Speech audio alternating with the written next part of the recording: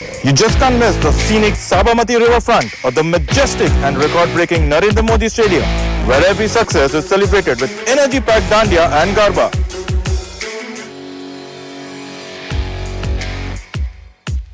Welcome to the Kensville Golf and Country Club, the place where flora, fauna and families meet together.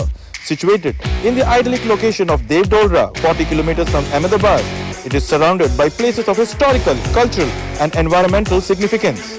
Kensville is home to one of India's leading championship venues, which has hosted many prestigious international and domestic tournaments. PGTI returns to Kensville after 6 years with a second edition of the Ahmedabad Open 2025 presented by IndusInd Bank. Chandigarh's Harindra Gupta, the halfway leader, carded a 75 in the penultimate round to drop down to tied second place at 400-212.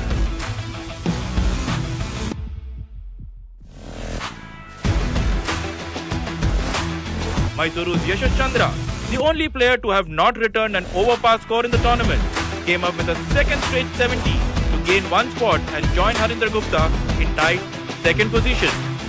But it was Sri Lanka's Thangaraja who found his way back to the top of the leaderboard and made his good putting form count as he pulled ahead into an imposing 5-shot lead in round 3 of the 1 crore Ahmedabad Open 2025.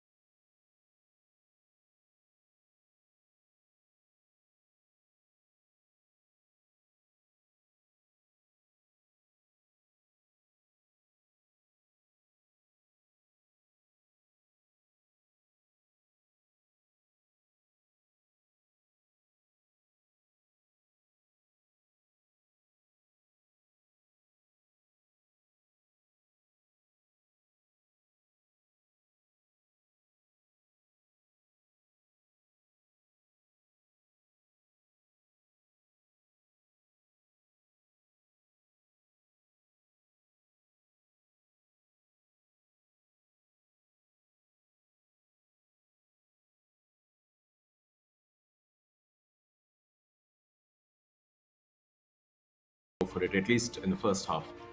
Yesterday, what we saw was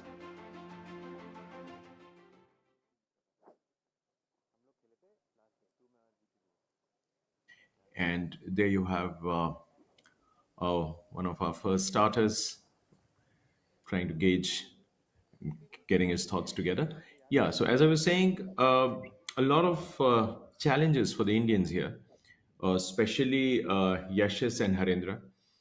And that's overcome for you, one of the prettiest sight on this course here. Um, and that's a fantastic idea that it gives to all the all those aspirants out there.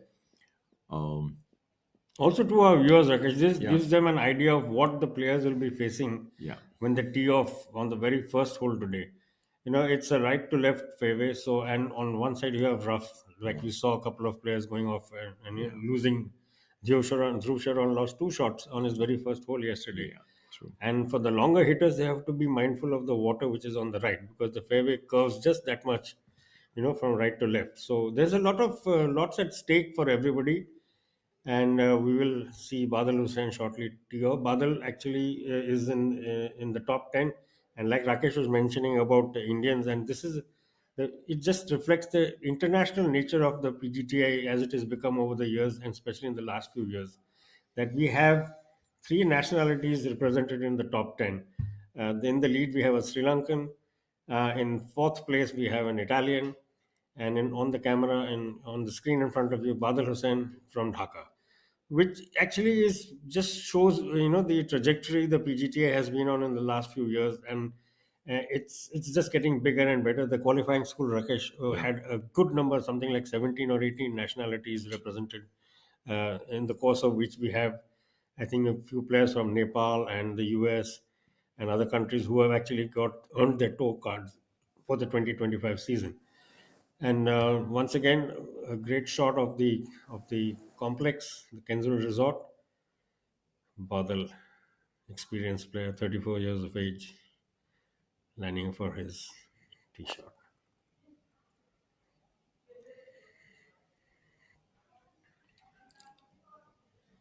Like you were saying, Rakesh, with a certain amount of conservative play, you could see, he held back on the drive. He didn't really give it go at it full tilt.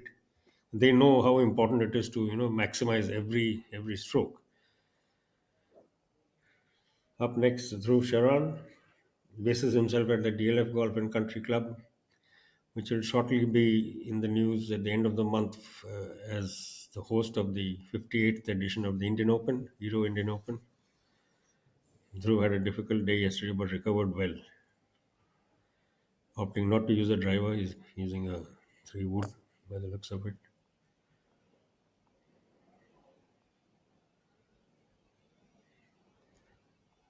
Yeah, he's gone left again for the second day in a row.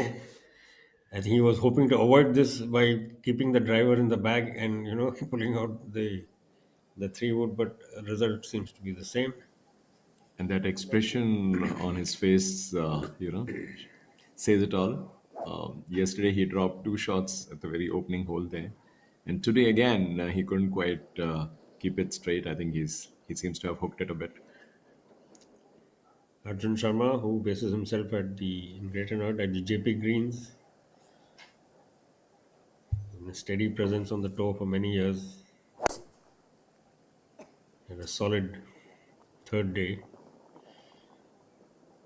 Looks like he's gone to the right, but that's safe. Finds a slope, and despite the rough, it comes back onto the fairway, so he's good. Arjun will feel that he's made a good start. Looks quite pleased with the result of his drive. Up next, we will have the flight of Ankur Chadha from the DGC, Varun Parik, the local boy who should have a lot of support because this is an event being played in Ahmedabad and he's from the city, and Michel Ottolani of Italy, followed by the lead group of Yashash Chandra, Harinder Gupta, and N. Thangaraja. Unusually, Rakesh, this is the same combination as yesterday. Doesn't happen Pretty very much the often. same. Yeah, the So top 10 remains no, almost there. the lead group is the Yeah, same. I yeah, mean, the the same same. three faces we've Yeah, seen since yesterday. yeah. So, how much that will affect or reflect in today's proceedings, we will see. But definitely, Thanga has sort of established something what we call established the wood over Yeah. his compatriots because he was in a slightly different league altogether yesterday. Made the most of the conditions. Like he said yesterday himself that after the round that his preference for hitting the ball on the lower side apparently helped him because it was on and off quite windy, and that sort of helped his game. Anshul Kapthial, 2 over. This young man is from the Army Golf Course in Dholakwa, making his way into the professional world very recently, has had some steady results, particularly last year.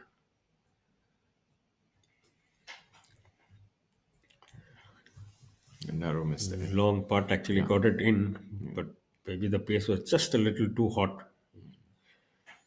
Hit the rim and popped out.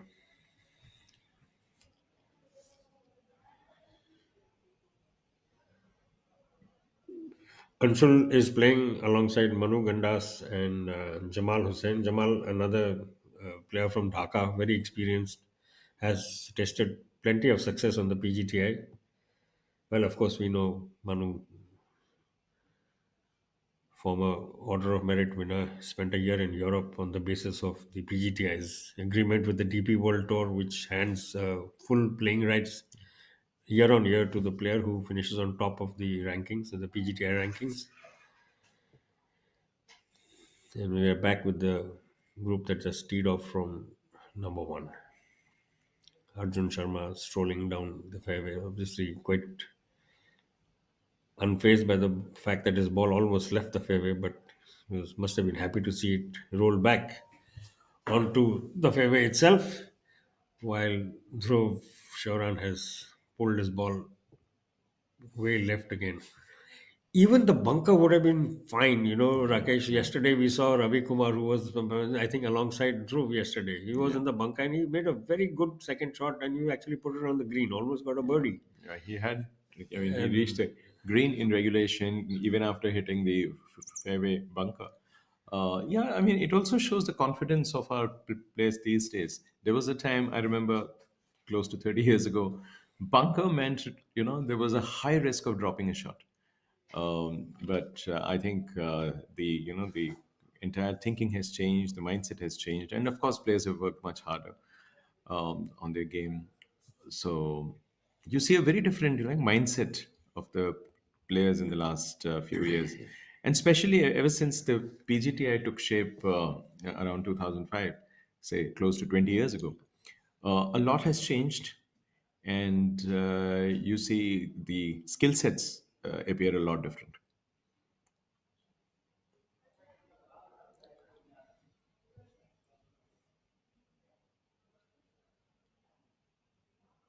taking his time over the shot.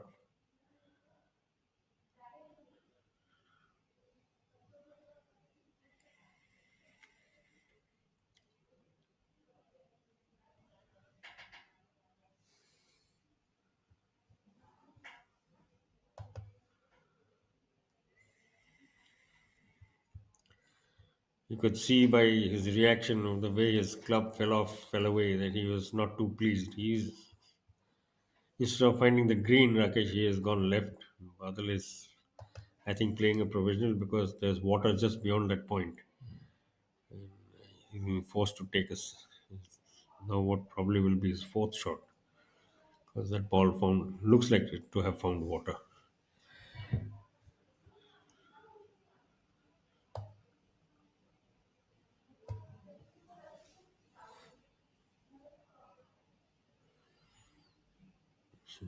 This is the kind of pressure this course creates. First off, I mean, they must have spent time on the driving range warming up well.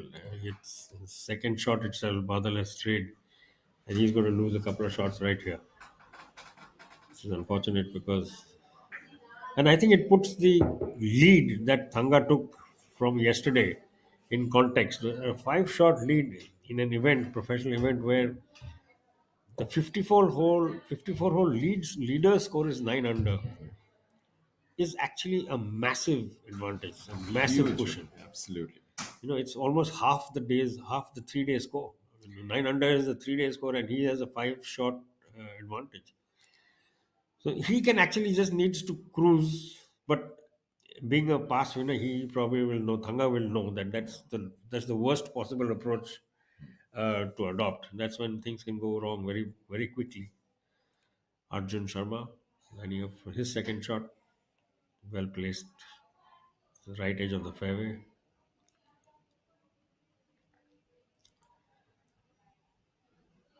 Looks quite happy with the result. It's on the green, at least. Pin is pushed way back today, Rakesh, to the far left, which means the field has the entire green to play with on approach, so it should be quite of some comfort.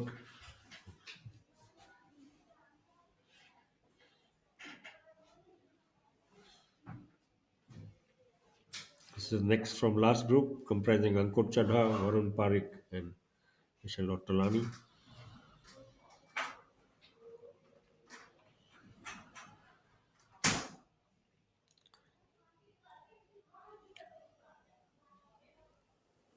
You mentioned about the lead, this five-shot lead. It is actually going to dictate the way the players are going to approach their game today, No, it's a very clear especially the cut top thing. 10, Yeah. especially the top 10. If they want to have a chance of winning, Yeah, Rakesh, yeah, they have to put themselves under pressure from the word go. absolutely. Because a five-shot gap on at a venue like this, it's a huge handicap for those behind, and we are talking about only the ones who are closest to him Yeah, in so the second top place. 10 I'm talking about, yeah, For the top 10, especially the it goes top further 10. and further back, Yeah, right? exactly. So Yeah. for them to be in the top 10 or to remain there, the only chance they have is by being aggressive, by playing really proactively, and they can't really, rely too much on layups. Thangaraj can actually do that. I mean, he can be a But little more conservative in the sense that he can play safe instead of taking all those risks. But anybody else who's not Thangaraja today on the course, and especially among the top 10, he's got work to do. on the screen in front of you, Ankur Chadha plays his golf at the Delhi Golf Club, DGC, one of India's oldest and most historic venues, other than the Royal Calcutta Golf Club.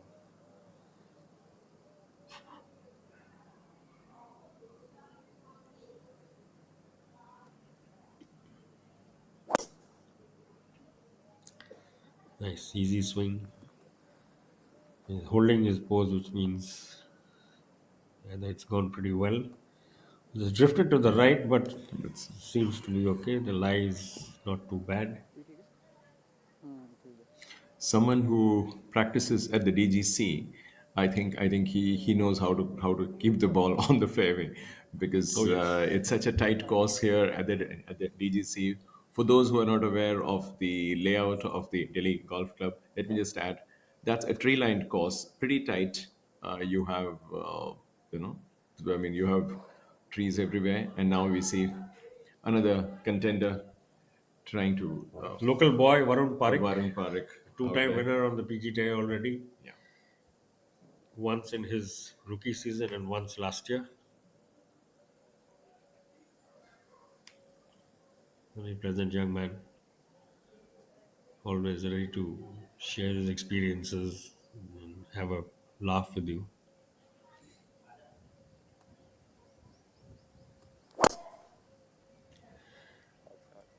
Varun will certainly want to make the most of this opportunity because, fortunately for him, the PGTI has this is the second event in 5 weeks at in Ahmedabad, which is his hometown, and he will obviously want to make the most of home comforts, so to Yeah. say. Yeah, he knows how it feels to be out there in the morning in his home city. So, Up next, man from Italy, currently sole occupant of fourth place, Michel Ortolani.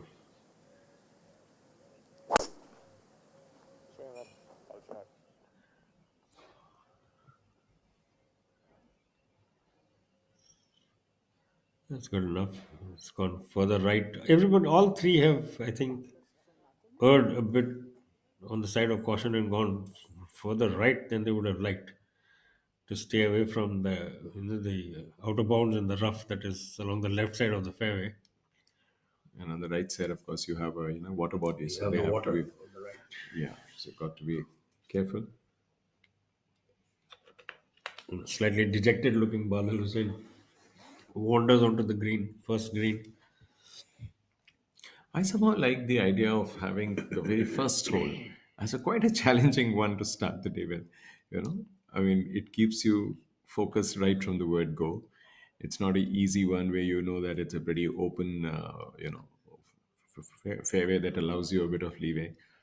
That it's always good to have that kind of a challenge straight off the tee. Arjun Sharma is first to putt on the first green. It's a long way. Seems to have got a fairly good read both on the line and the distance, and that should be just a little more than a tap in, about a foot, 2 feet for him to make sure he leaves the first hole with a par.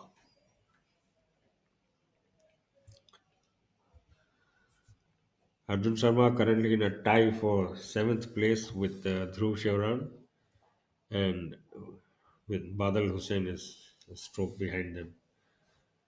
Dhruv and Arjun have set out on the final day on level par scores after 3 days, with opening rounds in Arjun's case of 73, 73, and 70, while Dhruv Sharan has so far scored 73 on day one, 72 on day two, and 1 under 71 on day three. Badal Hussain 72, 75, and 70 is his tally so far, though he will slip behind, I think.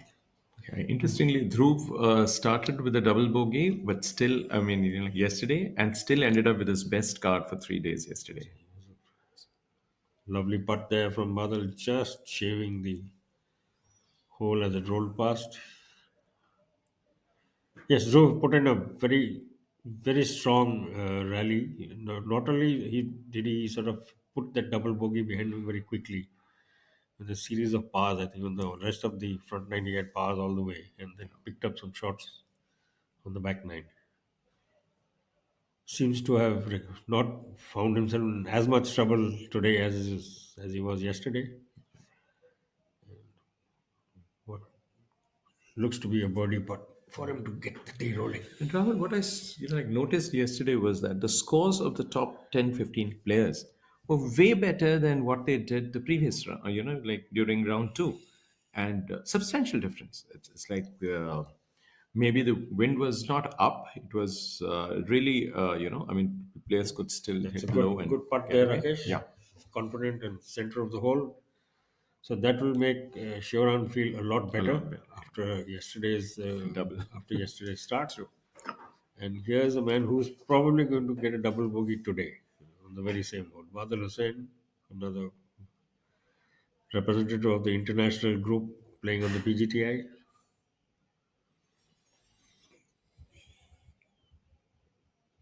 Yeah, coming back to your point, one reason probably Rakesh for that is the fact that the PGTI is coming back to the Kensville course after a gap of 6 years. In that 6 years, of course, there are quite a few who will obviously have played here before, but there are an equally good number who have probably never played here professionally. And there's always a difference between the way a course is set up for an amateur event and a professional event. So for them, this is a completely a new venue. Ankur Chadda having drifted way right with his drive, hole number one. Actually, has a very pretty backdrop to play from. Yeah. There's a very similar line to what Badal Hussain played, so he has to be careful. He would have seen the group just in front of him. One ball find the water, so he has to be mindful of that. He knows that, I'm sure.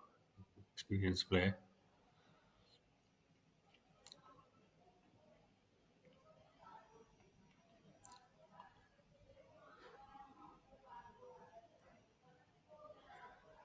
Strong finish to the shot.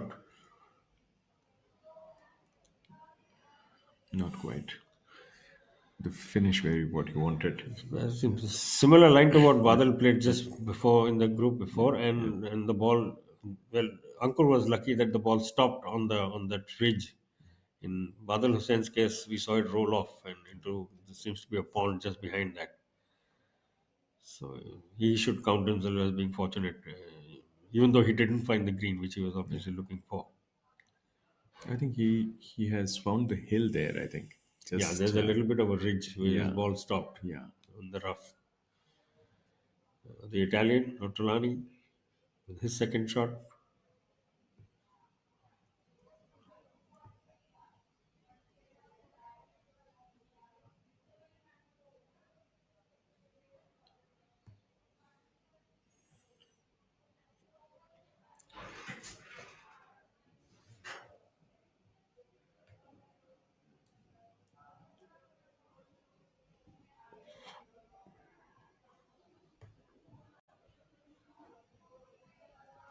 Holding his finish, There you are. but still coming up a little short. He would have wanted that ball to be 10, 15 yards further up because the pin today, Rakesh, is well to the far end of the green and on the left side. Now, Varun is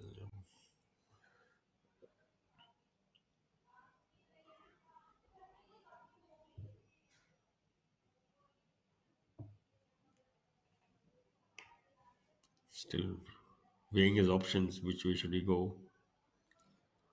It's a lovely angle there. Unfortunately, though the camera is Yeah, focusing on this very interesting shot, but the yeah. tree He is, has a tree is clear probably sight, I not think. in Yeah, not in his way. Local lad starting the day one under for the tournament.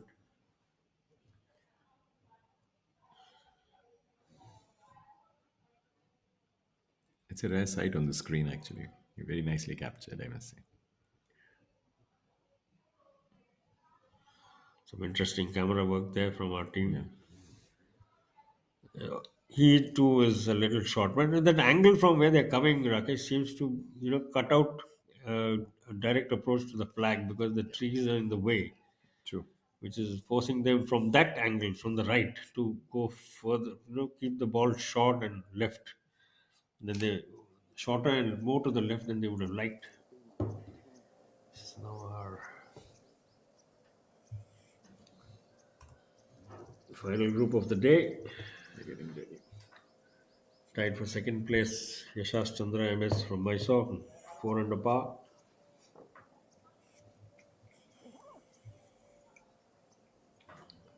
He is here on the back of 3 rounds of 72, 70, and 70.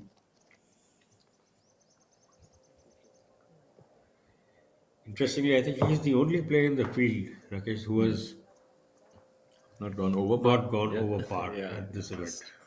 Despite which, he is still 5 strokes behind the leader. Yeah, Just shows you how hard scoring is on this course. and Harindra, despite a 75, if he's still in the top three, or rather sharing the second spot, that's because of his work on day two.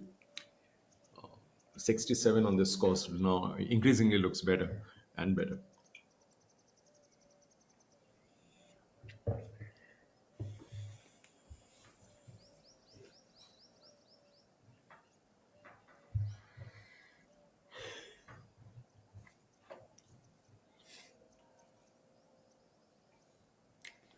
Opted for a 3 wood.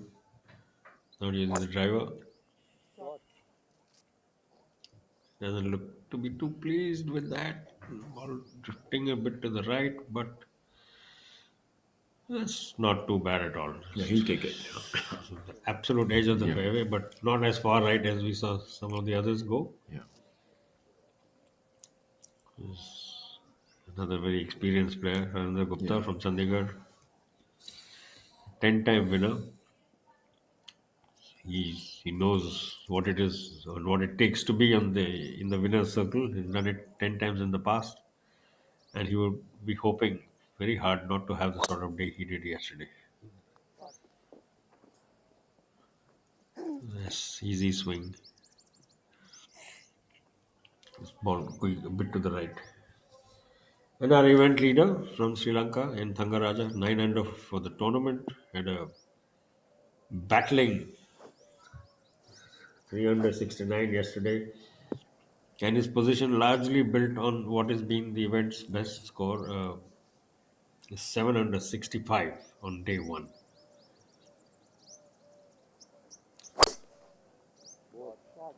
Not wasting any time, getting his day off to a quick, brisk start.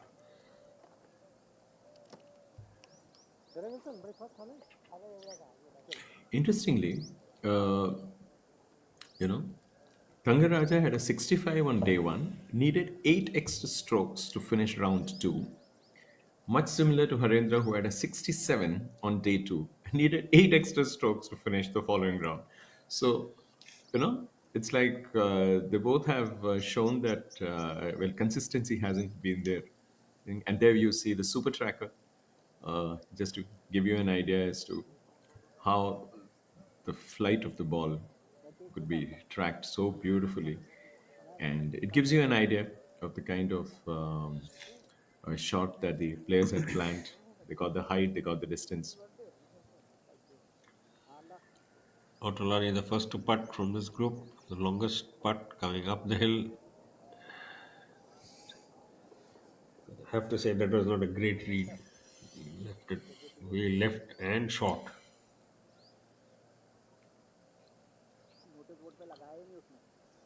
So that will be a little a tricky little putt for par for him to, on this first hole. Or on a little closer, he has a similar sort of test up a slope first, then coming down, and then by the looks of it, going by the line Ottolani took a fair amount of left to right movement on this green. Varun taking his time. He's just seen. He has the benefit of the read of the putt just before his, so would have given him an even better idea of what not to do.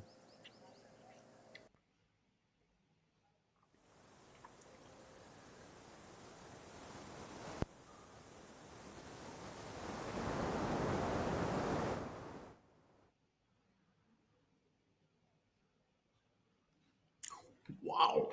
That is truly making the most of the lesson of somebody ahead of you.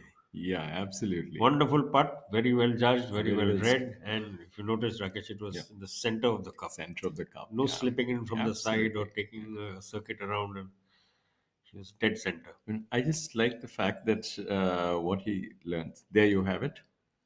Just watch the ball. He drains it. He nails it bang in the middle of the hole and just slips in. 35 feet at least.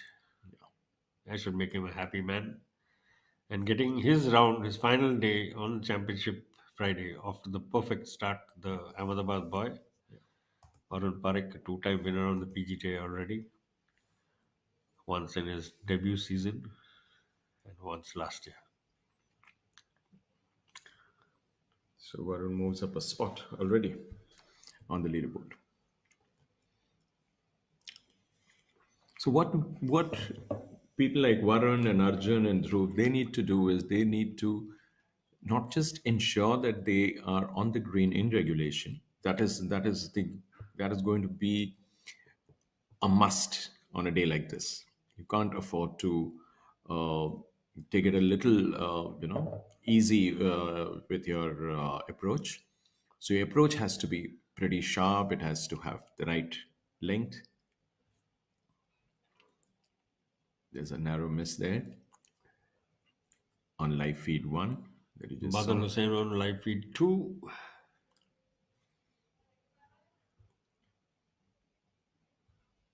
So what I expect, Rahul, is that today we are going to see a lot of people, playing far more aggressively than what we saw 24 hours ago.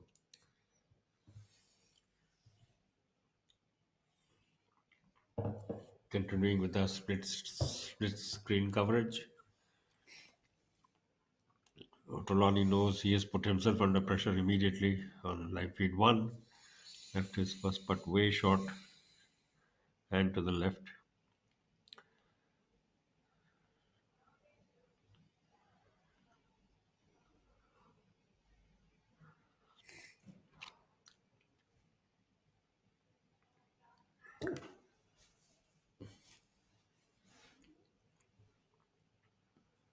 Well, it's a tough day for.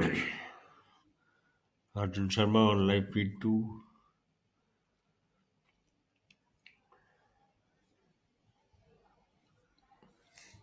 So Otoloni slips with a three putt on the opening hole. That's why He has made way for Varun Parekh to hold the sole position of the fourth spot. A good start for the local boy. Gives him the ideal platform to build towards a better placing. He's currently sole fourth, right?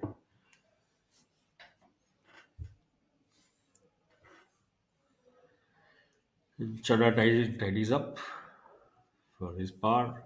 Not only will drop a shot here,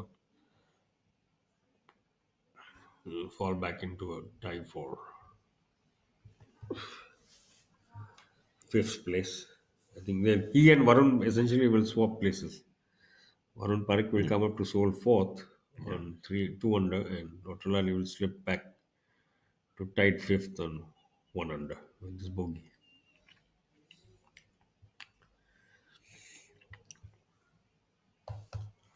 Arjun Sharma looking to finish, clean it up. 2-3 foot putt to go.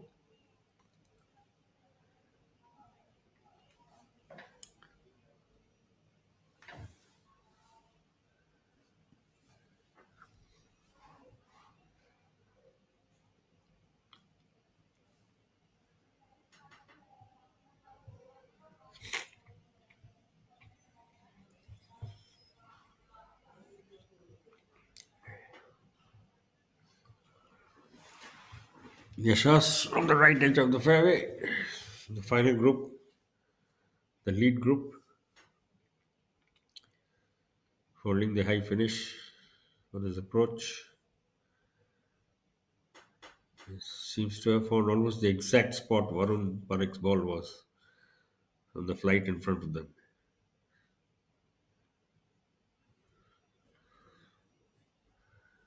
So leader. Oh, I beg your pardon. That is Chandigarh Harendra Gupta, who's further to the right.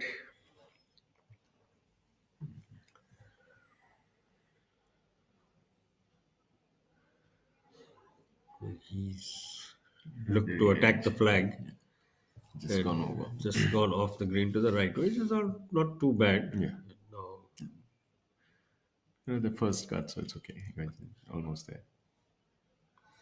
Thanga getting a check with the measuring device, which is allowed. They can only use it to check distances, not slopes and lies. He's the best placer of the three.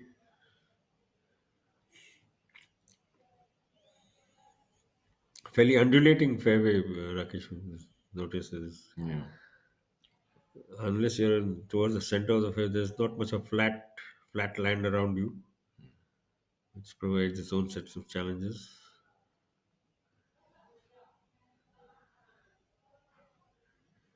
And taking a healthy divot on the way to the green. Reasonably, should be happy with that start. No reason to complain. These are huge greens, so once you're there, at least if you can really trust your shot game, it really places you in a very different frame of mind. Unlike a lot of small greens that you see on a lot of Indian courses here, but then this is a designer course, so here you see a very different look. I mean, you get a very different look of the fairways, the way the greens have been laid out. So very different experience, and you very rightly said that on a course where you haven't played. I mean, most of these haven't played for at least 6 years. So yeah, it's not really easy to come and get adjusted to this. And most of these golfers are all homegrown, aspirants who make it because they don't get to play overseas as often. So for them, it's a very different experience at home.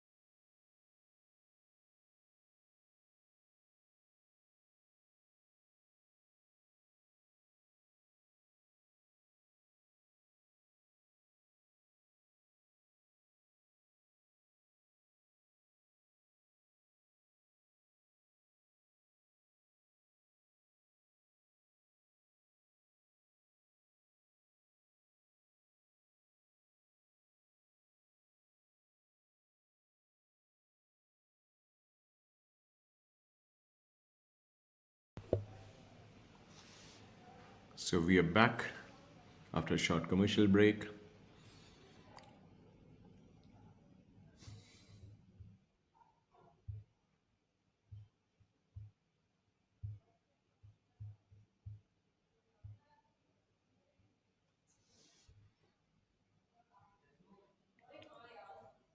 As we were talking about the large greens on these courses, not many players, except those who are traveling a lot, playing on different courses, for a lot of less experienced golfers, it's not really easy to even get to practice on these large greens.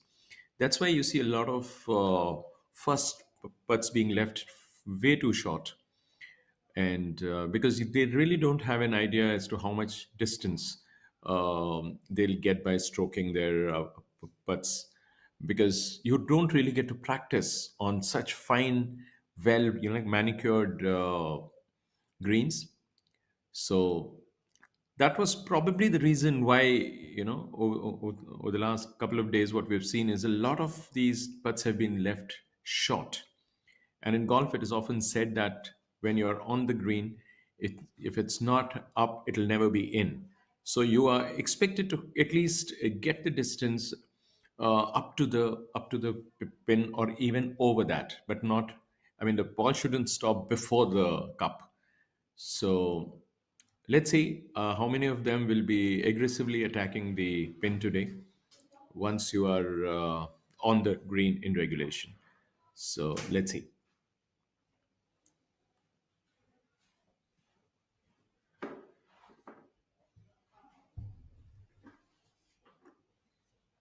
Just what we had been talking about, leaving the putt way too short. And that's something that we saw right through yesterday. And we continue to see that even on this day.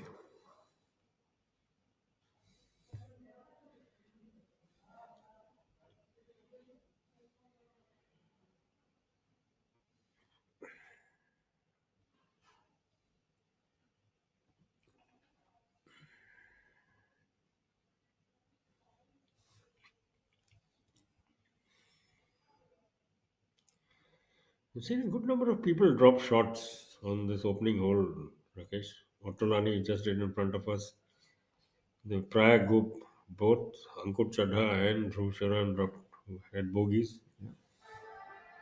And Yashas now almost the same distance as line Yeah. as Varun. Let us see what the result of his putt is. Pretty good effort. Just a little short and low. Ball cutting at the last minute. Varun read his putt perfectly. It had enough pace on it to take this last minute swing away out of the equation. So this is why he was a confident putt by the young man from Ahmedabad. Now Gupta.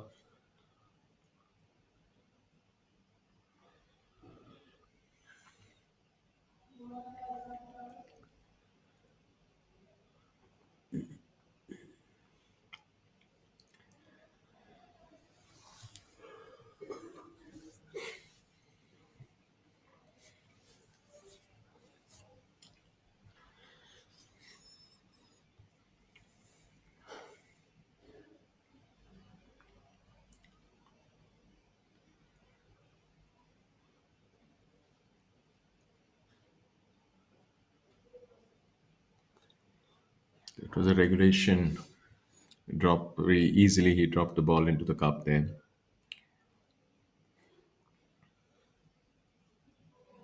Rahul, you mentioned about the difficulty on the first hole on this day. You're so right. Yesterday, two players who made a little climb, Badal and Yash Majmudar, both had subpar scores yesterday, and today they have started their day with a double bogey. I think part of the reason is the pin position is where it's been tucked away to the one corner. Is forcing the field to take a completely different line from what they were using yesterday, which is why we've seen people go well to the left already. more than one case. And that's trouble because if you're on the rise or in the bunker behind, close by, Yeah. and just behind the green is, as you can see, there's water. Yeah. So anyway, Yasha's cleaning up. Yeah. No change after the first hole for the lead group.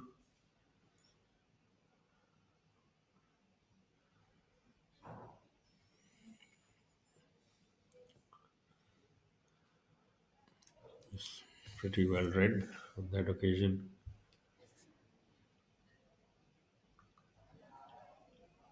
Looking at all these dropped shots on the first hole, you really tend to admire the work. I mean, the kind of start that Shaurya Bhattacharya, Abhinav Lohan, and of course Varun Parekh, the local boy, the way they birdied the first hole, and with such ease, that itself shows that at least they've had a good start to the day. They read the first, the first hole, the kind of layout which you just mentioned.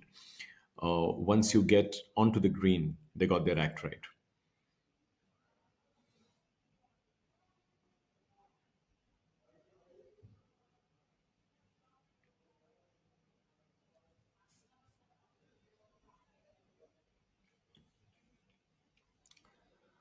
Just pulling it a little bit too far to the left. Over there, Ankur Chadha, the DGC, live feed to Dhruv Sharan on the screen. I beg your pardon, that's Arjun Sharma.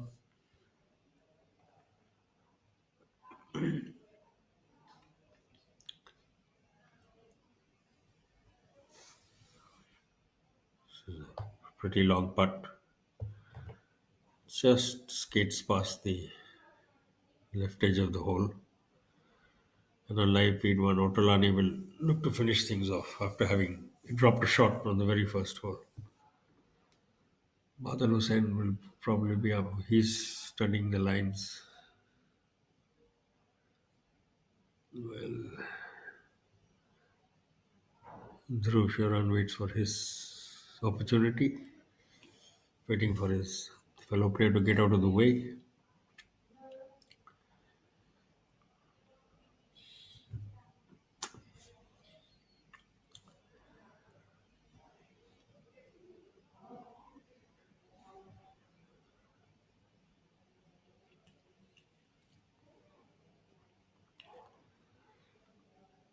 Green speeds of 10 and above, Yeah. 10.2, we are told, is Yeah. what the stimp is shown for today. Still a little 10.4. Still difficult to understand Same why as they yesterday. Yesterday also we had a 10.4. So why they're still progressively they've leaving the kept it ball at the, yeah, short. I don't know. They've completely. played on the surface for 3 days now. It is the fourth day, Puzzles me and completely. I it's mean, still leaving it yeah. short. I mean, problem they're just being a little too conservative with the putter by the looks of it.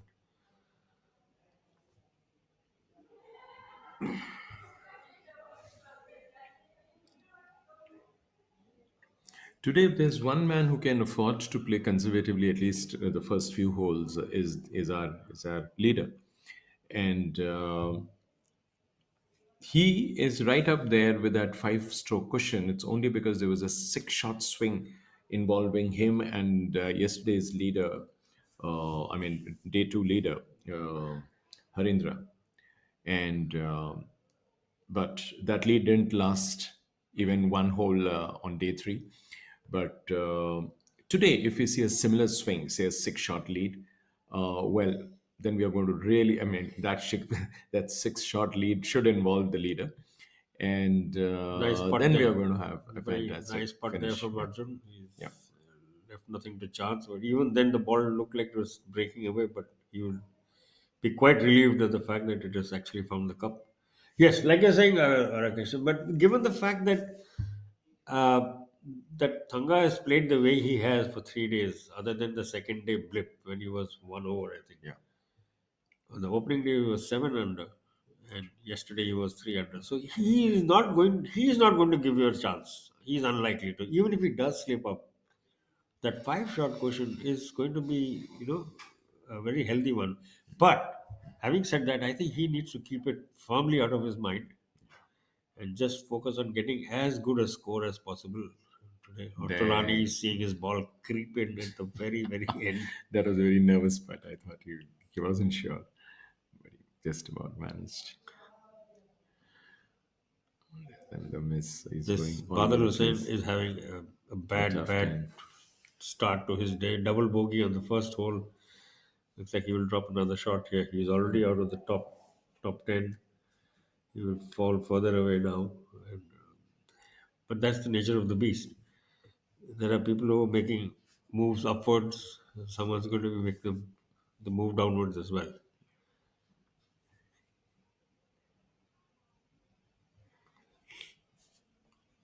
I'm keen to see how Harendra is going to, come back after a birdieless round yesterday. And I mean, yesterday was a forgettable day for him in that sense. I mean, especially the later part of the round because after dropping his shot and the lead, the sole lead early on, he showed a lot of resilience, as you repeatedly mentioned that he was saving pars, not being too flamboyant about his play, but somehow after taking the turn, he lost his way a bit.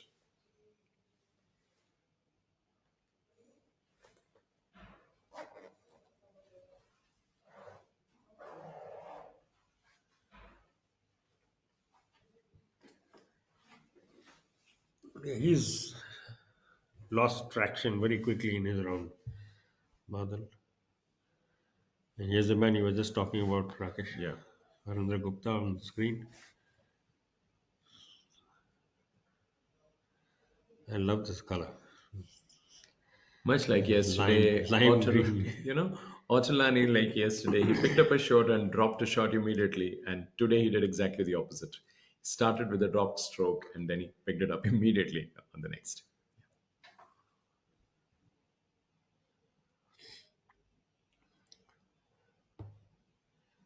Yashas again gone to the right on hole number 2.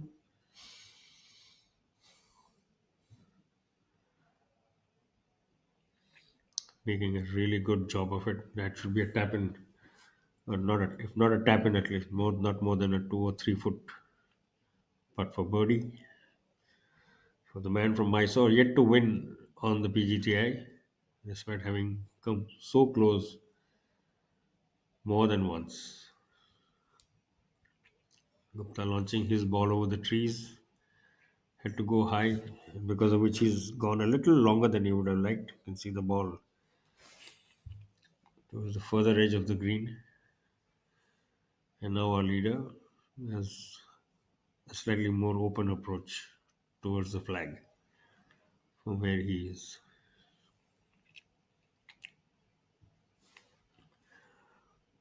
There he is.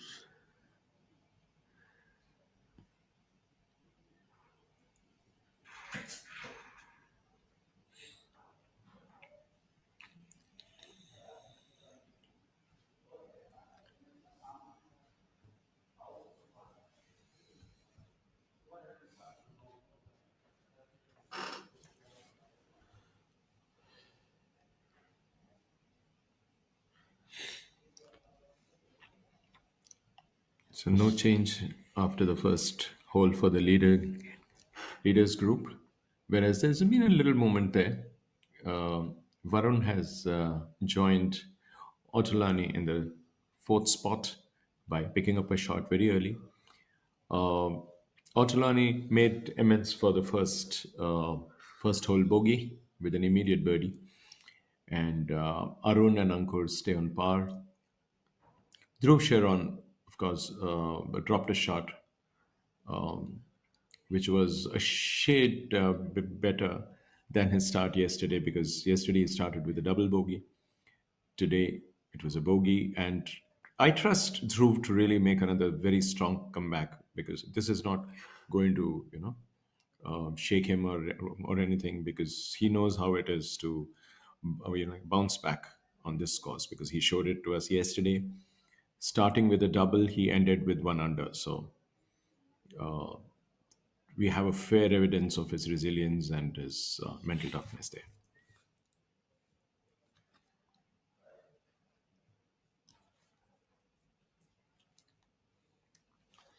Well, going by where his ball has ended up, Rakesh, Thanga is not playing conservative golf. He's attacked the flag. Had he been playing safe, he would have been, safely somewhere in the middle of the green, but obviously not. He's gone for it and overhit the flag and overhit the pin position as a result. So he, in a sense, would want to actually, make sure he gets a little bit of further distance between himself and those who are close, his closest pursuers, so to say. And why not? I mean, playing safe sometimes can be the worst approach in golf. And ironically, That's a great putt. wow, From what a off the comeback! green, What a from comeback! off the green, he has literally a tap in for par. So no damage done for No the leader. damage done. Continues to stay. Ironically, the person who can afford to play a little conservatively is showing that aggression. He's not waiting for things to happen. He's trying to make it happen. Whereas some of the others, which we saw, I like mean, whom we saw, if you really look at it, Rakic, it makes perfect sense because Yep. this is the kind of whole course that can quickly punish you suddenly. You could Seriously. drop 2 or 3 shots in a single Seriously. hole. True. So, I mean, for Thangaraja to make sure that he continues to widen the gap makes perfect sense. He does not want to give Anybody a anybody a chance? chance. Yeah, That's a absolutely. very understandable approach. So it's not really, and playing conservatively in these situations can sometimes be the worst Yeah. approach because then you're Gupta there with his putt. He got a good read on the Almost, yes. speed Yeah. from where he was because Well directed. Thanga was putting from behind him, but he still was not able to This is a convert tap-in. his. An absolute tap in. It's a given. So going back to that point, so playing conservative golf sometimes can be your worst enemy. That approach, and which I'm glad to see in Thanga because he's a past winner. He knows what it is, what it was required to win. I don't think he's going to take his foot off the pedal. Good to see that actually. So we'll see Because- a lot more action up there. This it's just as simple as this. He's told the rest of the other 55 who made the cut yesterday, that if you want this, you got to come and get me first. So that's the way it should be. So if you don't keep your focus on playing the best possible golf and the most sort of aggressive golf that you can, these events you can lose ground very quickly. Yes, Chandra cleaning up there. So by the looks of it, no change after the first 2 holes in the lead group. And Thangaraja, Sri Lanka continues to lead the event on 9 under par, level par after 2 holes today. His playing partners Yashas Chandra from Mysore and Harendra Gupta from Chandigarh also level par for the day after 2 holes. Chandra and Gupta, of course, 4 under par, 5 shots behind the leader. And in turn, they are 2 shots ahead of the tie for fourth place, which is currently between Ahmedabad boy Varun Parekh and Italy's Michel Ortolani. Badal Hussain continues to face strife, Rakesh. He is once again found himself in a very uncomfortable position. He's already dropped 3 shots over the first 3 holes. He's plummeting down, very sadly plummeting down the leaderboard. And there are times like this when you have to firefight while you're on the course. You can't go back to the driving range and sort it out. You have to figure out what's going on very quickly and try and patch up your game so that you get it back on track. He's been errant right through first 3 holes. Each one of them he's gone, as we say, here, there, and everywhere. He drops.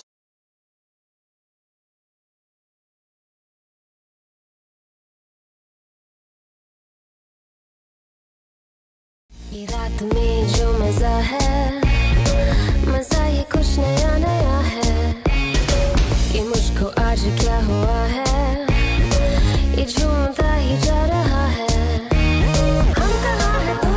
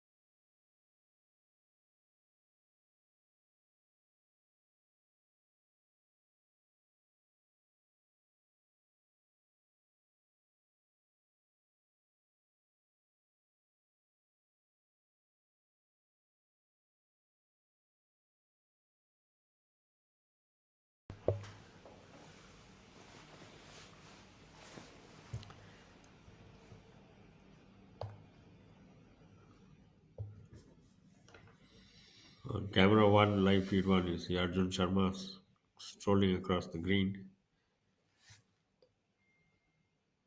Live feed two, it's the group of Otalani, Varun Parik, and Ankur Chadha. Chadha there lining up his putt on feed two.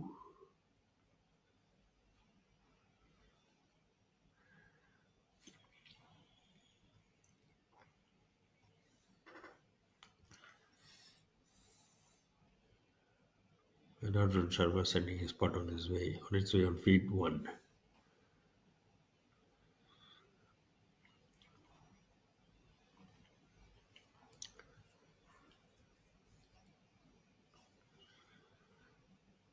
Back to live feed two, and it's Chadha from the TGC. His putt.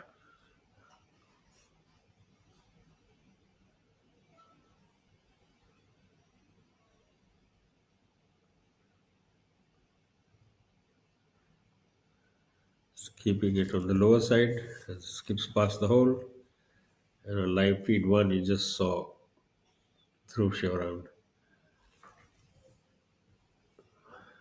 leave his putt 2 inches short.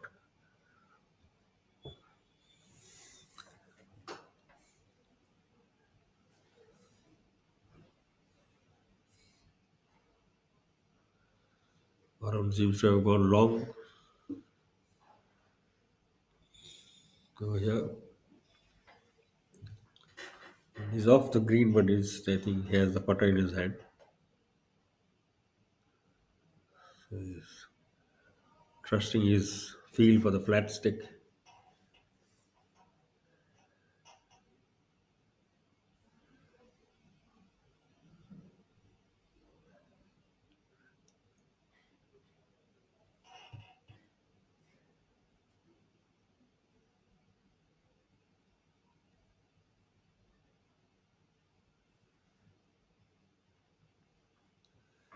I think he left himself a little bit too much to do. Arjun looking to clean up on live feed one. Varun from putting from off the green, from the thick stuff, and sometimes that can catch a putter, or the ball can hop out on impact.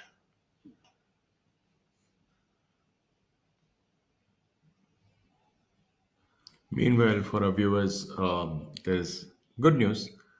Yashish Chandra has picked up a shot, so he has reduced the lead from 5 to 4 again. So the first birdie of the day for Yashish on the second hole. For the lead group, as a matter of fact. Yes. Otalani now chipping on instead of putting. Pretty good effort. Almost put it there. Almost had it in the jug. While just cutting away at the last minute. But that's left him with a tapping. And he made a good go of it. He almost jarred his chip.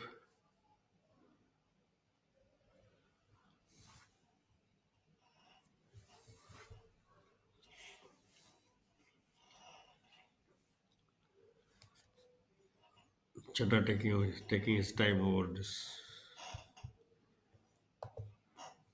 2-3 foot putt, making sure he doesn't give anything away. These are critical times for all of those who are chasing the leader. They need to be right on point.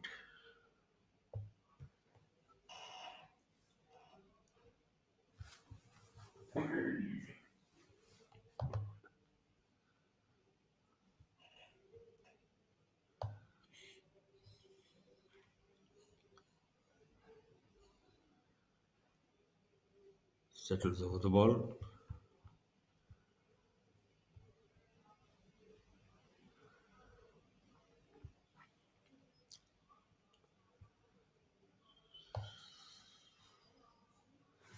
Efficiently converted by the DGC player, and now the local lad has already picked up one shot for the day and is currently tied fourth. I think that will now, of course, change. Tied fourth. Yashash Chandra now sole second. One shot closer to the leader. Here, Varun Parik putting to tidy up.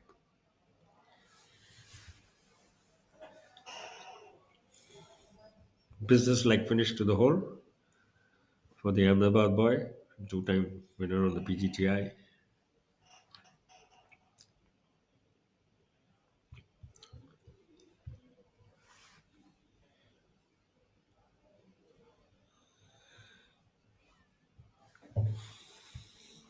Talking of Yashas, Rahul, he's the one day after day he comes out and starts so consistently. He's yet to drop a shot on the first three holes on any of the first 4 days.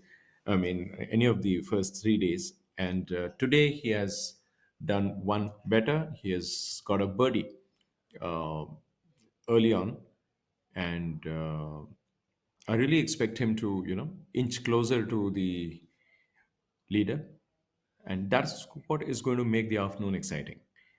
If the gap is not bridged, and then if it's the overnight leader, like Thangaraja, if he continues to do what he has been doing and he makes it rather unthreatened, then at least as far as the excitement is concerned in the title race, that won't be the same.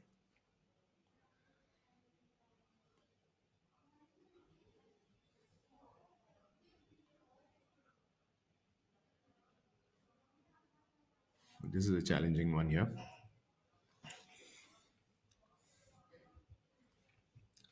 And I find the pin position very, very interesting and very challenging today.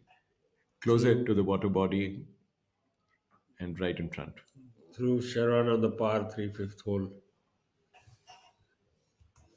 Now that turn of Badal Hussain, who has been in strife early, quickly in his round, lost his way somewhat. You know, very keen to recover the ground that he has conceded already.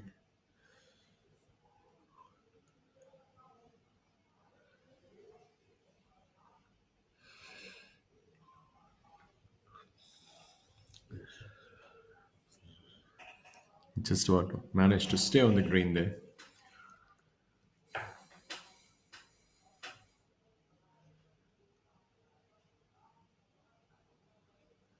We're back with our lead group.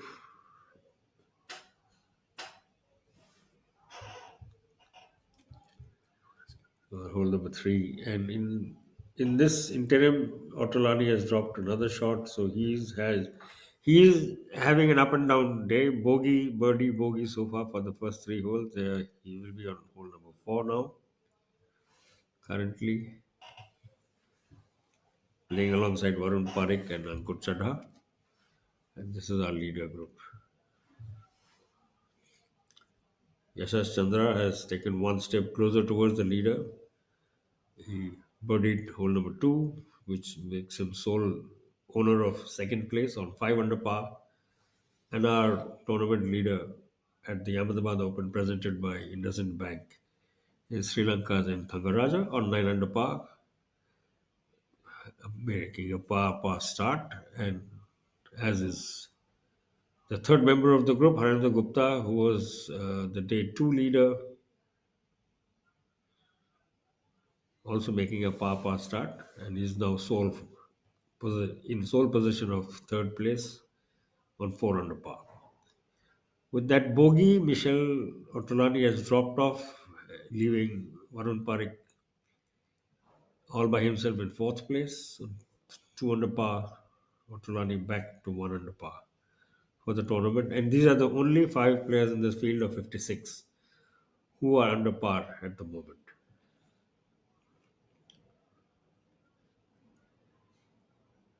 Thangaraja striding confidently, Ananda Gupta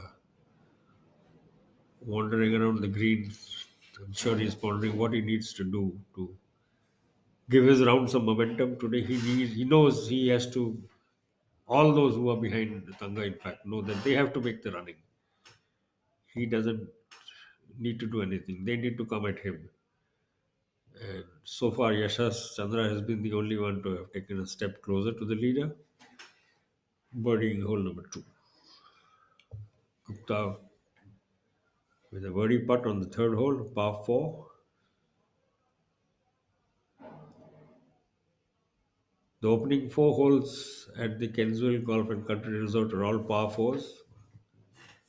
Only one of which is less than 400 yards. All the others are 400 plus. Gupta with his putt. Birdie putt, the ball rolling well, but not well enough. Still very, very short. Can even require two putts from here. You never know.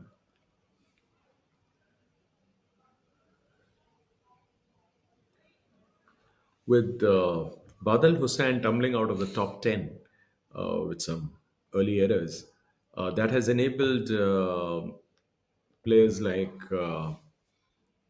Manu, and Kapil, Anshul, they all have gone one step higher with the series of par scores.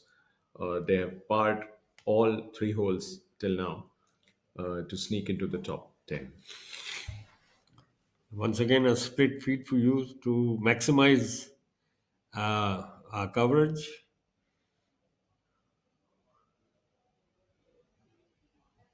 On feed one, you have our event leader, Thangaraja of Sri Lanka, 9 under par, putting for birdie.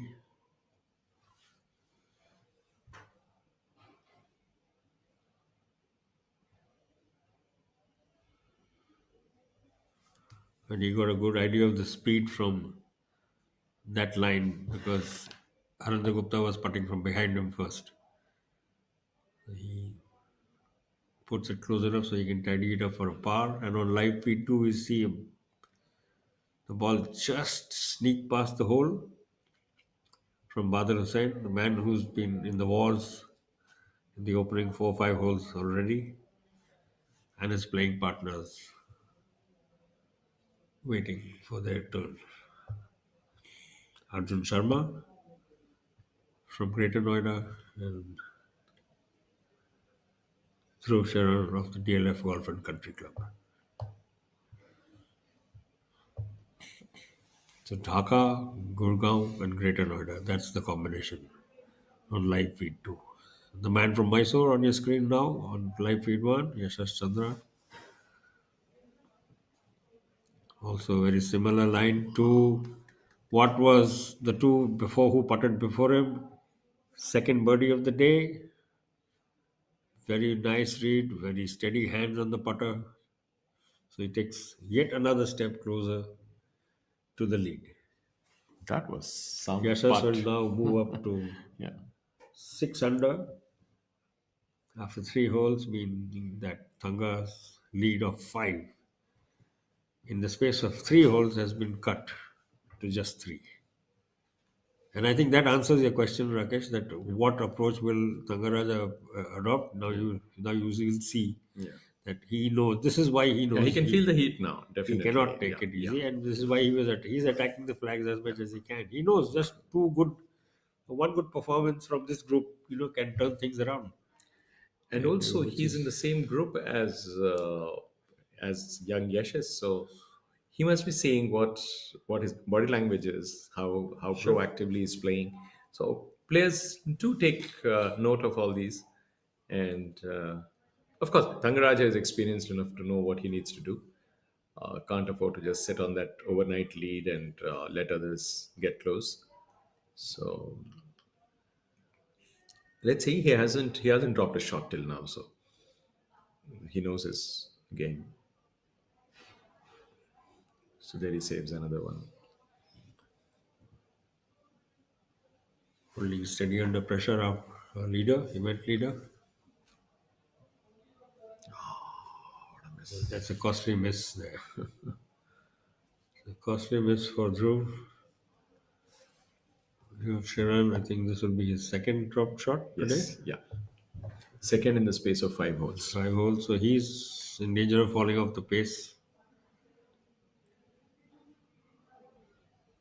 There you have. Beautiful, beautiful. Nicely putt. drained. Yeah. Soft Beautifully hands. drained.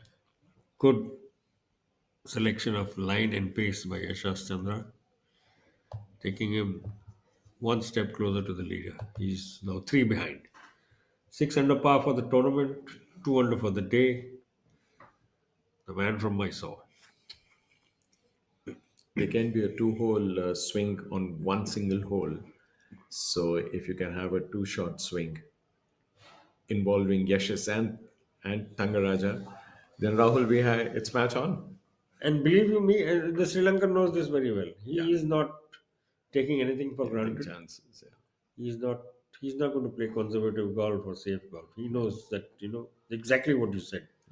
That in the space of a single hole there could be two shot swing, which means that he will be in the lead by just one. Just one.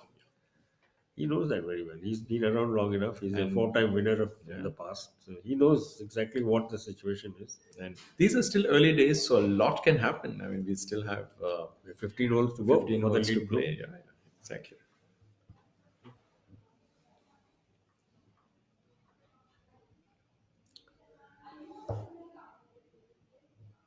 I'm not writing off Varun because he can break into the top three, and Harendra will also have to do something because he's experienced enough. He wouldn't like to be overtaken by the younger brigade. Um, and don't forget, he has held the lead for a day, and he has the game. He has the game to come back. Otulani needing to And recover as I from was saying, Harendra has dropped a shot. Otulani now the third, needing to yeah. recover from those Yeah. two drop shots on the screen in front of you. Has the ball on the way, leaving for tap in for par, making way for Ankur Chadda, the easy boy. Ankur needs a birdie to make amends for the first hole dropped shot.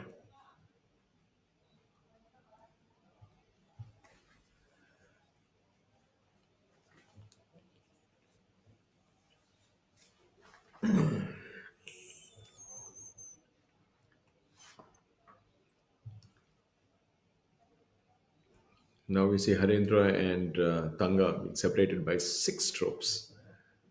So Yashas becomes the hottest challenger to the overnight leader.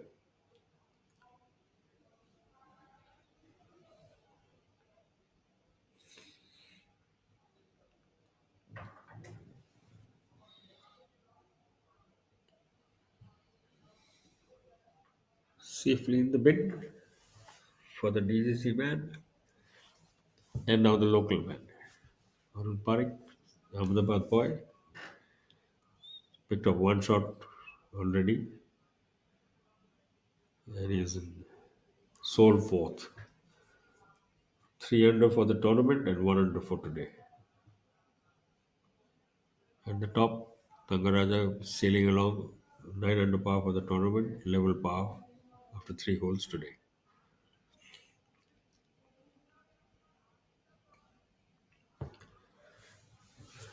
Making no mistake, Varun Parik. And this is championship day at the Ahmedabad Open, a 1 crore rupee PGTI event, the fifth on the PGTI schedule of 2025. 11 weeks What a great of shot! action straight. But he looks tired. And that's a drinks break. But what's the plus sign for? Amrutanjan electro plus. जब लगे थकान वाली प्यास, जरूरी है cell level hydration. इसके electrolytes आपके sales को रिहाइड्रेट करें, एनर्जी लौटाएं, थकान वाली प्यास मिटाएं। जब आपको भी लगे थकान वाली प्यास, अमृतांजन इलेक्ट्रो प्लस, थकान वाली प्यास के लिए।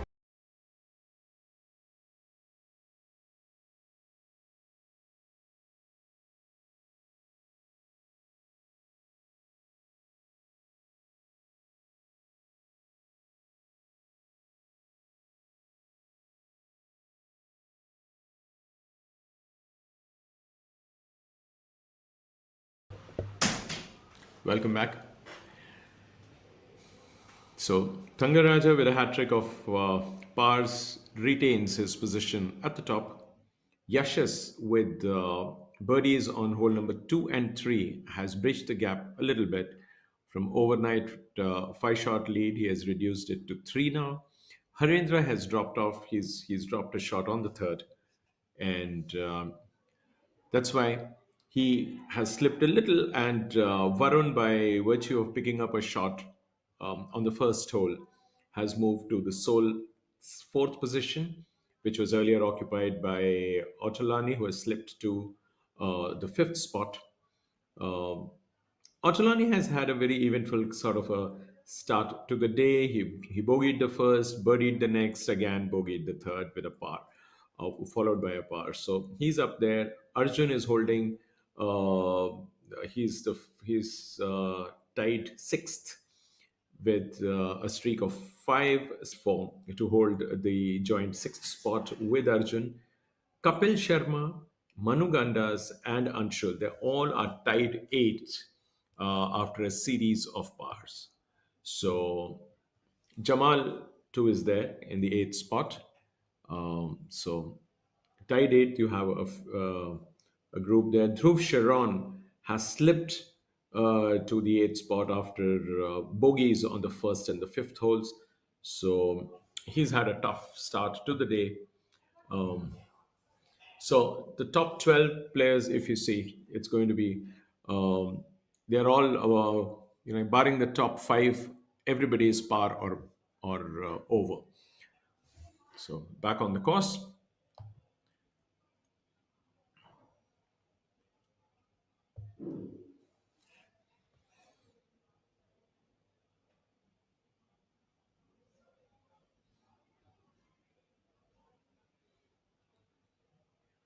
So there you have Harindra. Not very happy with, I think, what he sees.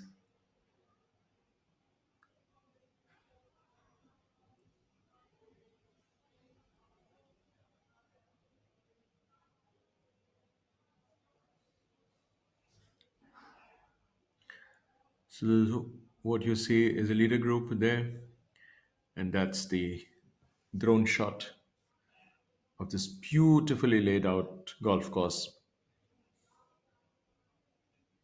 the Kensville Golf and Country Club in Ahmedabad, which is playing host to the Ahmedabad Open Golf Championship presented by IndusInd Bank.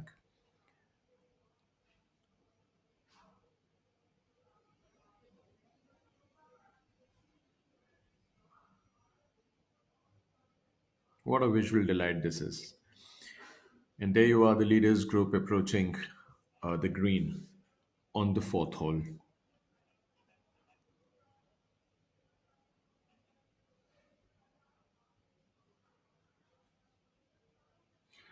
Just to remind our viewers, this is a par 4. So almost, at least by what we can see, at least two of them are almost in regulation on the green following their second shots.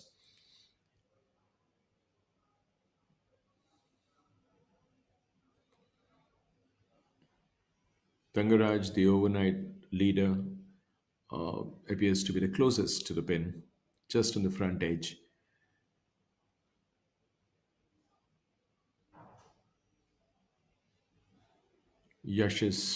Has left himself with a long putt, a birdie putt from here.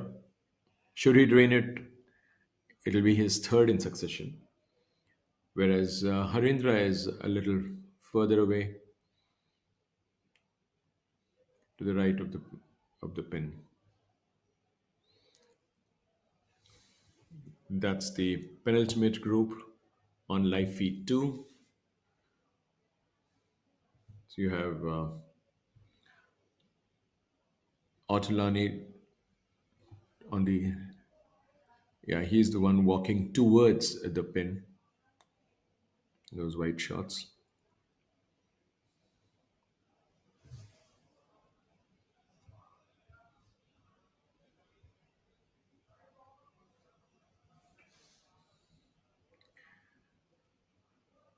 With Varun and Ankur giving him company there.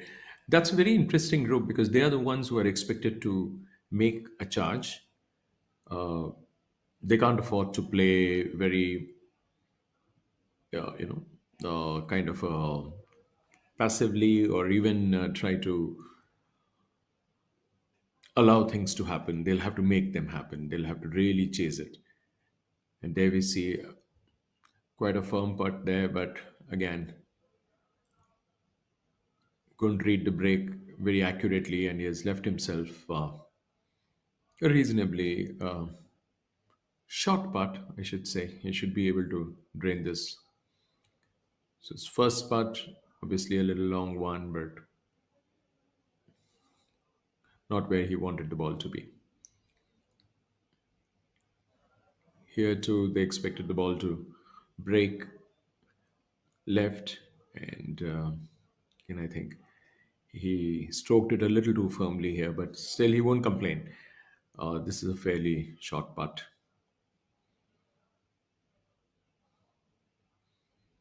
Now the leader looking at the ball, looking at the line. He knows every putt is important.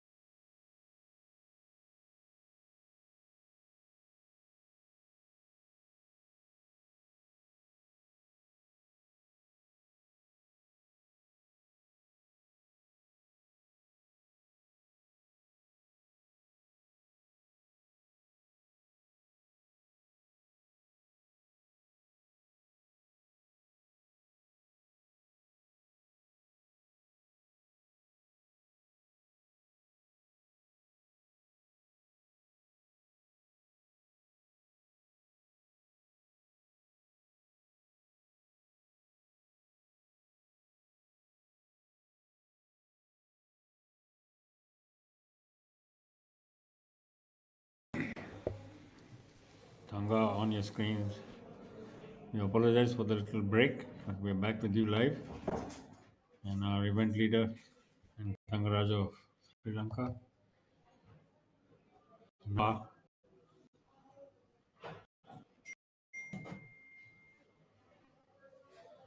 putting for birdie on hole number 5. It's a long birdie putt, tracking well.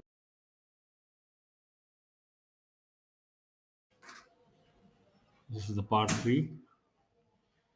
approach to the green over water, pin right on the front edge, and everyone too long on the top edge of the green.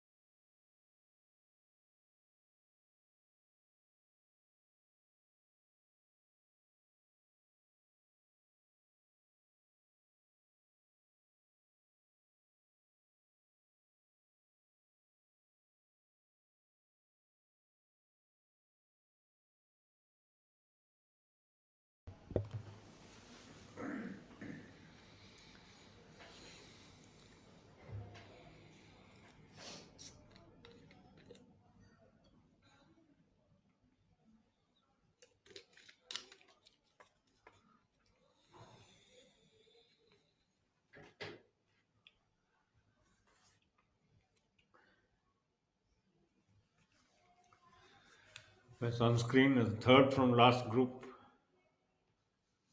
on this Championship Friday of the 1 crore rupee Ahmedabad Open presented by IndusInd Bank.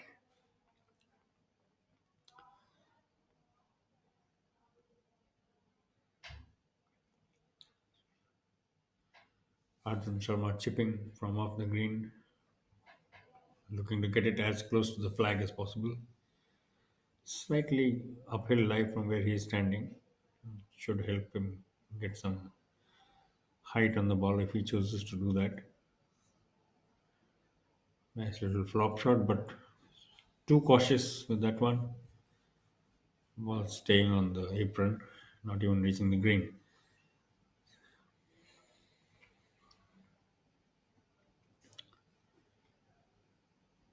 Didn't have much choice because there wasn't much space from the edge of the green to where the flag is.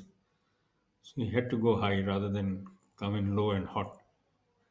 But unfortunately, just getting his distance a couple of feet short. 2 feet further onto the green, ball would have rolled on, would have released on till the flag very nicely. But Arjun staying just a little short.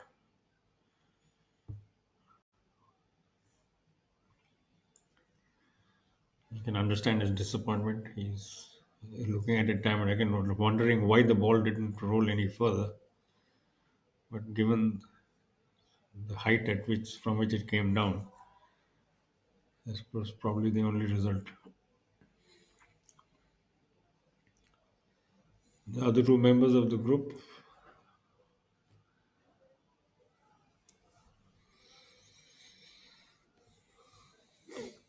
still waiting for their chance to putt. On your screen now, Dhruv Shoran.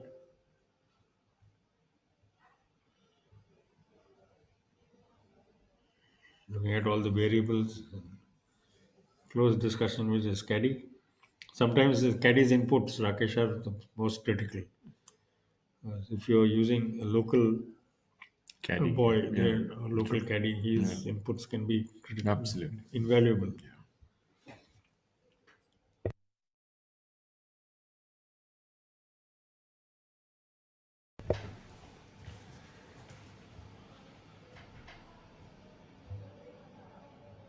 Taking a very long look.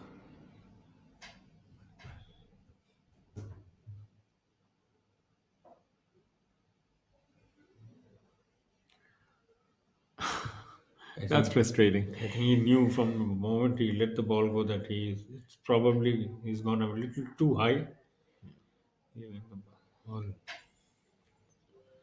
The ball did break, but after it crossed the pin.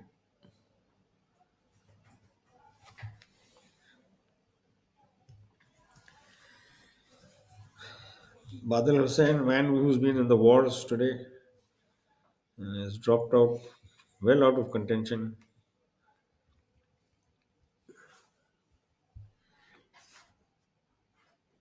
Waiting for Arjun Sharma to putt. Sharma making something of a meal of his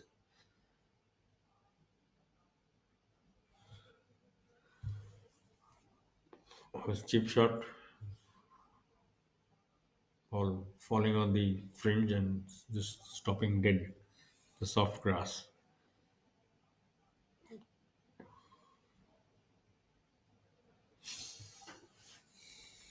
Just broke away little to the left. Leaving it on the low side again.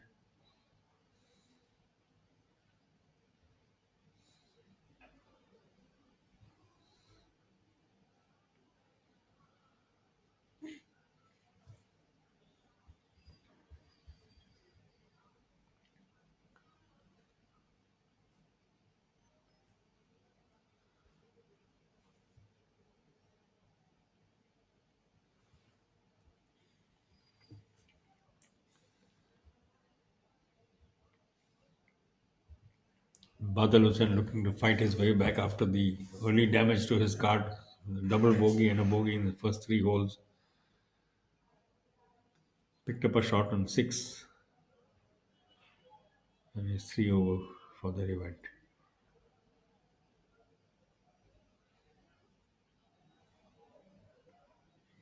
Two over for the day after the double bogey and birdie sequence.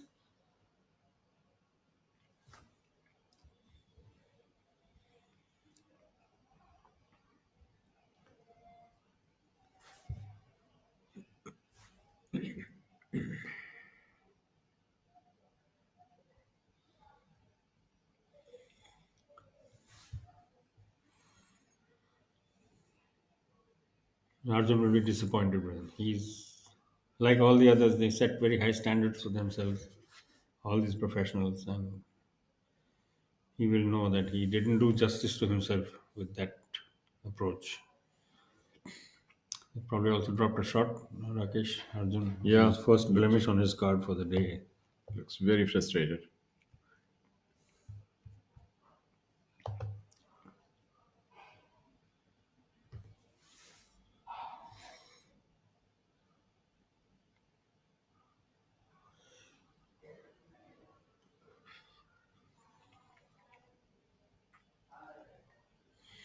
And an inspirational statue there for all golfers, professionals and amateurs who visit this picturesque but demanding Kensville golf course, as we seen and reflected in the scores that after almost 60 holes, we still have a lead score of 9 under par. Yashash Chandra has made up some ground on the leader and Thangaraja of Sri Lanka, who's a 9 under par, level par for the day. Yashash having climbed all the way to 6 under and sole second place, 2 under for the day. Haranda Gupta holding station, having swapped bogey for birdie, stays third, level par for the day, and 4 under for the event. And Varun Parik, the local boy, making gains, slow but steady gains. 3 under for the event and in sole possession of fourth place, and 2 under for this Championship Friday. Championship Friday at the 1 crore rupee Ahmedabad Open, presented by IndusInd Bank, being played at the Kensville Golf Resort, of which you're getting a very nice bird's eye view. The complex swimming pool looks to be a little croquet lawn there in front, right immediately under the camera. And a nice sprawl of buildings nestled in the heart of this golf course and complex, which is in a village called Dev Dholera, about 40 kilometers from Ahmedabad. Gujarat is Gujarat's largest city, and its cultural and commercial center.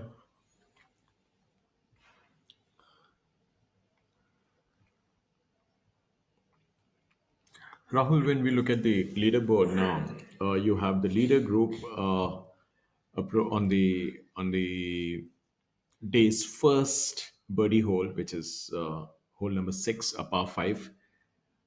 And among those who have actually birdied the hole today, they include Varun Parekh, Otolani, Anshul, and Dhruv Sharon. So 4 of them have found birdies before moving on. So the leaders group is on that par 5 sixth. So I'm sure we'll see a very exciting play on the green on this hole. And we were waiting for Michael Otolani, who is in turn waiting for one of his playing partners. We just saw the ball bounce on the edge of the green. And the man from Italy, who is also having something of a roller coaster ride. 2 bogeys and 2 birdies in his opening 6 holes so far. And he has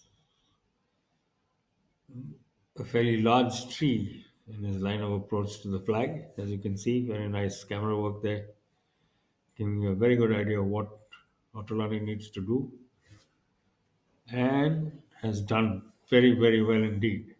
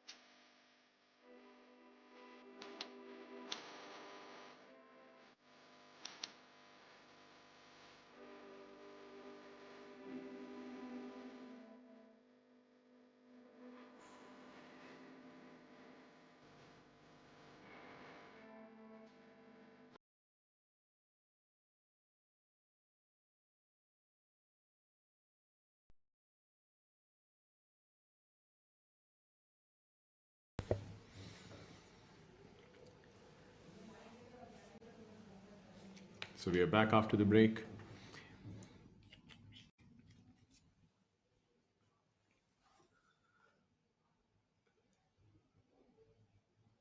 That's a nice chip in. Soft hands, Rakesh. Beautiful line. Oh, it has And slipped. a lot of bad luck. I think the pace under it actually, Terrific shot. because it was a shot. terrific line. The pace, it lipped the cup and moved away. That was rather sad because he had the direction right. He had everything right about it except the pace. Warren can count himself as being extremely unlucky with that one. He really was on a good line. It's just his bad luck that the flag is at the end of a slope, so the ball just kept picking up pace as it got closer to the pin. Had it been a slightly flatter lie, or he would have almost certainly got that superb chip in. A little unfortunate that the ball actually lipped out, popped in and out, thanks to the pace. It was running hot at that point.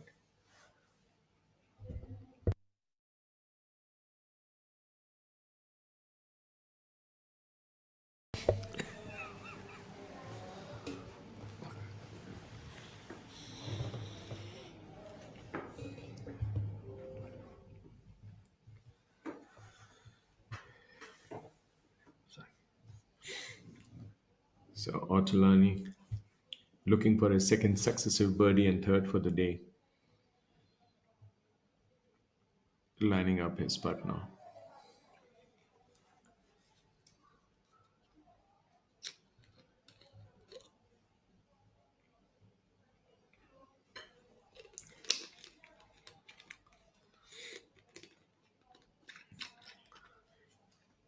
You have to stroke it just right.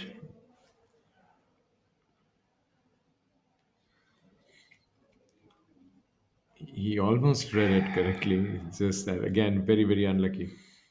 Actually, a very, unlucky. very good read, Rakesh, because the ball broke so much from right to left over here. He read it very well. It's just stayed an inch high. That's all it did. That's all the difference. Sometimes that's all the difference. And if on a golf course, this happens with fairly heartbreaking regularity, let me tell you.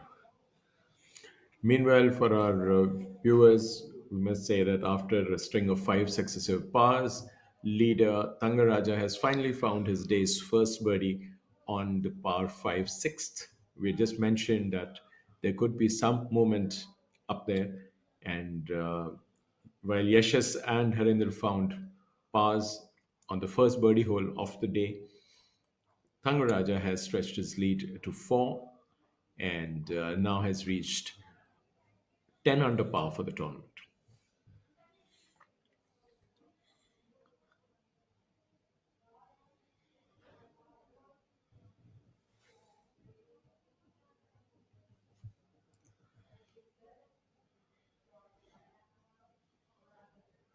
Chara taking his time.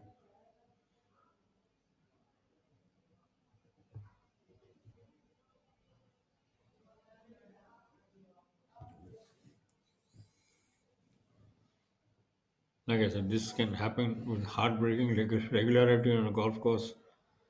You misread your line by 1 millimeter at the start point, at the end, where the hole is off by a few inches. And Varun, Lady Luck not smiling on him on this hole at least.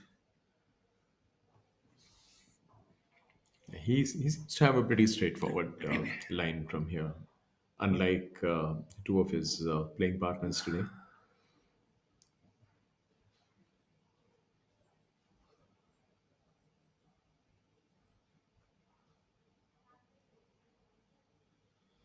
So the Varun's caddy is taking one last look to see whether his player has got his read correctly. Last minute input, last second input virtually on live feed 1.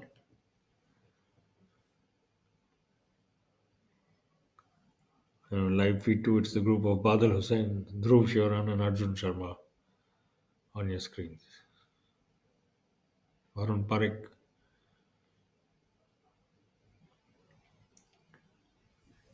Yes, he nails it. He knows that was an important putt. Yes. And you could see that little pump, fist pump that came along with the putt. He knew he needed to recover from that in and out chip of his.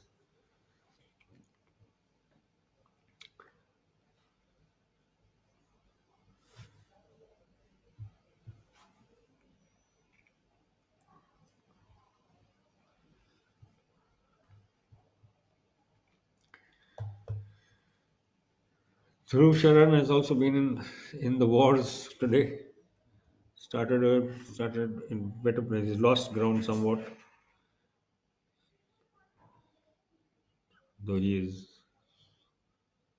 after two drop shot he has picked up a birdie. That's still now down in seventh place, one over for the event.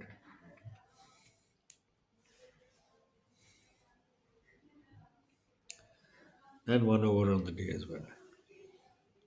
And for long now, we continue to have just 5 players who are holding subpar scores for the tournament, and we are closing in on the front line that is almost there. Terrific putt there from long distance.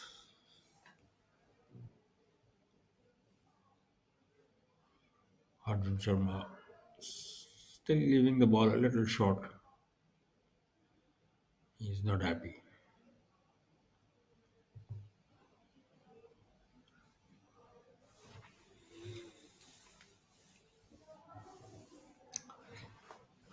Sure, having run his first putt a little long, he's taking a good hard look at what he needs to do to clean this up.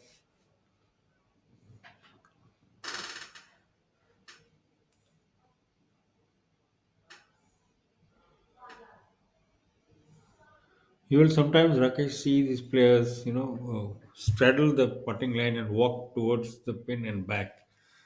So I asked one of our co-commentators, Ahmed Dubey, who's a very well-known coach. He says they'll look feeling for any undulations that the eye may not be able to spot. Okay.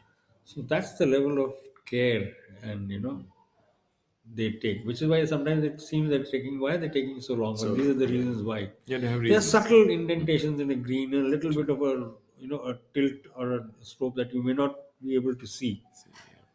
Well, that's not evident to the untrained eye. So even the trained guys like them, they still have a second or a third option of walking that distance with the feet on either side of the putting line, just to Yeah. see if there's any undulation or slope they need to cater for while actually making the putt. Very interesting. Yeah.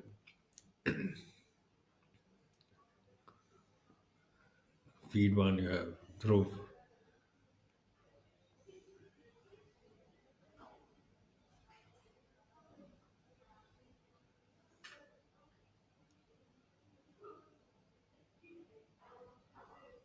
It was never an easy putt going up the hill, but a fair amount of left to right curve on the ball, which is exactly what took the ball away for him. It's a short one. And Arjun will be mindful of the reverse. His ball will go probably right to left, depending on how far it is from the hole.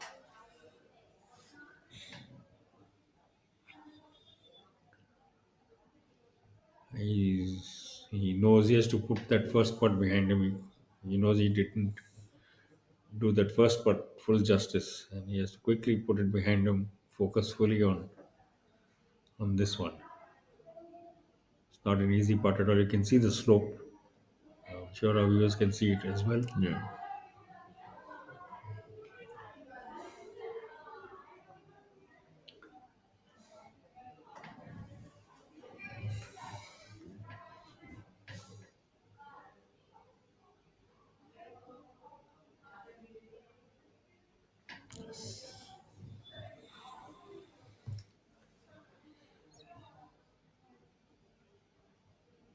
Making a good read, though he almost overread it. The amount of movement would have gone from right to left on that one. Even the distance, which was not a lot, but still not an easy putt. And Sharma will feel very happy he's actually cleaned it up. Badal Hussain looking to get his challenge at the Ahmedabad Open presented by IndusInd Bank back on track.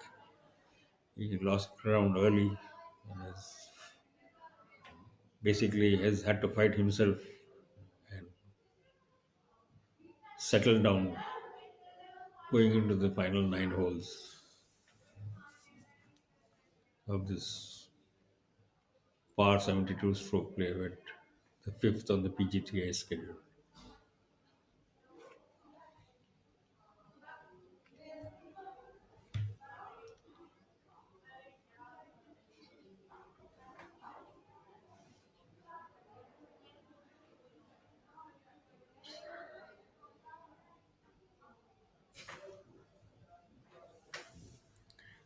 What a heartbreak that I think be. that probably sums up his day. This is at points, this is starting to resemble Harinder's second nine of yesterday, Rakesh. Yeah, Just true. not able to close it out. Looked like almost a foregone conclusion. And There is speaking your of man. Gupta, there he is, flying the ball in from what didn't seem to be an easy lie. Done a good job of it. As a leader on the screen, center of the screen for you, in the blue Like golf Harinder will shirt. have to be a little careful with this because, as we just saw, this is not the best of lines. So like he's got to be a little more careful from here. Thangaraja putting for what looks to be yet another birdie.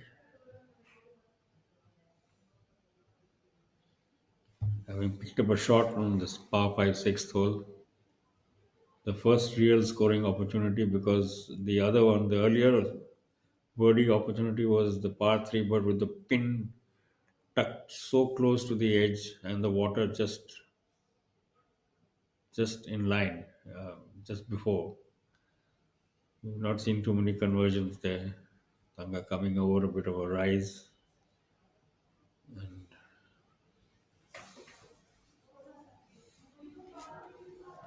It was never going to be easy. It was always a tough one.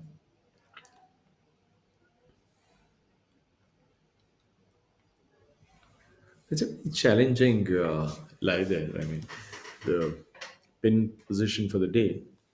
If you look at it, I think it's Well, it's supposed to be. This is yeah, Championship Sunday, or yeah. Championship Friday, Yeah. because this is the last day. So it must be one among the six tough pin positions for the day. Normally, for the benefit of our viewers, let me just add, pin positions are normally kept as hard, medium, and a bit on the easier side. Since you have 18 holes on a course, you have six tough ones, six medium, and six easy. So, and they keep changing every single day. So that element of surprise is there for the contenders.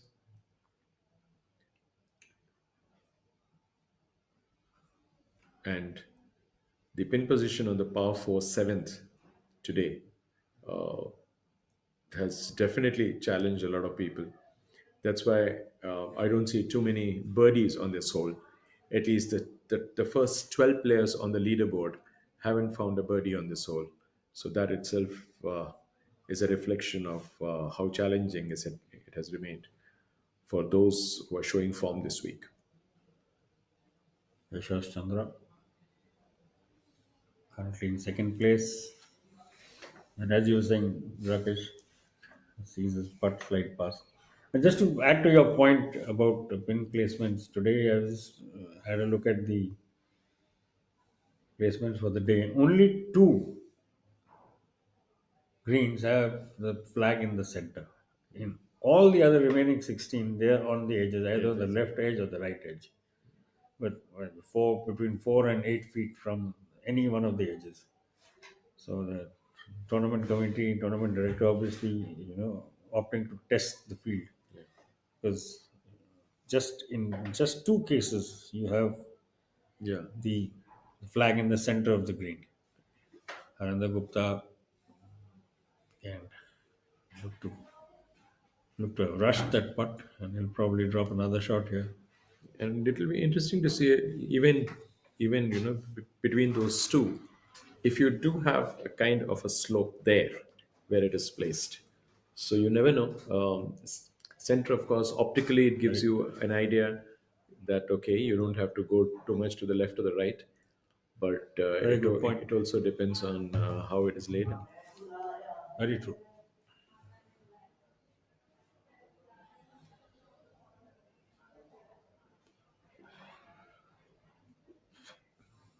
Thanga about three, between 3 and 4 feet to clear this up. He escapes the challenge on the seven No, that has been he's posed. he Yeah. deserves this because Yeah, he's been playing such steady golf. absolutely. He's He's flawless holding. today. He's holding his holding his nerve. I said, I mean, as we started out, this is going to be a test of nerve Yeah, and your willpower. true.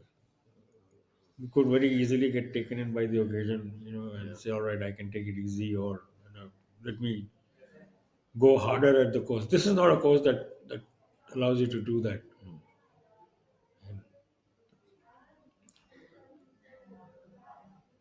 He's just two shots, two holes off the turn, and he's still holding on to a four-shot lead on the final day. So that's a job well done so far. He hasn't dropped a shot, and he's got, I think, six birdies and a bogey so far. So his confidence must be right up there.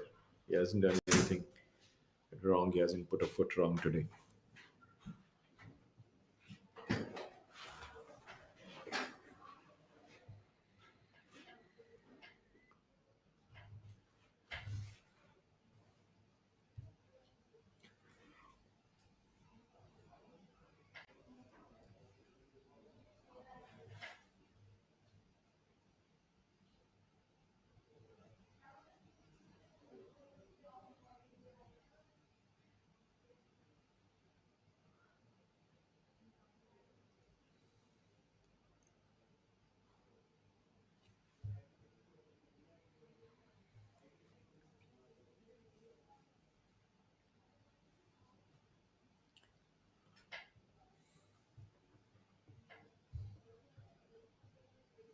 Arun Parik in the distance, Dhruv Sharan to the left of your picture. I think they're waiting for Michel Ortolani to play his shot. He seems to be below the green. This green, something of a tabletop, because where Ortolani was standing, we could only see him from waist up. But it's Parik who will play it first. Looks like there's two shelves to this green. Pin right on the uppermost shelf. Arun getting the, You can see the slope there. all said and done. That's a Fairly good one. fairly good effort. Ball broke to the right when it reached the top shelf. For Ankur Chadha, it will be a very different challenge, as it will be for Otolani. Now, a little bit of visual trickery here. You can see one flag behind, which is probably of an adjoining or of an Green, adjoining yeah, green. So, it's a bit of Both the greens look visual so fun there for close, you, yeah. for our viewers. The flag of an adjoining green between Otolani and the flag that he actually needs to aim for, coming up to the onto the table, so to say. He has to be careful to not let the ball run on. Very well done. Very well done indeed.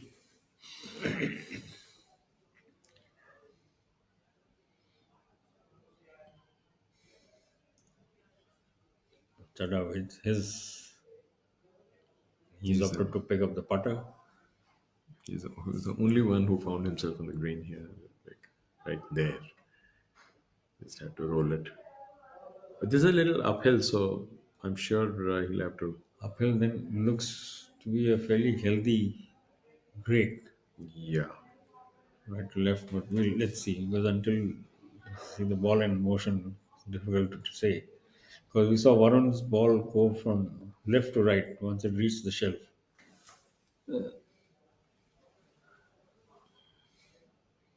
It'll be interesting to see how he reads the break here. He'll have to be very careful because Well, the first priority always, Rakesh, is to get the ball as close to the pin as possible. Of true. course, if it goes in, Yeah, that's a yeah, bonus, literally. yeah.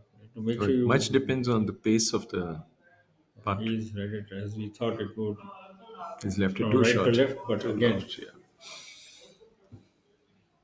the greens just Just a playing a bit of a part to trick the golfers. You saw it happen so often yesterday. It was amazing. I mean, for such a high quality field to have seen so many putts roll up short was quite astonishing. See, players keeping it short is not surprising, but it was falling short by a margin, by a massive margin, hole after hole. So that was the biggest surprise for me.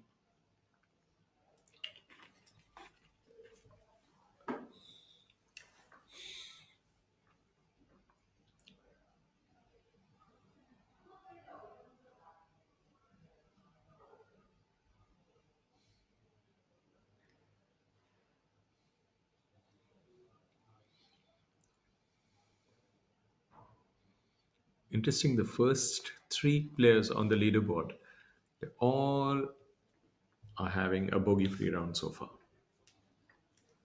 I just hope we don't put the hex on them. The commentators curse Commentators, guys. Yeah. every time we mention something positive. Varun. Yeah, he's among the top three there. Ooh, Like a that's tricky another. putt. He knew it, Yeah. which is why he was taking so long over his read. But seemed to have just tugged the ball a little too far to the left. Sometimes from the angle from where your ball is with your approach, sometimes I think the golfers feel that it is better to escape with a par rather than trying to be too flamboyant or trying to really, nail it. And of course, it will be a very high risk shot from certain angles. But I think a lot of these pros realize and they play the ball instead of, just sticking to that thought of going for every pin. So I think a lot of them we saw that that they want to escape that particular hole for the day, and they'll say, okay, this pin position is tricky. We are not where we wanted to be with our approach shot, and then I think once they reach the green, they just play it safe.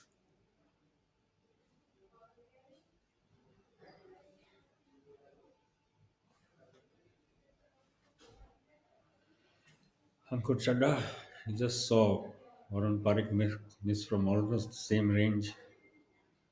Doesn't want that to happen to him. Soft stroke, ball finds the cup. That's feed number one. On live feed two, we have the group Badal Hussain, Dhruv Shivram, and Arjun Sharma.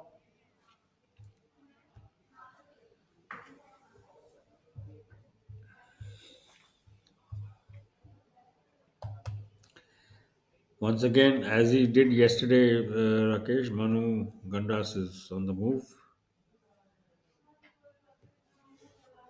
Clean front nine. Picked up two shots, in fact, on the way, and is now up into sixth place. Yeah, he's taken the turn with 34, 2 under for the day, and finally has moved to par. So he's the best player among the lot who's just not broken par for the tournament. He's reached par, the only player in the field with a par score after having completed the front nine on the final day. And his next aim is going to get into the subpar position with just 5 players in that club. This seems to be a pretty exclusive club this week.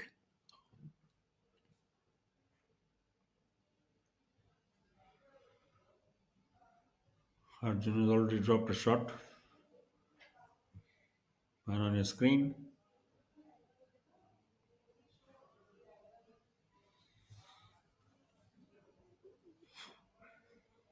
Remember his chip just stopped dead on the fringe of the green. And once again, I think he has been opted to play too conservatively yet again.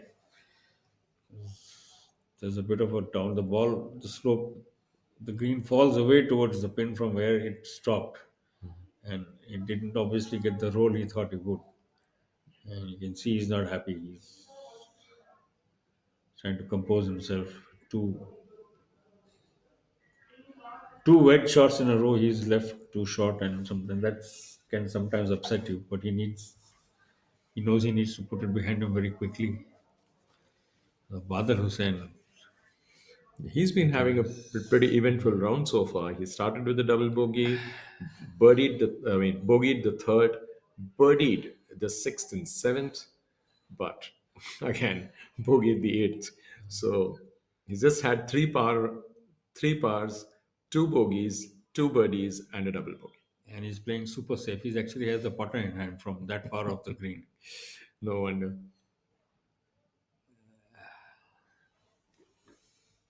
Ball swinging right to left over there. But that should be a makeable putt for him to close out this hole. Close out the front nine for this group. So among the top 15 players, so far we've had at least one eagle and three birdies, and of course Manu Gandas is par on this par five ninth hole. So this is the second birdie hole of the front nine, and let's see once the leaders group reaches here, we are definitely going to see some more changes there.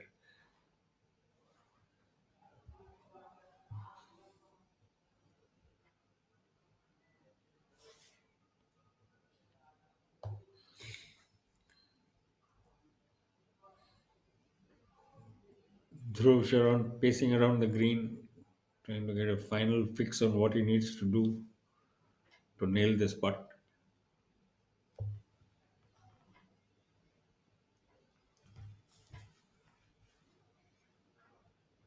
Certainly pin positions today, testing the players to the maximum.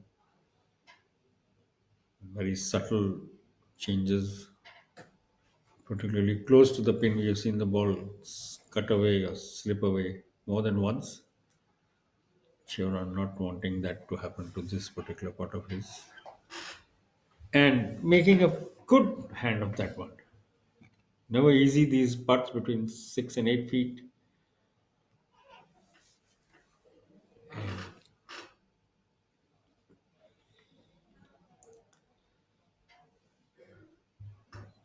And he will be hoping that back nine will get him better returns than the front has given him so far.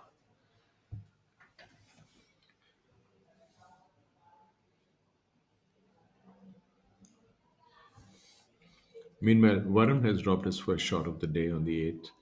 So, It looked like that. That's what, Yeah. because from that, when you're putting from that close, it's generally for par, and you miss Yeah. that, it generally suggests that you will drop a shot. true. Arjun Sharma looking to clean up things on this one. He set off immediately after he knew he had not got the right line. He was in motion almost as soon as the ball was rolling. You can see one more shot. I think you will see one more blemish on his card, which he would not have, which he could have avoided. Actually, both shots that he has dropped, Rakesh, have come from wedge shots that he has kind of been a little too conservative with. And our event leader, Thangaraja of Sri Lanka, a four-time winner on the PGTI already, and increasingly looking like the field behind will have to work extra hard if they have a chance at unseating him from the driver's seat at the Ahmedabad Open, presented by IndusInd Bank, being played at the Kensville Golf and Country Resort, some 40 kilometers outside of Ahmedabad, in the Dev Dholera area. Sangha also has a towel out, and you can see now the wind is picking up. Now the flags on on the pin poles is beginning to flutter.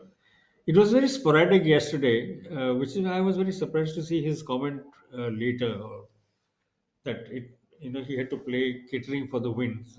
It was very sporadic. It was on and off through the day yesterday, and once again we are seeing that erratic nature of the breeze. I mean, it's coming and going. It's not steady. It's not blowing regularly. It's slightly lazy motion of the flag.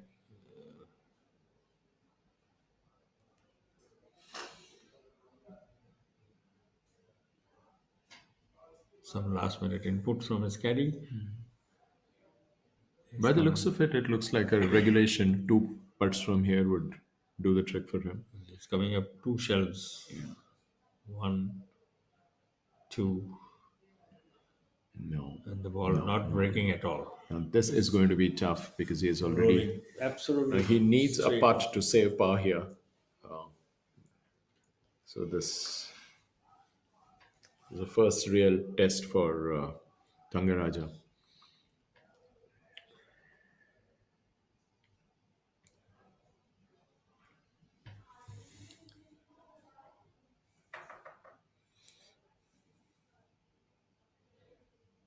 At least he won't have to deal with the slope here because he's in line with that. So had he been a little short or had the ball traveled a bit longer, then he would have had to deal with it. So Similar challenge for Yashash. He's a couple of feet closer to the pin, but again he will have to cater for that upslope and then the leveling off. I think where the ball leveled off is what tricked Thanga, because instead of turning right to left, it just kept rolling straight on. And Chandra would have seen that, and he will factor that into his putt, into his calculations. And let's see. It's a nice looking stroke. Very nice putt. very nice. From that distance Very, to very nice one. turn it into a lag putt, which he basically needs to tap in. A good effort. Now, He made some allowance for that slope there. I think he kept it well within the range. Didn't want to overhit it. And I think this was a very nice approach. Very, very mature approach.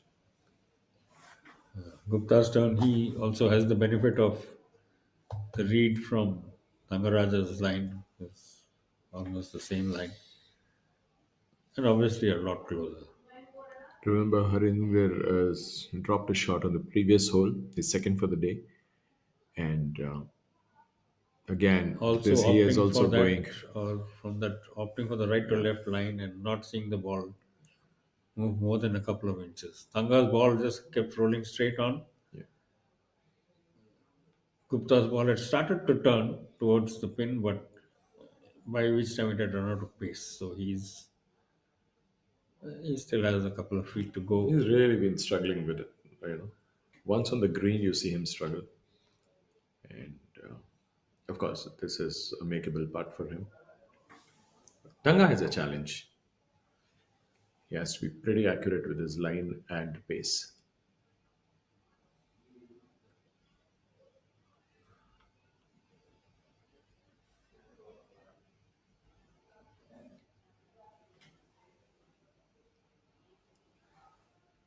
Yes, he does it. But this is what has kept him in front, Rakesh. This, he's other than on the second day when his putter seems to have it went cold for a while. Yeah. But yesterday he was absolutely nerveless with his putting, and we've seen today. This was not his first test, by the way. It was the second or third, not easy putt that he had left himself, and he's just been unfazed. 8 holes, he has picked up one shot so far. 10 under for the tournament, 1 under for the day. Leads Chandra by And 4 one more shots. thing that I like about Thangaraja is that once he takes his stand, he just doesn't waste time. He just stays there. He knows what he needs to do and just goes for it. Unlike many golfers who take their time, they kind of replay the shot a few times in their minds before they execute it. Thangaraja doesn't seem to do that. He once he just takes that stance, eases himself there, and then just goes for it.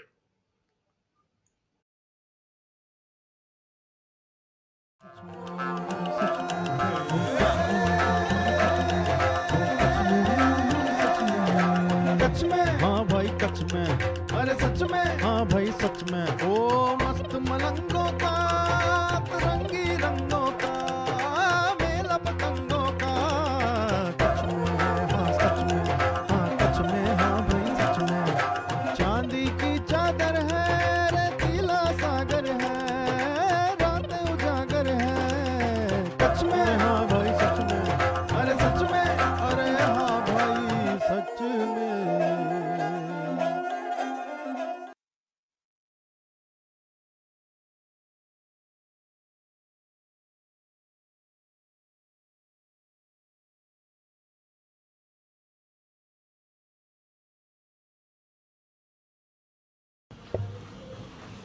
Well, the situation as it stands in front of you, the leader group having completed 8 holes, Sri Lanka's and Thangaraja 10 under for the event, 1 under on the day, being chased by Mysore's Yashas Chandra MS, who's 6 under. Chandigarh's Harinder Gupta is third with on 3 under par. Local boy Varun Parik just one shot behind Gupta in fourth place, alongside Italy's Michel Ortolani. These 5 are the only players who are under par, as you can see on the leaderboard in front of you. Manu Gandas making yet another late charge has clawed his way up to level par for the tournament. In the opening 9 holes, he has picked up 2 shots today. Shared second, 7th place, you see through Shivran and Ankur Chadha, Abhinav Lohan, again making a late run from the veteran. He's up to 2 over for the tournament after 12 holes on the last day. And young Anshul Kaptial from the Dodakwa Army Golf Course, APTA as it's called, also on 2 over. This is the top 10 for you.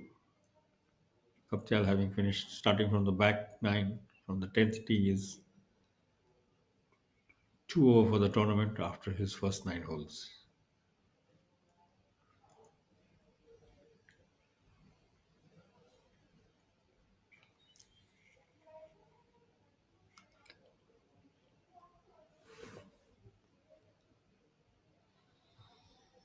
The following 3 weeks, we will see $3 events in succession, starting with the PGTI Hotel Planner Tour events at the Royal Calcutta Golf Club, $300,000 Challenger Tour event from March 13 to 16, followed by the Delhi Challenger at the Classic Golf and Country Club from March 20 to 23, which then leads into the $2.25 million Hero Indian Open, the 58th edition of our National Open, which will be played as it has been for the last few years at the DLF Golf and Country Club in Gurgaon from March 27th to the 30th. So plenty of action, plenty of hectic action, and PGTI doing a terrific job of keeping this pace of one event every week from the time it started with the Players' Championship in Kolkata to this, the 5th event. Manu Gandas on your screen now, the man on the move. 2022 Order of Merit winner for the PGTI, earned himself a 1-year playing rights on the DP World Tour, the European Tour. Manu Gandas currently a level par for the tournament. 10 shots behind the leader, but a man on the move, definitely. So, Manu spent a year in Europe on the basis of his winning the PGTI Order of Merit for 2022. The 23 season he spent in Europe, followed the next year by O.P. Chauhan, who topped the PGTI Order of Merit in 23. And this year we have Veer Alawat, who won the Order of Merit, the PGTI Order of Merit rankings for 2024, and is currently playing the DP World Tour. That's the progression path the PGTI has chalked out for itself, for its players, and towards which we will see these three successive events. Two co-sanctioned with the Hotel Planet Tour, which is the feeder tour for the main European DP World Tour, followed by the 58th edition of the National Open, the Hero Indian Open, which will be a $2.25 million event. Badal Hussain, in some strife, looks to be in the thick reeds, not having a great tournament. Otherwise, he's been in terrific form from the end of last season till the first four events. Had a close second place finish already this year, but not at his best, struggling to cope with the demands of this 7,210-yard Kensville course.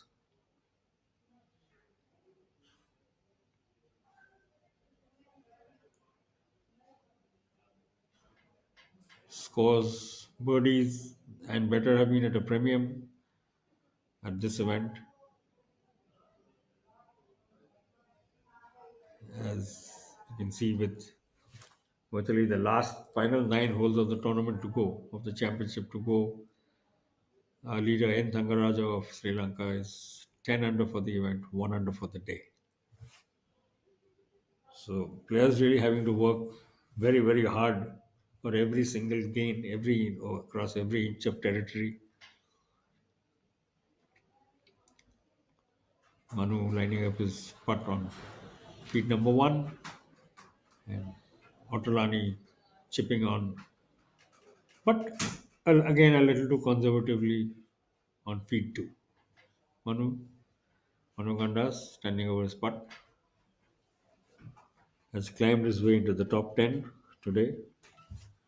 One of the big movers. In fact, he's into the top 6 now. Manu, with the 2 birdies he picked up on the front 9, having made the turn 2 under for the day, level par for the tournament, into the top 6. Sends his putt on its way, but just a little short.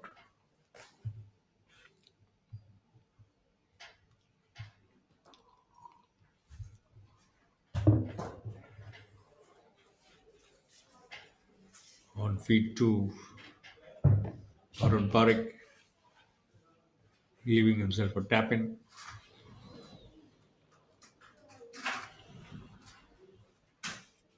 Playing alongside Otolani and Ankur Chadha.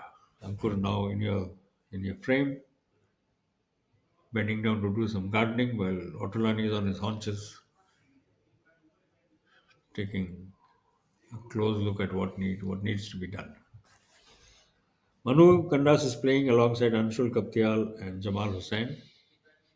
That's young Kaptial on the picture now on live feed 1.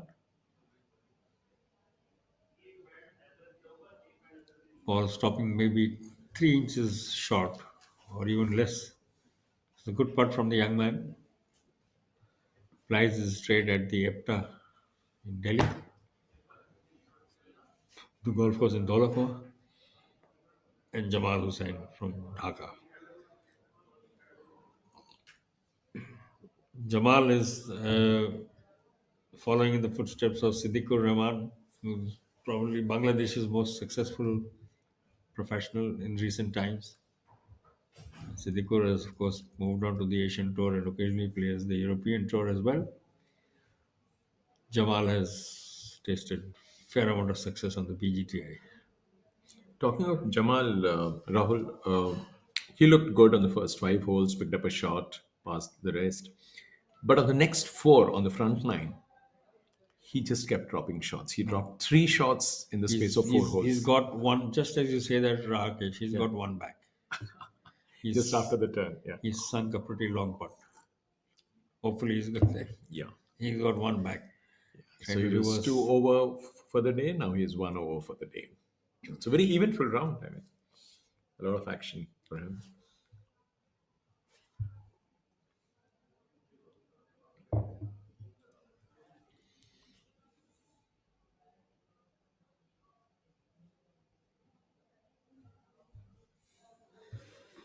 Nice putt from Chadha.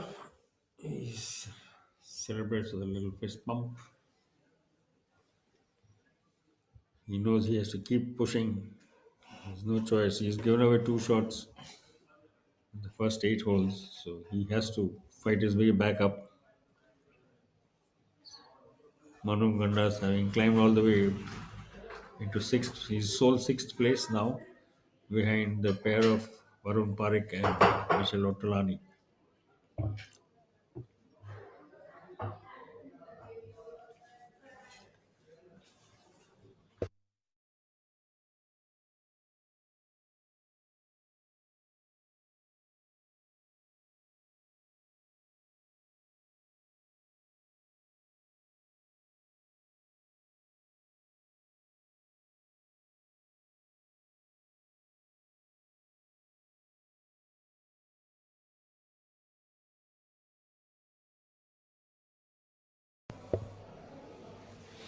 This is the Magnite hole, the par 3.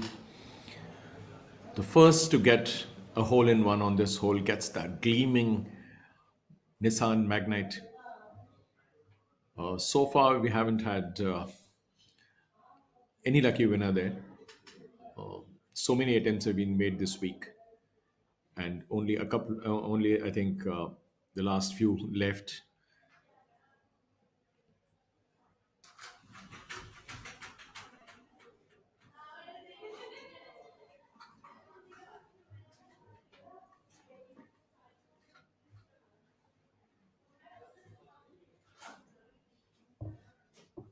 It's a nice, challenging hole. You have a like water body separating the tee box from the green. It's bang in the middle of the fairway, and very beautifully designed.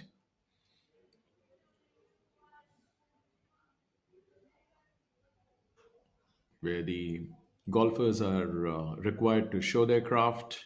It's curated well, and of course, being a par 3, your tee shot is the one that's going to do the trick.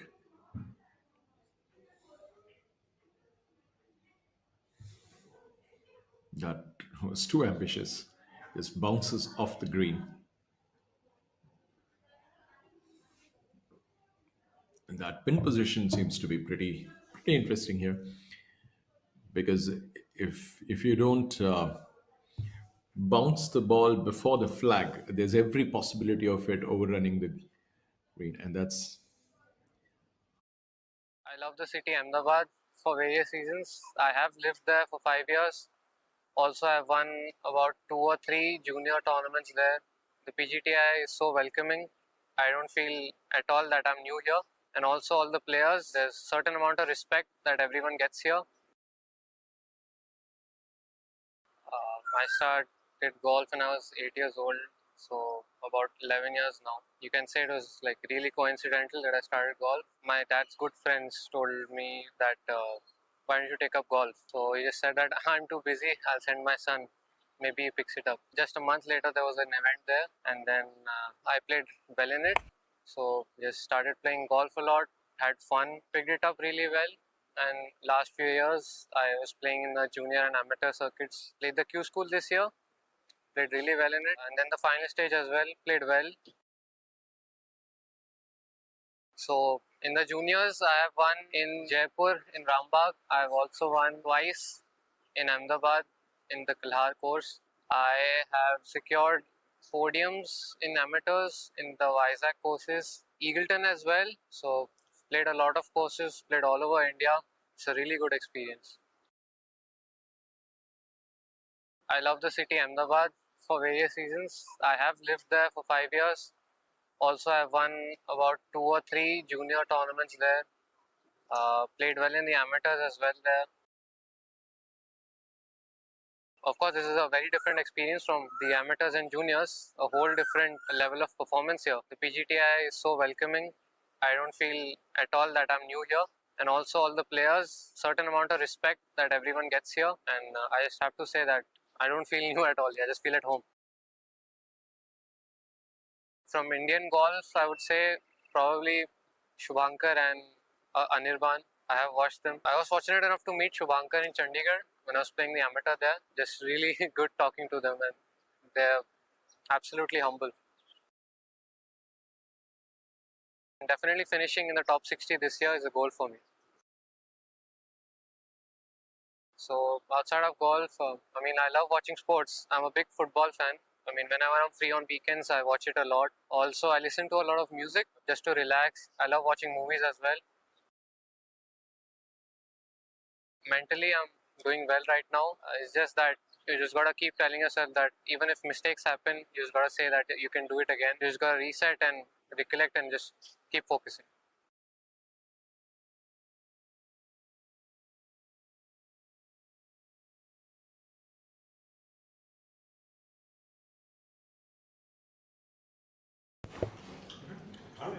Welcome back. So the leaders group is on the par 5/9. Thangaraja looking for his second birdie of the day. He has had a flawless round so far, and so has Yashas, the closest contender to the title on this day.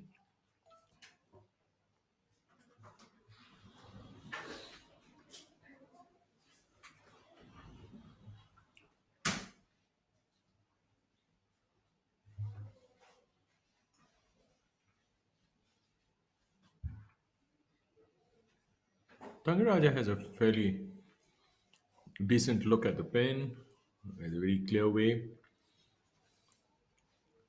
Yashas needs to do some work. He has fallen short of the green.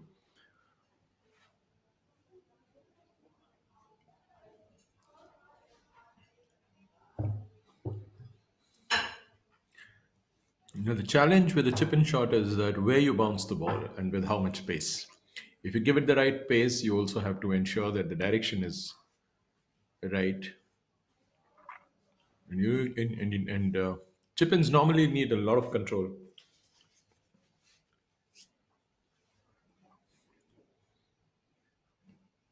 Just what I said, where you bounce it, that's exactly it. Fell on the apron, lost its direction, and this is definitely a shot wasted. Considering he is the nearest challenger, he's he's now got to do something extraordinary to save par.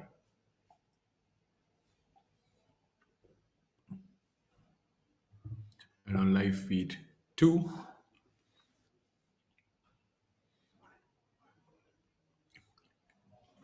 that's Varun there. And on live feed 1, you have leader after the halfway stage, Harinder, who is now currently placed third, still struggling to find his game.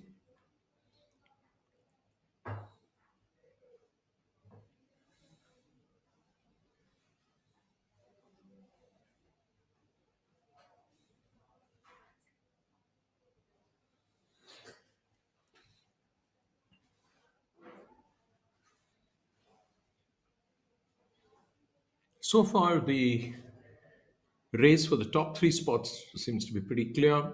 Thangaraja enjoys a 4 stroke lead at the top at 10 under for the tournament. Yashis at -6 enjoys a further 3 stroke lead over Harinder Gupta, who is on -3 for the tournament. But he definitely feels the heat since Varun Parekh is just a shot off him, followed by Ottolani, who dropped a shot on the ninth. So it's like only these 5 players have remained with subpar scores at almost the halfway stage of the final day.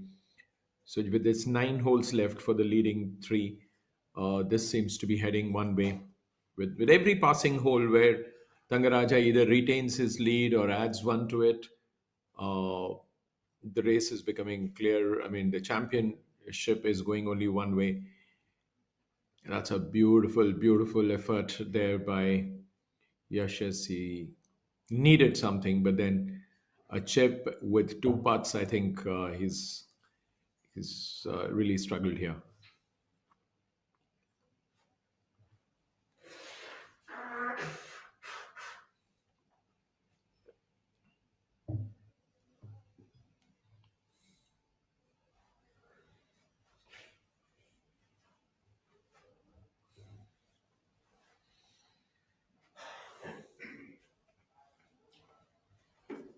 Thangaraja looking to maximize his gains. He landed on the green all right.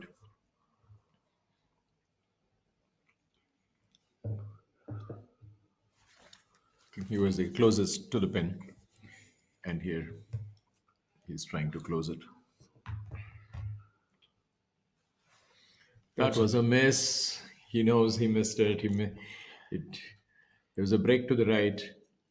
Rare miss for him, Rakesh, from Absolutely, that distance. yeah. He's spotted everything from Everything between right, yeah. 6 and 8 feet. Not And Yashas is going to breathe a sigh of relief because he would have thought that the challenge that he's just put up that could even just wither away at the turn. But with this rare miss, Thangaraja is not going to go any further. But Yashas has still some work to do.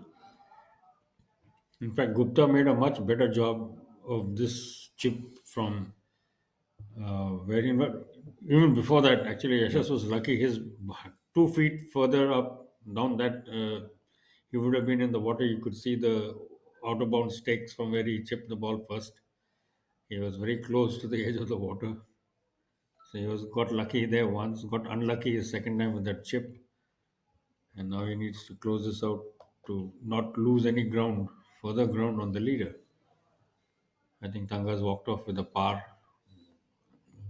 looking for a birdie. He's probably got a par, and Chandra looking to save his. Already 4 behind.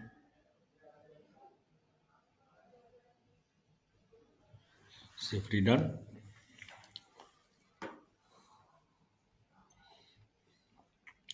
Yash is showing, his kind of expressions. It reveals that he was looking for a birdie on this hole. It somehow couldn't make it. And now the action moves to the back nine. Plenty of action, really. And difficult to see a 4-shot swing. But, anything can happen. So let's hope that we have a lot of action in store for us. And interestingly, Yashis hasn't buried this hole on any of the previous 3 visits in the last 3 days. This time he had a chance. And one thing that his cards show that his front nine has been quite good in the last 3 days. He hasn't dropped a shot, except that on day one he had two bogeys without a birdie. But thereafter, I think he's been very, very consistent. And if you look at his cards so far in the tournament, he's just dropped 4 bogeys against a fair number of birdies. So Yashis has been probably the most consistent guy right up there. I mean, the most consistent among the Indians for sure.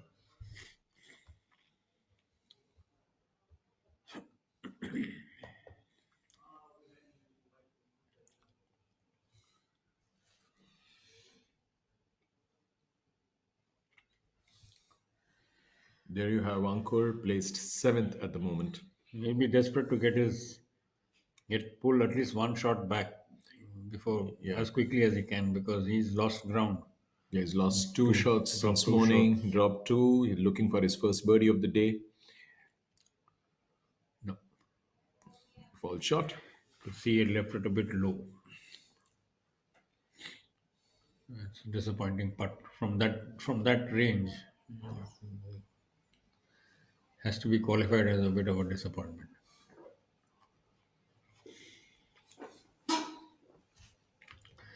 The 4th placed man on your screen now, Varun Parekh of Ahmedabad, 2-time winner on the PGTI.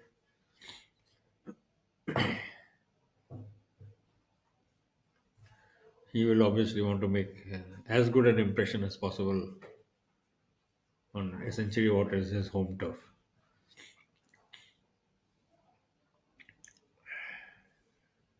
Taking his time.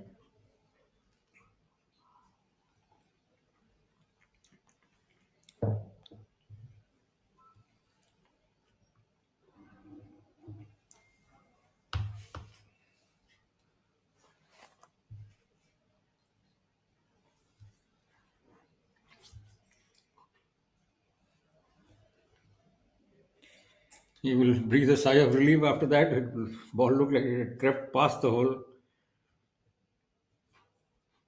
before the edge caught it and sucked the ball in, so to say. I think he's having a few words with his caddy about the line which they had picked. Doesn't look too happy with what happened, but he will still hopefully have left this hole without too much of damage. Well, we are virtually into the final stage of this second edition of the Ahmedabad Open, and being played this time at the Kensville Golf and Country Resort. The first edition 2 years ago was played at the Glade One, also near Ahmedabad.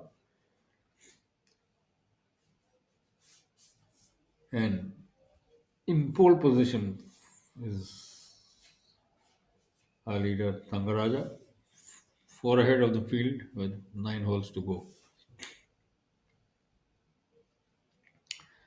On his screen, Rashid Khan, an unmistakable figure, with a very relaxed stroll about him. Never mind whatever the situation he finds himself in, you always see Rashid with a bit of a, and our fellow Noida golf course player. Of course, Rashid nowadays makes the Noida golf course his home base. Amardeep Malik, winner, two-time winner, PGTI winner himself, including one last year. Not having the best of days. 7 over for the tournament.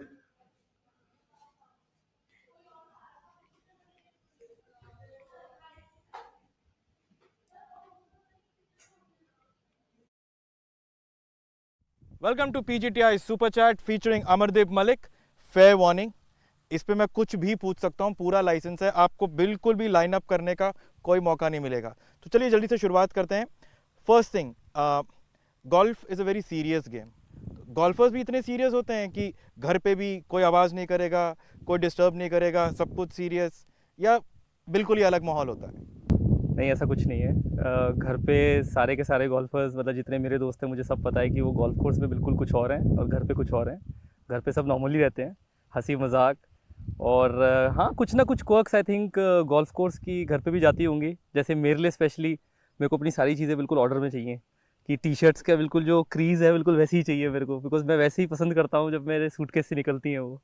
तो कुछ I think चीज़ें golfer अपने quirks घर लेके जाता है, पर other than that तो I think quite normal. But how is life as a professional golfer? क्योंकि हम लोग तो ओला उबर में मिनी टैक्सी भी करके जा सकते हैं, आपको तो पूरा आपका किट बैग ही एक बंदे के बराबर हो जाता है. कभी कभी ओला वाला बोलता है भैया इसमें है क्या और वो कहता है इसको पीछे बैठाओ, आप आगे बैठो.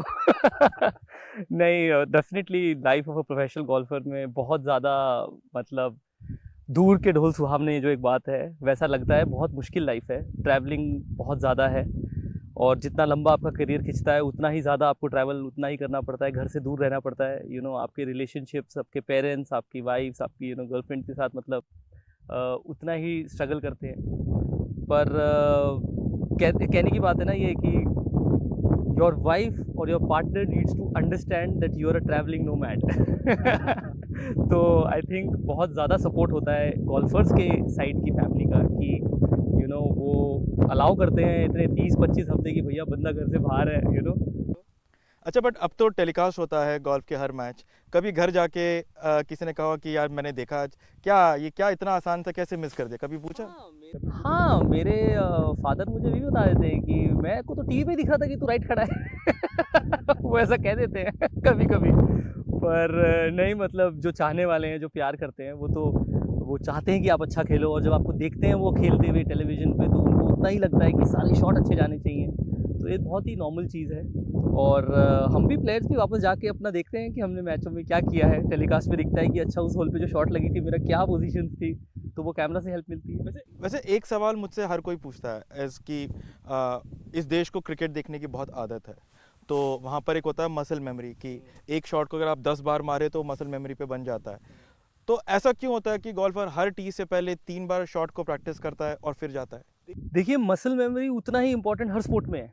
जितना क्रिकेट में है उतना हर स्पोर्ट में है। गोल्फ में क्या है, गोल्फ में वेरिएशंस बहुत ज़्यादा बढ़ जाती हैं, और वो है क्योंकि इतना लंबा डिस्टेंस है, हवा है, बॉल किस तरीके से पड़ी है, वो है किस तरफ मारनी है, इतनी कैलकुलेशंस होती हैं गोल्फर की कि मतलब वो आपने मीम देखी होगी, उसमें वो बंदा ऐसे कर रहा है और इतने ज़्यादा कैलकुलेशन चल रहे हैं, वो चलता है हर गोल्फर के दिमाग में शॉट से पहले। तो इसीलिए वो प्रैक्टिस में ये सोच रहे हैं कि अच्छा मेरे को उधर मारना है, मेरे को किस तरीके से मारना है, मेरे को क्या फील करना है। कुछ प्लेयर 3 करते हैं, कुछ 10-10 स्विंग लेते हैं और कोई तो एक भी स्विंग नहीं लेता। वो तो टोटली डिपेंड करता है आपकी रिदम के ऊपर। एक आखिरी सवाल, अपना गुस्सा कैसे मैनेज करते हो? मान लो कि आपने एक आसान सा पट मिस कर लिया, तो आप क्या करोगे? या दिन अब बहुत खराब गया है आपका? मेरा गुस्सा मैनेज बहुत ही खराब तरीके से होता है। मैं अभी तक नहीं कर पाया हूँ 20 साल में अपना गुस्सा अच्छे से मैनेज। मैं राउंड खत्म करने के बाद कम से कम 15-20 मिनट अगर मुझे खाना ना मिले तो मेरा दिमाग खराब हो जाता है, मैं किसी पे भी चिड़चिड़ा हो जाता हूँ। तो गुस्सा मैनेज करना तो मेरी अभी भी एक खोज है, जिस खोज के पीछे मैं लगा हुआ हूँ। होपफुली एक दिन मेरे को कुछ ऐसे खराब खेल के गुस्सा नहीं आएगा। चलिए भाई, जल्दी से खाने का टाइम हो गया, क्योंकि अब इससे पहले कि जो है अमरदीप भाई को गुस्सा है। Thank you very much for talking to us in PGTI super chat.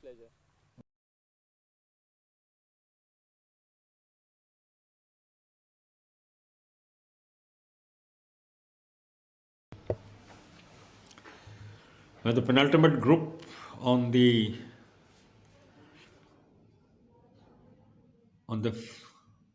hole-in-one car hole, Michel Ottolani obviously not very interested in the car at all. The Nissan Magnite not exciting the Italian. Can't blame him. Ferrari is also from Italy.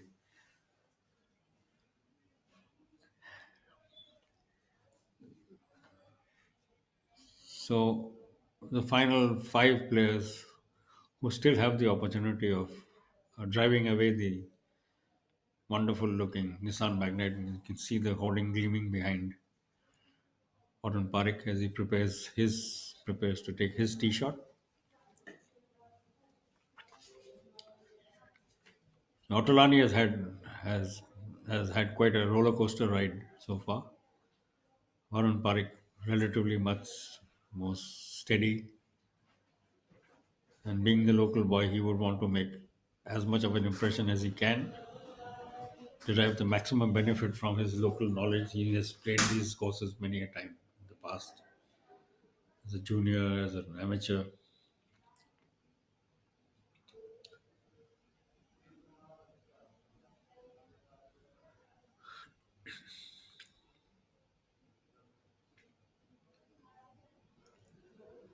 It looked like it was going right from the time it left his club. So, despite the green being as wide as it is, we've seen Michel Ottolani pull his ball to the left. Warren Parik slice his ball almost into the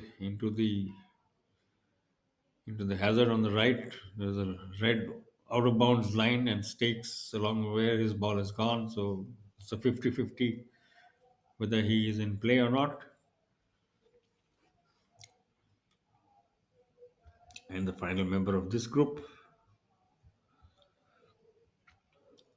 waiting to hit his tee shot.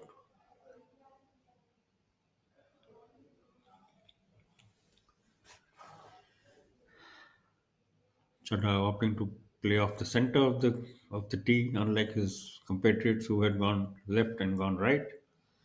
His ball also seems to be heading towards the right, but he is the closest of the three to the green. Unfortunately, no prizes for closest to the pin on this one. It is the hole or nothing else for the car, which leaves only the final 3 in play for the Nissan Magnite, as they will be the last group to play this 11th par 3 11th hole. Harinder Gupta looks to have gone long on hole number 10.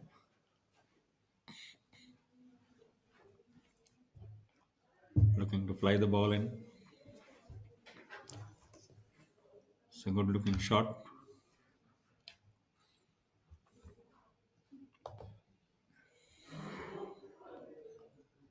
And on live feed to Warren Parik, Michel Ottolani finishing off.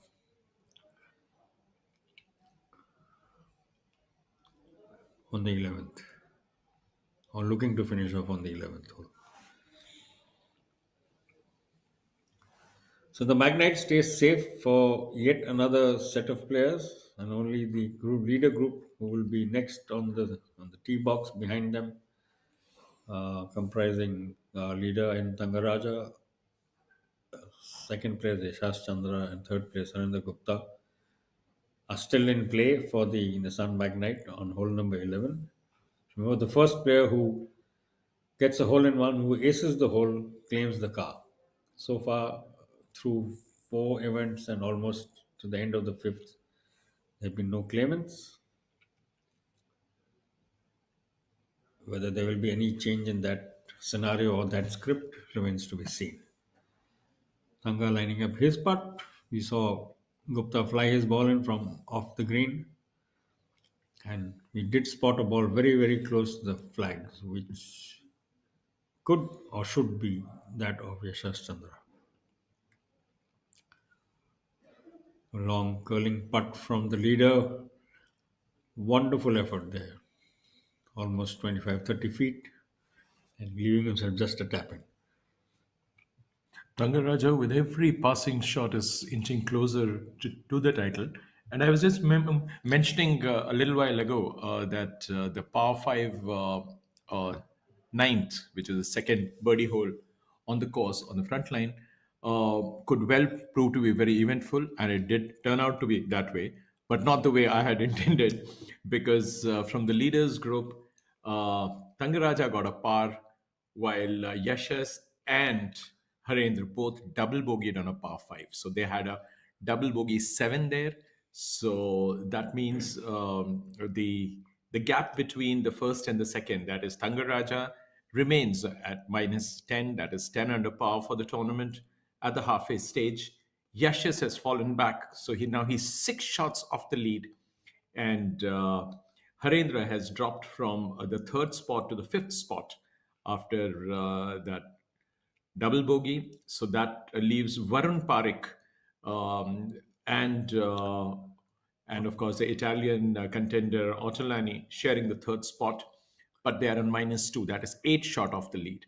So with 6 holes to play, Thangaraja with a 6-stroke cushion seems to have almost sealed it. It is just a matter of time, unless we see something absolutely dramatic.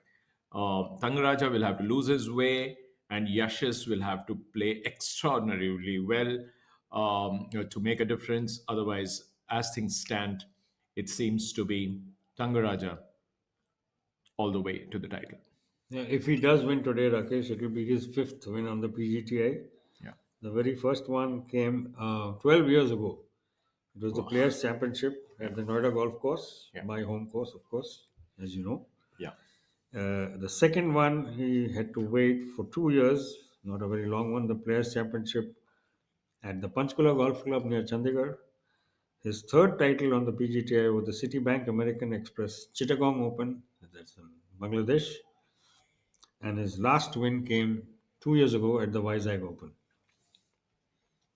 So Thanga well on his way to adding a 5th title to his belt, and it will be a well-deserved one because he's probably played the best golf of the entire field. The 134 that started off on Tuesday, and from the 56 who survived the cut after the first 36 holes. Playing steady golf, making gains wherever he can, not giving ground, unlike all those around him. In fact, he like Rakesh just pointed out to you, Yashas surrendering two shots to the leader on the par 5 ninth. So that what I suspected when I saw his ball, Rakesh, is probably what happened. He must have gone into the water over there and taken a penalty over there, because his subsequent shots were, he missed his chip shot onto the green and then 3-putted from there. So Gupta also was not in a happy position on that hole. And his challenge for this event is all about over. Yashas also can, now the fact that he is now trailing by 6 shots and with barely 7-8 holes to go. Yeah. It's tough. So it's like I said, I mean, Dangas can, he's of course not going to take anything for granted. He's been around for too long. And like I just recounted to you, his first title came 12, 13 years ago. So he's not a spring chicken. He's been around, plenty of experience, knows what it needs, what is needed to win, and what he needs now to do now is where Rakesh, he will probably start thinking of what you were suggesting in the morning. He can now opt to play conservatively, Yeah. make sure he just doesn't give anything away. I don't know if you remember years ago when SSP Chaurasia was on his way to his second Hero Indian Open win. Yeah. For the first time it was played at DLF, he was leading, I think, by 7 shots on the last day. And the last hole, he literally, hopped around the lake. He didn't need to take a risk. He could have, Yeah. He was just laying up for every second shot. so every shot he laid up, he just popped his way around the didn't have to lake, do much, got to the green, and happily two putted there. No problem. There was no need to do anything Yeah. fancy, anything Yeah. spectacular. And Dharma is now, Yeah, he's reached that point. I He beg your has pardon, that, yeah. Thanga is now increasingly finding himself in that zone, position yeah. now. He doesn't have to Another do two, much, 3 holes, I think he will be there. He just has to keep his head down, keep plugging away, grinding away, bring it home. That's all he needs to do. True.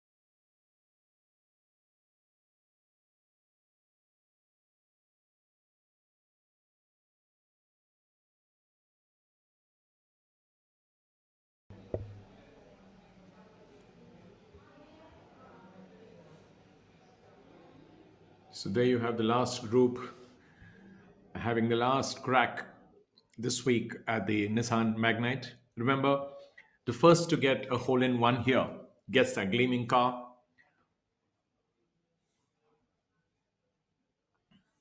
So Yash is busy dropping shots. I mean, he has already dropped 3 shots over the last 2 holes, but still finds himself 2 shot off the nearest challenger.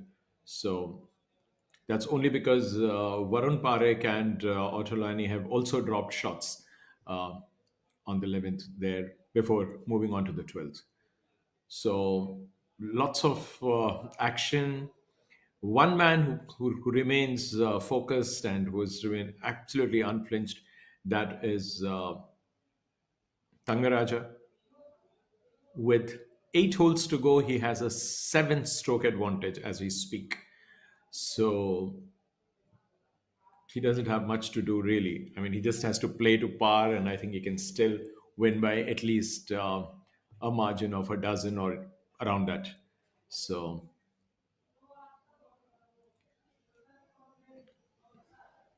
yesterday, till about 12 holes into day three, nobody would have thought that the margin between the first and the second is going to be so huge. At the moment, it is 7 shots. It can actually get enlarged further. looking at the way Yashas has struggled, and I mean, the three guys following the leader on the leaderboard, that is Yashas, who is on -3, Varun and Otolani, both on -1. So imagine the third player, the joint third, is trailing the leader by 9 shots with 8 holes to play. So that gives you an indication as to uh, where Thangaraja is in the race. He's almost out of sight of the field. So Yashas is the only one, but then again, 7 shots is still huge. So there's no point in even even suggesting that Thangaraja faces any threat from anywhere. He doesn't have a nearest challenger. There you see the hovercam on the Nissan Magnus hole, um, the the 11th hole on the course, a par 3, and that gives you an idea. It's a beautiful 360-degree view, and there you are. This is how it looks like. Rakesh, just adding to your point, and this is also a function of how well Thangaraja has tackled this course, Yes. where everybody else around him have dropped shots or have been dropping shots, feeling the pressure. I mean, even someone as level-headed as Yashash Chandra, he's a very cool guy, very relaxed bloke. He has gone off the rails, with a double bogey and a bogey in 2 holes. Yeah, And Haran Gupta has been dropping shots. Varun Parekh was Varun has on the dropped move. He's twice dropped in two the shots space in the of last 4 4 holes. holes. Yeah, 4 holes. 4 holes.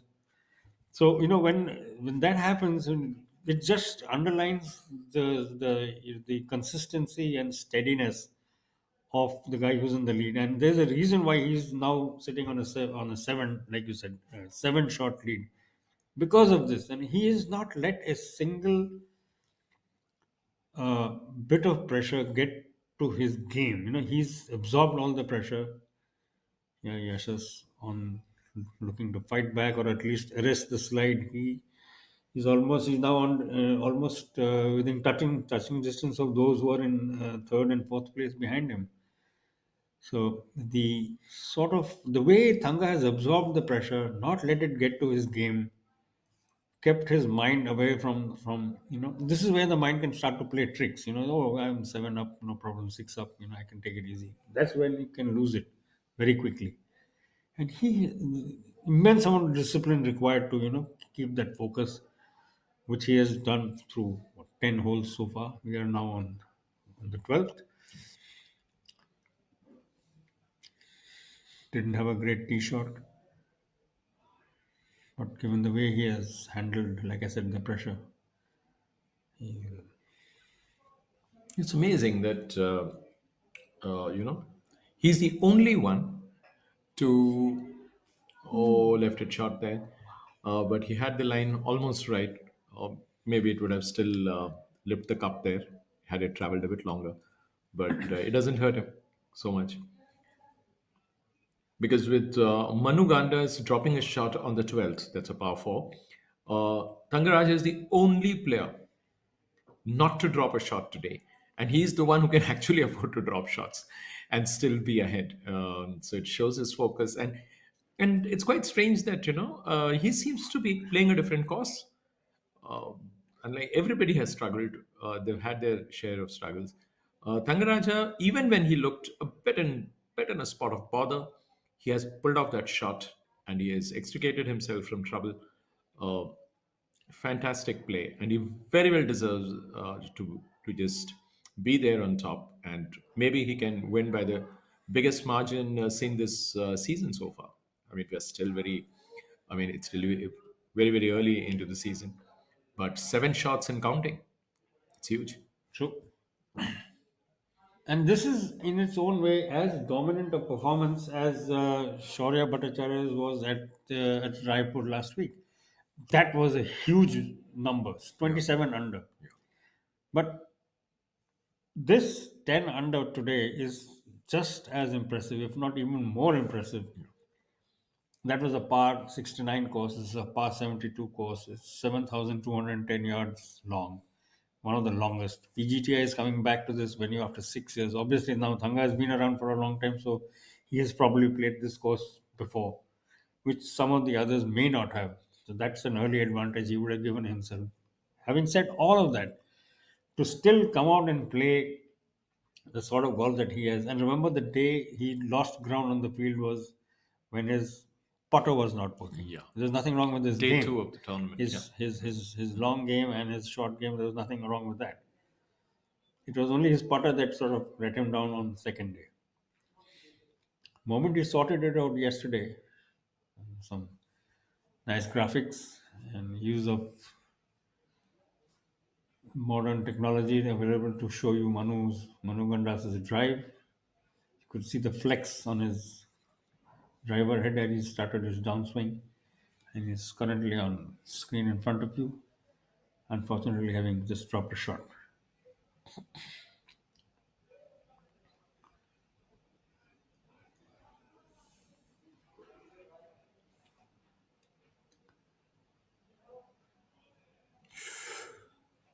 I think he got the direction right, the Made a speed. pretty good go let of him it. down.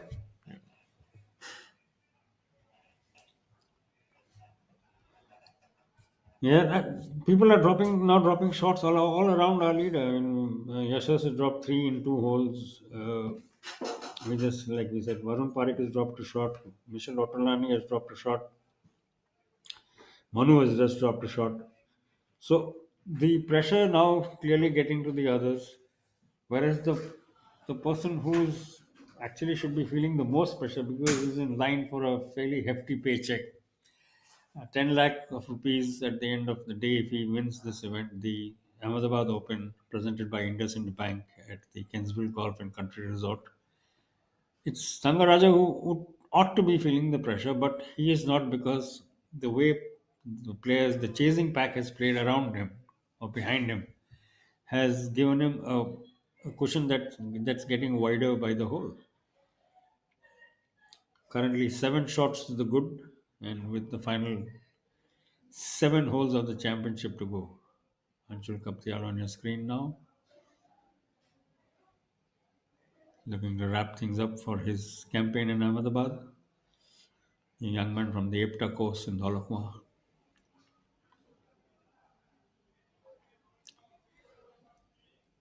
Jamal Hussain is next. His unmistakable blue trousers, which he seems to favor. He has a collection of blue and red trousers. And we just saw Thangar leaving the par 3 11th hole, the Nissan Magnite hole, which survives until the next PGTI event the following month, sometime in April. Thanga walks away from the 11th with a par. He almost increased his lead there. And Jamal Hussain on your screen, looking to finish up.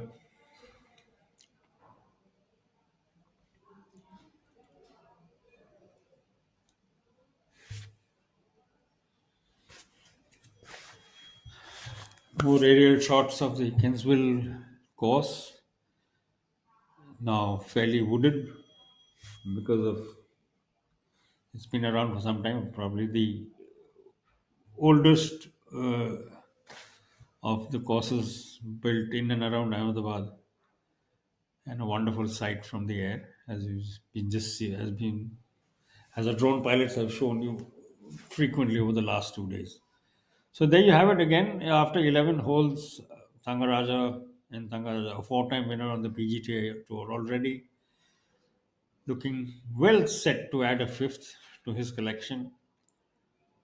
There is no hot chase anymore. It is now 7 strokes, the margin between him and Yashas Chandra from Mysore, the Mysore player, now 3 under for the tournament.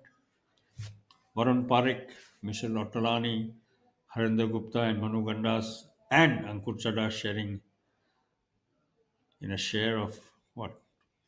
3rd place? I beg your pardon, that's 3 tied for 3rd place, and Manu Gandas, Ankur Chadha in a share of 6th on 1 over par. Once again, it is a very, very small number of just 5 players from surviving 56 professionals who made the 36-hole cut who are under par.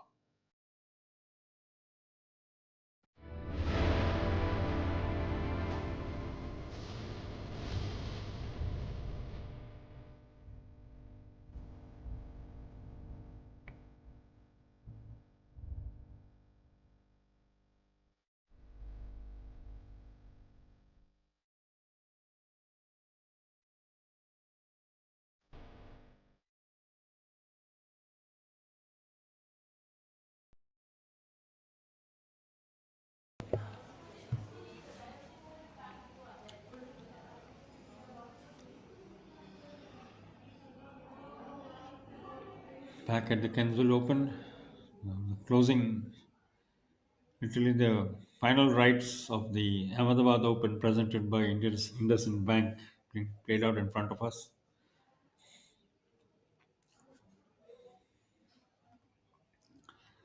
Even the lead group now has the final last 7 holes to go on this championship Friday.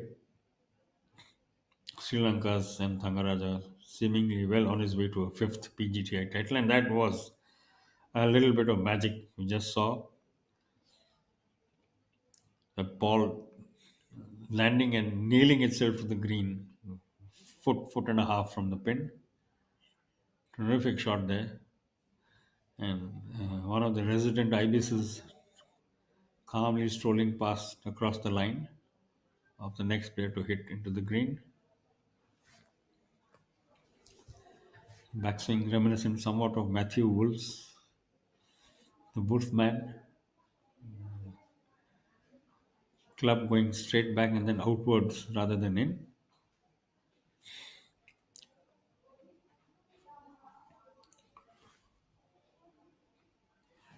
This is the par 5 17th, the longest hole on this course, 621 yards. It's test by itself for many golfers, other than these guys who are all professionals, play a different level of golf than everybody else.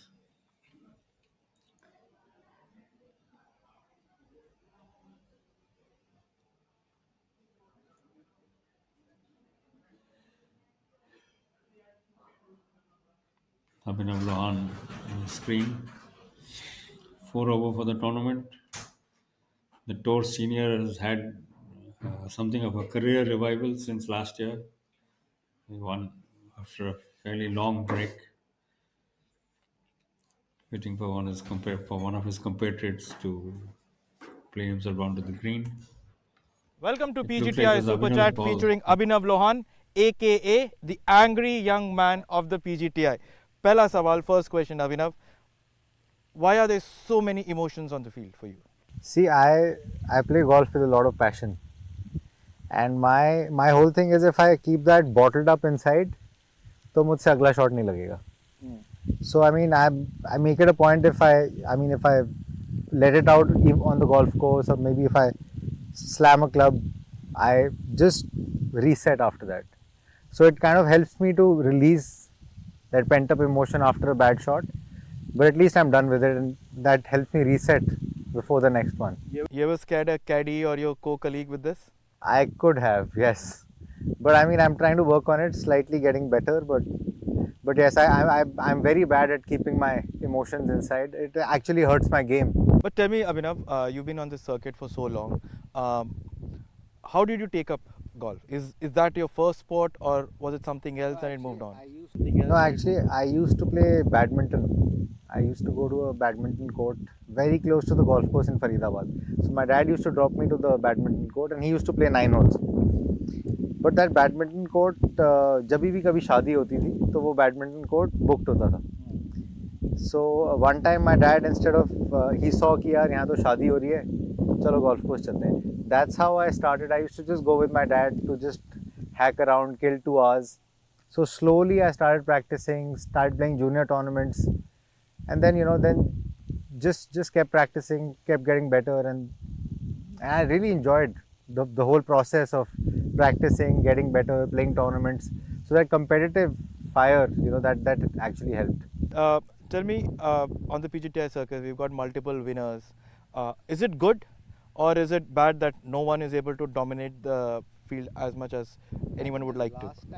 I think the last time when 2 people dominated, it was Manu and Yuvraj. When they won, I think both of them won like 5 or 4 events every year, in that particular year, sorry. But it's actually good to see new winners every week. That goes to show that the depth of Indian golf is getting better. So there are more and more people who are capable of winning tournaments, even in tough fields. So I mean that's actually a very, very good sign for Indian golf. Tell me, what's the banter between golfers when they hit a shot off the tee and they walk all the way to the fairway? I mean there's a lot of banter sometimes. I mean a lot of which we can't share or can't show on TV. But it's fun, especially when you're playing with your friends or people who you grew up with. So it just becomes very comfortable because you've played with them for so much. So yeah, I enjoy playing with people I know, and you can chat a little bit. Keeps the entertainment factor also going in the round. You end up hitting 45 minutes. You are at the range, Yeah. hitting, but tomorrow morning you will go up and start your first shot. You will still be practicing. Then you hit the next shot at the fairway. You will still be practicing before a shot. Why do you need so much?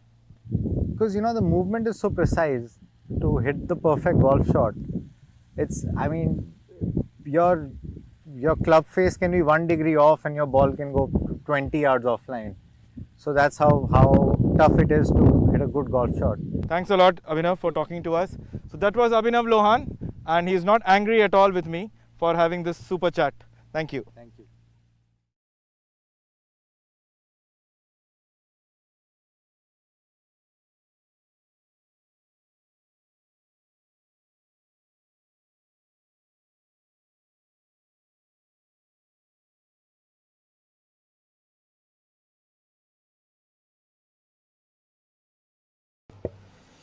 Well, our producer GS Vivek bringing you up to speed with Abhinav Lohan, who admits he has an issue with his temper. We have not seen very much of that today.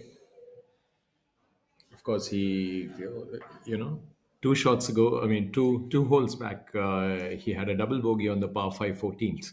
So I don't know if we have the visuals of that. Fortunately, the camera probably was not on him, so good for him, Rakesh.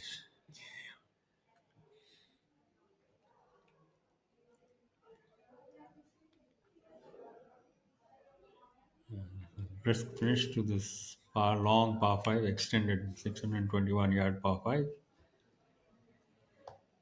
Then leaving this group, heading to their last hole of the championship.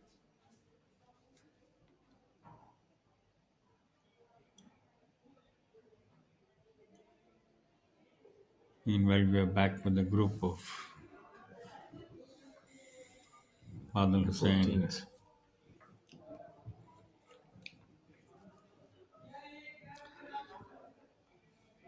Dhruv Shivran, and Arjun Sharma, none of whom have had a particularly good day.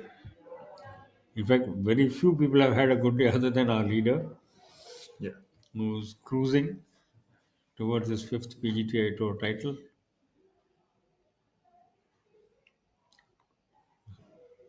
Barring the leader, if you see those placed second, third, fourth, and fifth, none of them have a subpar round so far during the day, and we are already into the second half.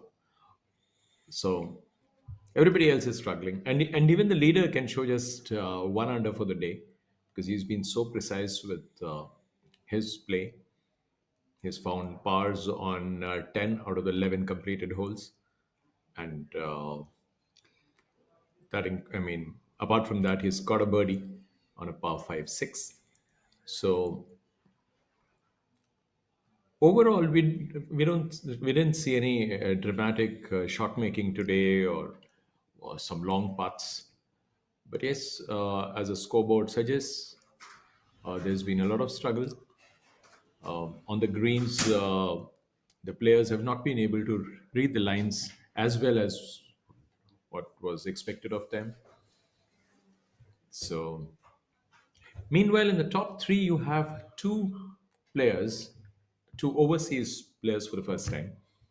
Otolani, after struggling a bit, has picked up a shot on the back nine. He's got a birdie bogey birdie sequence on the first three holes of the back nine. So he has overtaken Harendra Gupta for a change, and Harendra has been finding pars on those two holes that he has played on the back nine. So he's still struggling.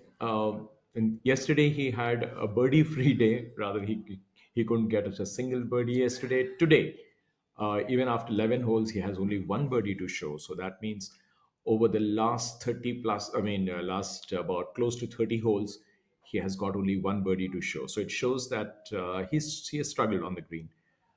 And that's the reason why, after leading the field at the halfway stage, he finds himself in the fourth spot with just about 7 holes for him to play.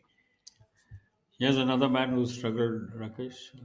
Started off in the top 5 or 6 this morning and steadily slipped away. Yeah.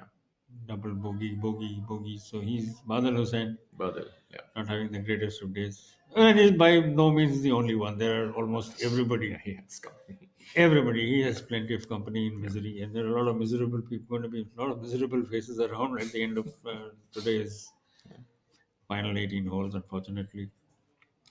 So, like you very correctly pointed out, this is suddenly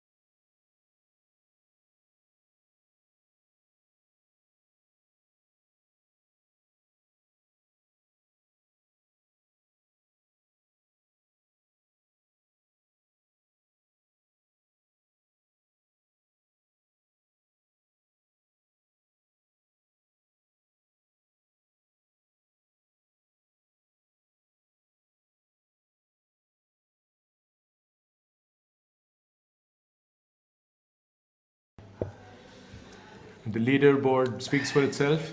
There's an 8-shot cushion for the leader. You don't see that very often with still 6 to play.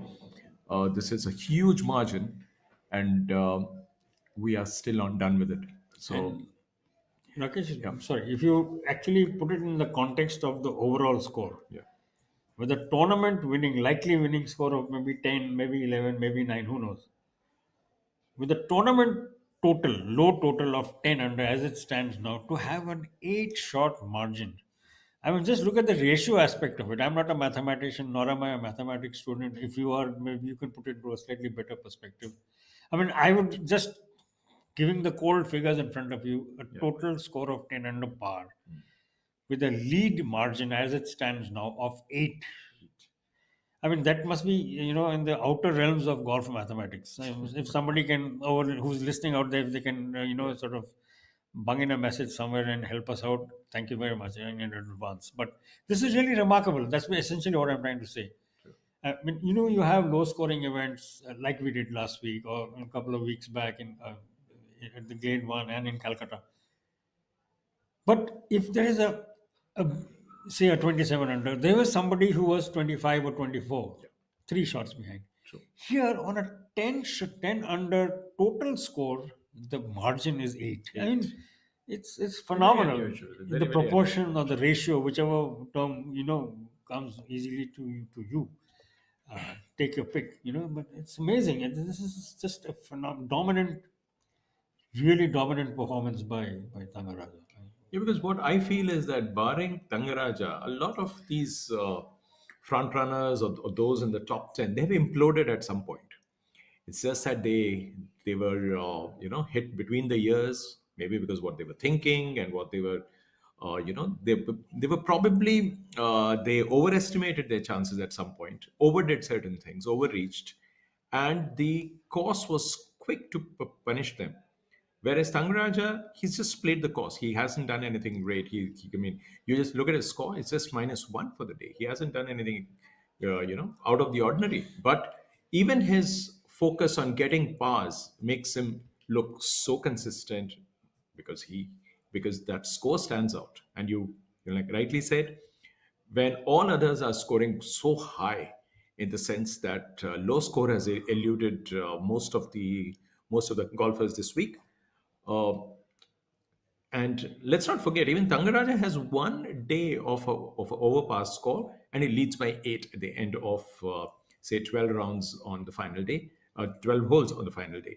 So exceptional, and so far he has only minimized his mistake, or rather kept it to the minimum. So that, I think, has separated him from the rest. And give a lot of credit to the second place Ottolani. He has been trying a lot of things. I mean, he hasn't focused just on par. He's willing to drop a shot because he's so confident that he can pick up shots as well, and that's what he has proved. He is on par after 4 birdies and 4 bogeys, after 13 holes. So I think his never say die approach has helped him climb a few spots. Yashas, meanwhile, has dropped 4 shots in the space of 4 holes. So that is something that he needs to deal with. But he still has a few holes to go. But he needs to find birdies. After 2 successive birdies by the 3rd hole, he hasn't done anything to enhance his chances. Harvinder Gupta with a double bogey on the 9th.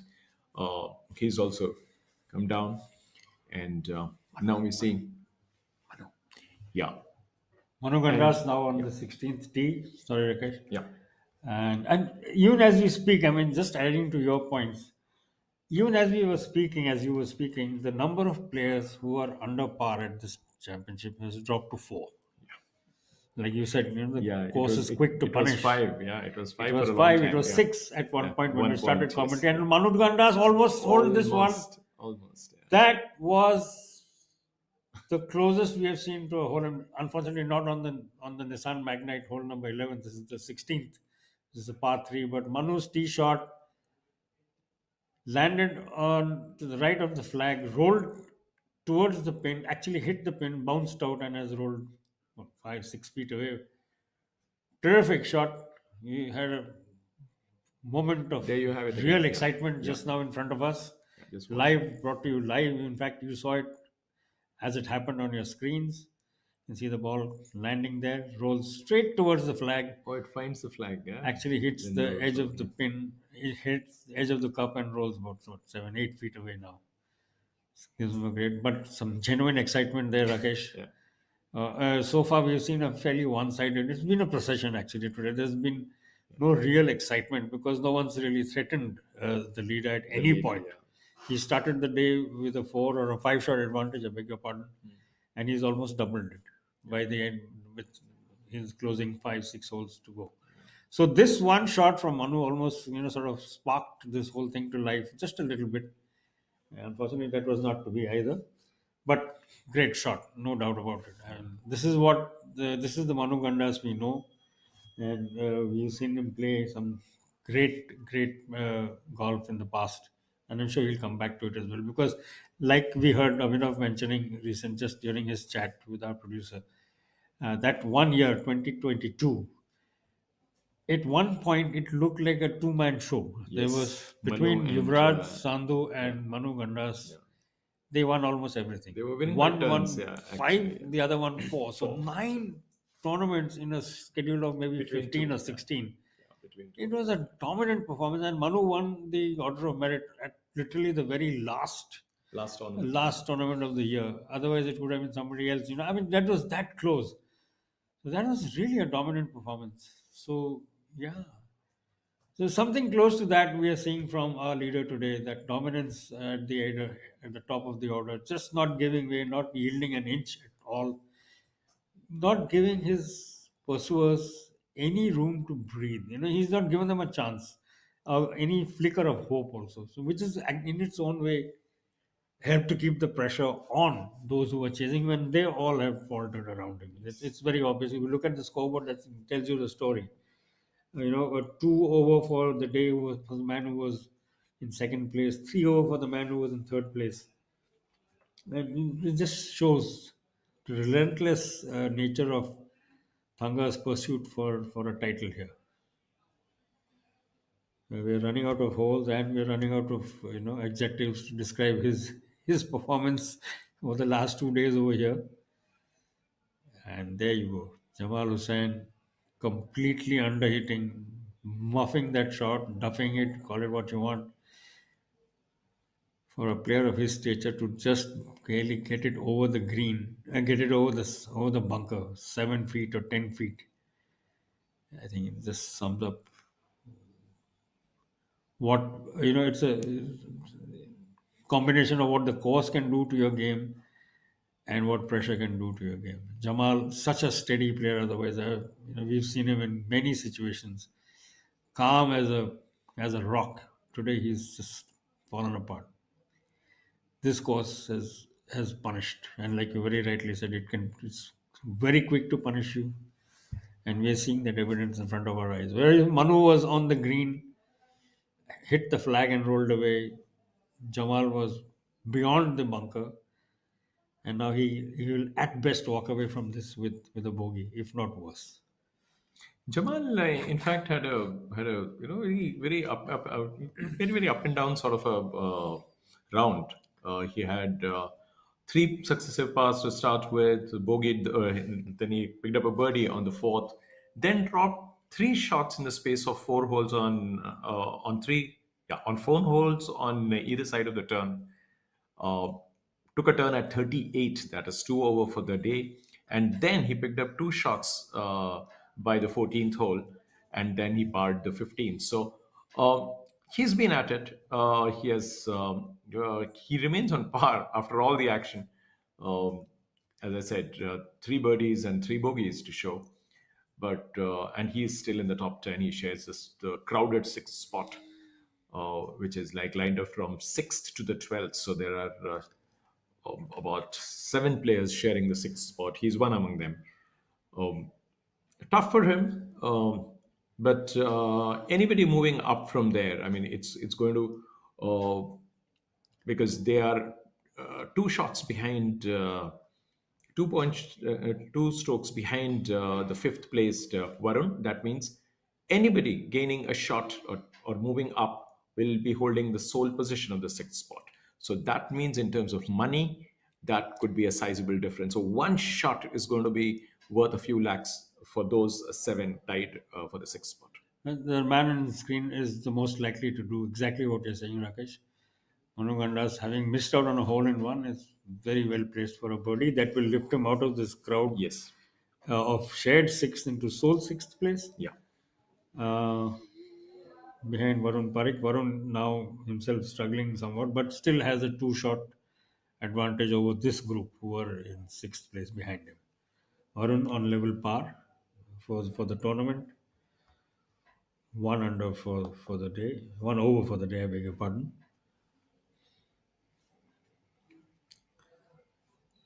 Manu in line for his birdie putt on the par 3/16.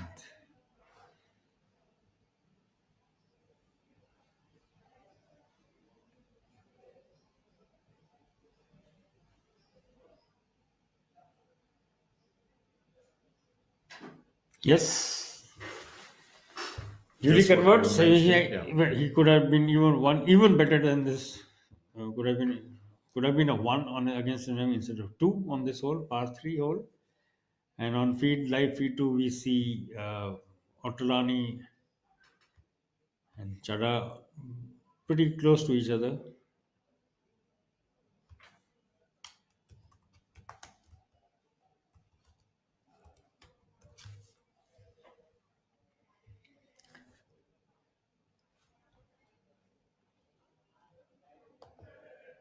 Anshul Kaptial there on your screen, live feed one.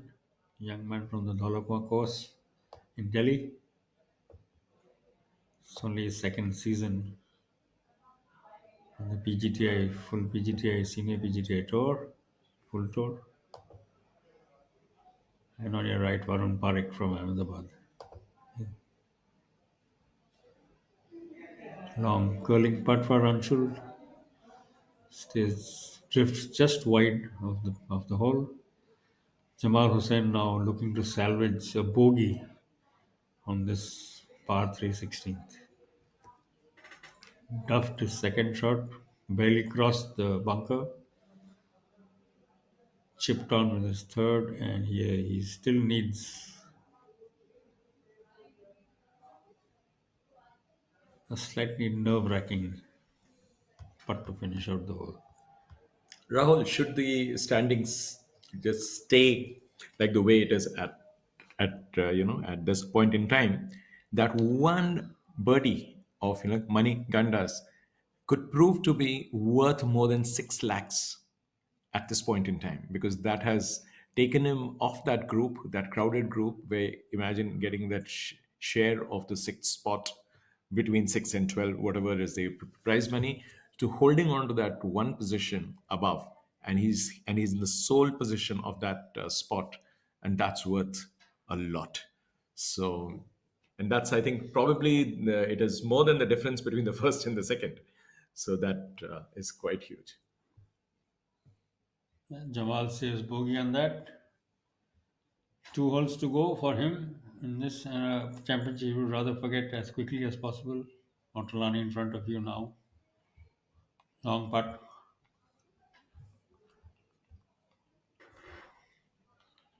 Looking to wrap up the 14th. The Italian now sole position of second place. I beg your pardon. Sharing it with Yashas. Harinder Gupta still clinging on to the top five despite all of the misfortunes of his front line. He is in sole position of fourth place, which Varun Parik is fifth. M. Dharma has made a late run up the leaderboard, and he also is in a share of sixth place when Manu Gandas will break out of shortly, and into sole position now of sixth place behind Varun Parik, who's level par. Manu Gandas will move to 1 under for the tournament.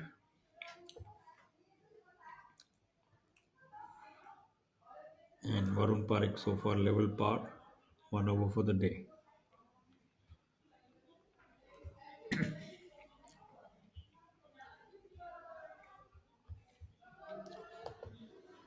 So the finishing rights of this Ahmedabad Open presented by IndusInd Bank being played out in front of us. Some more technology demonstrations in front of you. Manu Gandas' drive being tracked again by the PGTI Super Tracker. Lovely finish, textbook stuff, copybook, as they say. And one more look from the air. As you can see, from barring the odd green, these are very generous sized greens this golf course has offered, despite which we have seen virtually no score other than Thangaraja's even near the two-figure mark. Quite astonishing.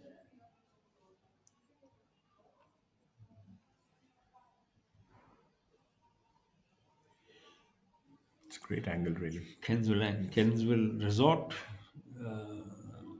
getting a flyby from our drone cameras.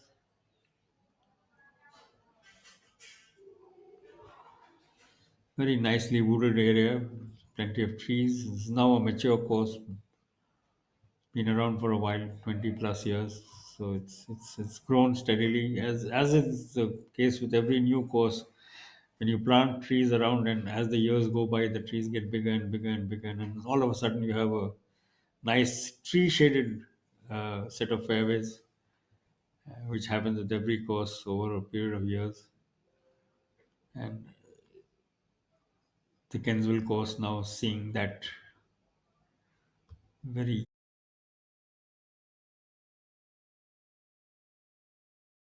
want of a better phrase.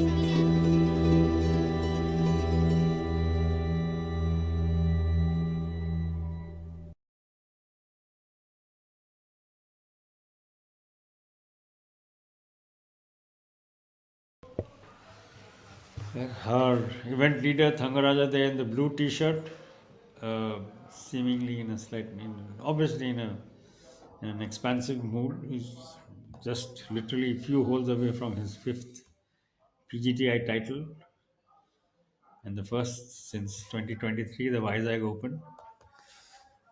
His first win coming 12 years ago in 2013.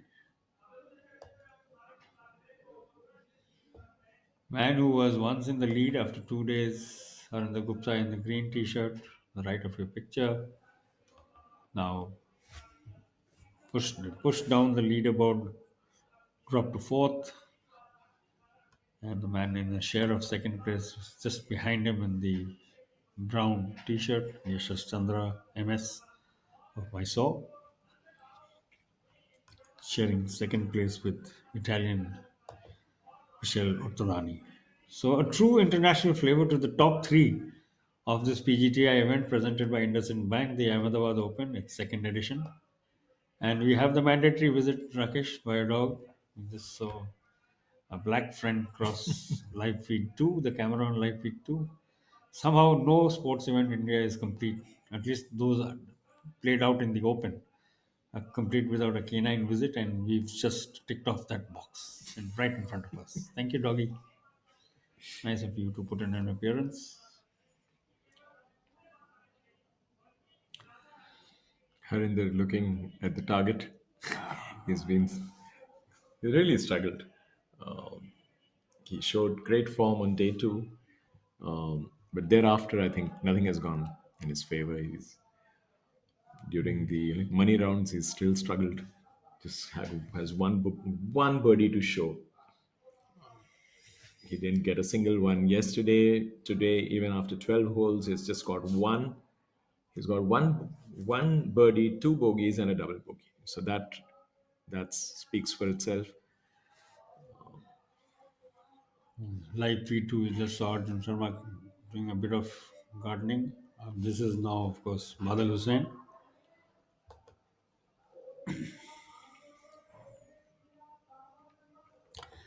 Badal Hussain, Dhruv Shevran, and Arjun Sharma form the third from last group in this Ahmedabad Open, a 1 crore rupee event, the fifth on the PGTI schedule for 2025.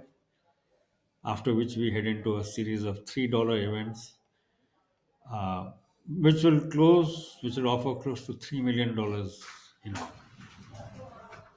$300,000 for two events, the two Challenger Tour events, the PGTI Hotel Planner Tour events, to be played in Calcutta and Delhi, followed by the Hero Indian Open, the 58th edition of our National Open in Gurgaon. Badal Hussain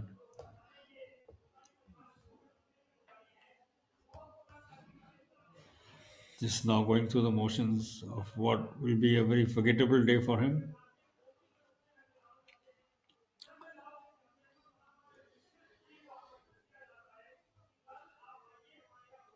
And Dhruv Shevran doing his bit to finish off while Yashas does the same on live feed 1.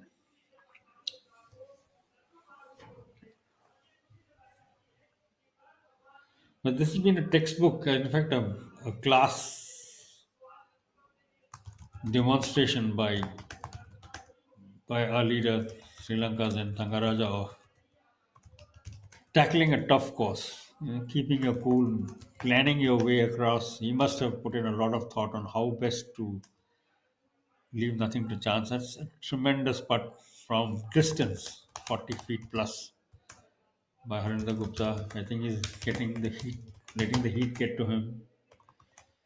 A little emotional with his caddy.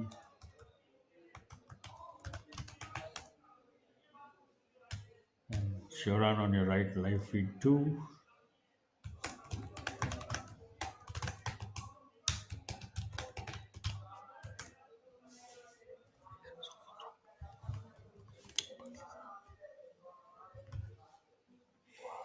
Thanga in some strife for probably the first time today, or maybe just the second. He was in the bunker, played himself out rather nicely.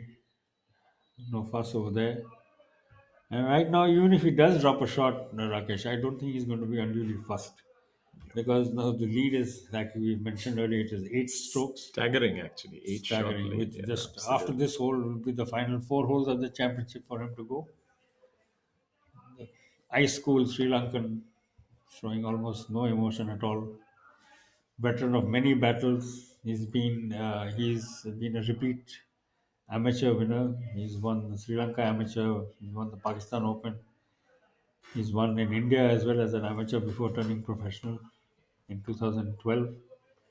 And 2013 was when he won his first professional PGTI Tour title. PGTI title. Now the owner of 4, he is literally 4 holes away from adding a 5th. It's a long career. He's seen many highlights.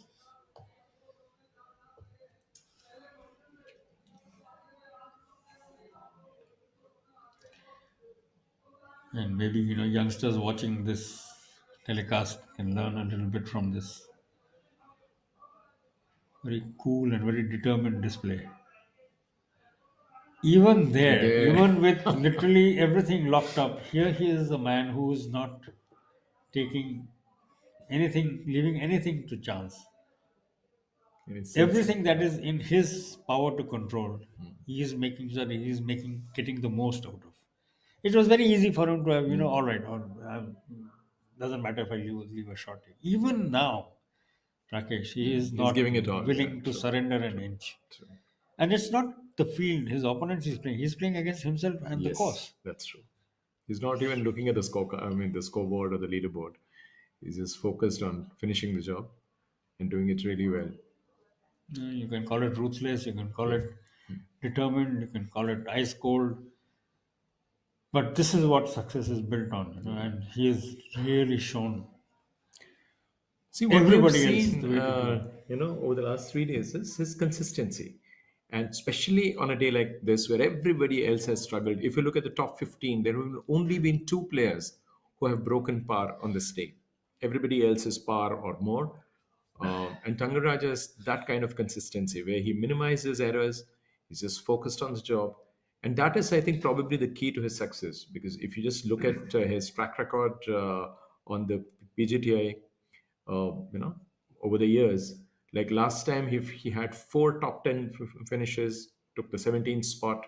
Year before that, again, he had four top 10s for the 12th spot. And then, of course, you mentioned that he has already won 4 times on the tour. Even in 2019, he had 5 top 10. So if you just look at his record, he's been having at least 4 top 10s every season. And then, of course, winning the tournaments, the PGTI Players Championship. Then, of course, he has been like runner-up a few times. So overall, when you look at the kind of success that he has had in India on the domestic tour, that is only a continuation of the promise that he showed as an amateur. He has won in more than one country. He was a semi-finalist of the All India Amateurs. He has made it to the Sri Lankan squad. He was part of the Asian Games squad in 2010. So he's had that growth right from the very beginning. He's been showing that he has it in him, and that's fantastic, I think. And winning the way he's winning here with that kind of a cushion only shows that he's on the right track. Yeah, we'll just talk about it a little bit more, Rakesh, in a while. I'll have some inputs to add over here to what you're saying. And in front of you, us now, Manu Kandas on this par 5 17th hole. Manu has also had something of an up and down day. 2 early gains negated by 2 bogeys after he made the turn. And he will be hoping to pick something up here. Though what we thought was a birdie doesn't seem to be reflecting on the scoreboard yet. It will be there shortly once the score is updated. Throwing that ball up very well, but can't really see where it has ended. Ended up doesn't seem to be anywhere near the pin. Second member of this group, Badal Hussain in the pink and blue in front of you. Purposeful walk up and down the green. Unfortunately, not had the best of tournaments. So this golfer from Bangladesh, from Dhaka, has been a model in his own way, a model of consistency. And coming back to your point, Rakesh, I was in Sri Lanka not very many weeks ago, and I met quite a few people in the golf fraternity, including the gentleman who runs Golf Sri Lanka, as they call themselves now. It is such a small fraternity. The golf fraternity in Sri Lanka is literally tiny. I think they have something like a total of 17 courses across the country. Of course, it's a small country. Yeah. But at the same time, just 17 courses, out of which only 5 or 6 are private courses. All the others are either mostly in the hands of the military, either the Navy, the Army, or the Air Force. There are no public courses at all in Sri Lanka. Despite which they have thrown up over the years. I mean, the name of Nandasena Pereira is a legendary one. Every golfer, I mean, even Ali Sher, a 2-time Indian Open winner, remembers when Nandasena passed away a couple of years ago. I spoke to Ali Sher. Yeah. He remembered him very fondly. Brandon D'Souza, one of the founding members of the PGTI. Of the PGTI, yes. He remembers Nandasena. Nandasena's son, in turn, became a legend of the game, both in his country and ours. Mithun Pereira, who retired from the PGTI last year, wonderful bloke, very jovial man, extremely nice guy. So there's only been a handful of golfers who have come out of that country, and from that small pool to have 3, 4, 5 players on the PGTI who are winners, Now we have Thangaraja in front of us. Otherwise, there's been Prabhakaran, who's also in the field but not having that good a tournament. He has been a PGTI winner in the past. Mithun himself has been a PGTI winner. So it's been, for a small country and a very small pool of golfers, it's really impressive. Similarly, even Bangladesh is a country that doesn't have a huge history of golf or that many golf facilities. But so, and I'm glad that the PGTI has turned itself into what it is now. And almost like it's an international destination now. We have players from all over the world who are playing here. Right in this field, we have from at least 6 countries, if not 7 countries, who are playing from around the world. And it's wonderful to see the PGTI Q school had players from 17, 18 countries in contention. Yeah, it's like the PGTI is the like the mini version of the Asian Tour. You can actually say that because a lot of countries come and play here. The prize money on offer is on the rise, and the conditions are, of course, very, very good. So overall, when you see PGTI has grown in 2 decades of existence, I think they've really done well. They've attracted a lot of names, and their organizational skills that has shown improvement. The focus on being uh, closer to the like players. I remember from the PGAI. That was the parent body at one point in time, the governing body of professional golf in the country.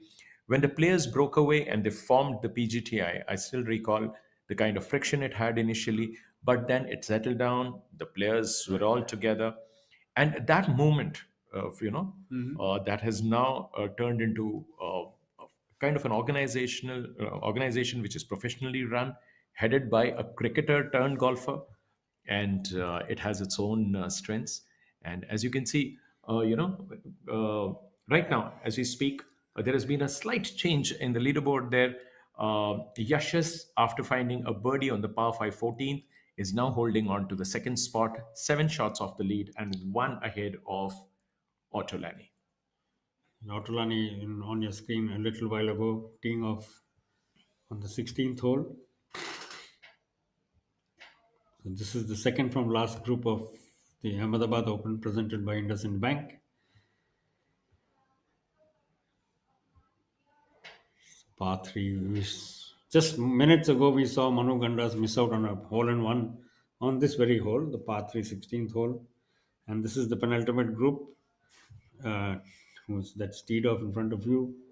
Michel Otolani, Varun Parekh, and Ankur Chadha. All 3 of them on or around the dance floor. And this group will very shortly make its way to the par 5 17th, followed by the leader group, which, as Rakesh just mentioned to you,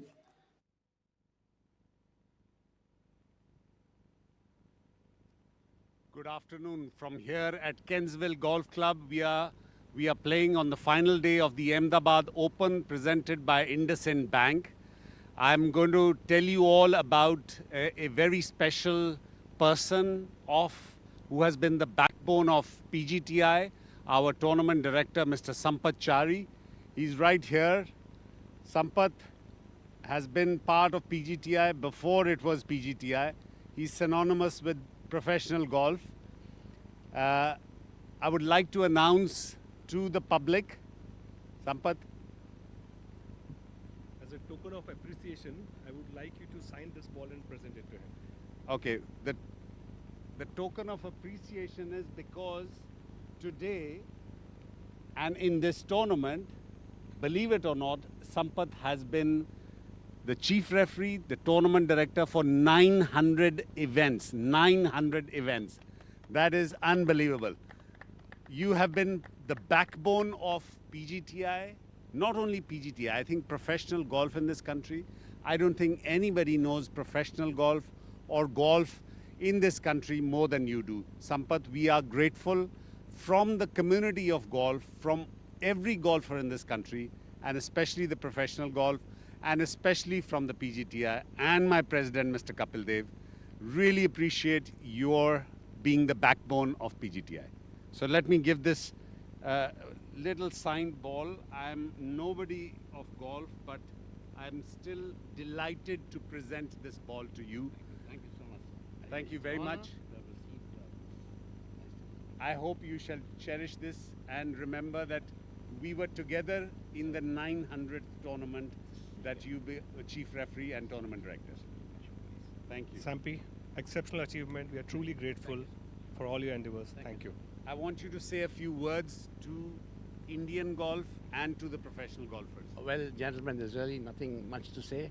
It's just the passion and dedication that I've been having for a long period of time, which I still continue to have. And you know, when people like Amandeep and Vikas and you know, all the players, they accept me, that is my success. You know, once the players accept you and you work for the players, you're on. If you do things wrong on the golf course, no player is going to accept you for. This is my 27th year, by the way. So if you work for 27 years and the players accept you and they like you, that, you know, is success. The numbers come in because they like you. The numbers are there because they want you to be there. And people like, you know, Amandeep and the CEO of PGTI, they encourage you. You know, the best thing about the job that I do is I have the entire freedom. They've given me the entire freedom to do what I want, as long as I do things correctly, as long as I do things by the rule book. And that is something I, you know, absolutely assure them that that's what is happening, that's what will happen. So, you know, it just goes from there. Be sincere, be honest to all the golfers. And let me tell you, those of you who are, you know, just looking at playing golf, there are people, you know, who may not end up playing golf, but you could be fantastic administrators in the game. You could be, you know, there's so much to learn in golf, and refereeing is a part of it. Read books, you know, learn rules. It's going to help you. It's going to help all of us. Thank you very much. We don't just like you, we love you, and I'm going to give you a big hug for being part of this journey. Thank you very much. Really appreciate and proud of you. Thank you. Thank you so very much, Sampi. Thank you. Thank you.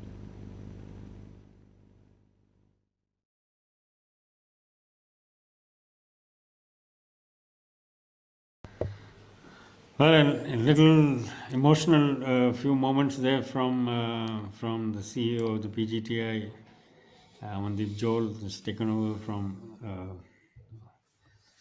last 16 a few months ago, and real words of wisdom from the tournament director Sampath Chari. Do your work honestly, do it without fear or favor, and the players will accept you. See, he has taken no credit for himself. He's just, because I've been accepted by the players, I am where I am with these numbers that you're talking about.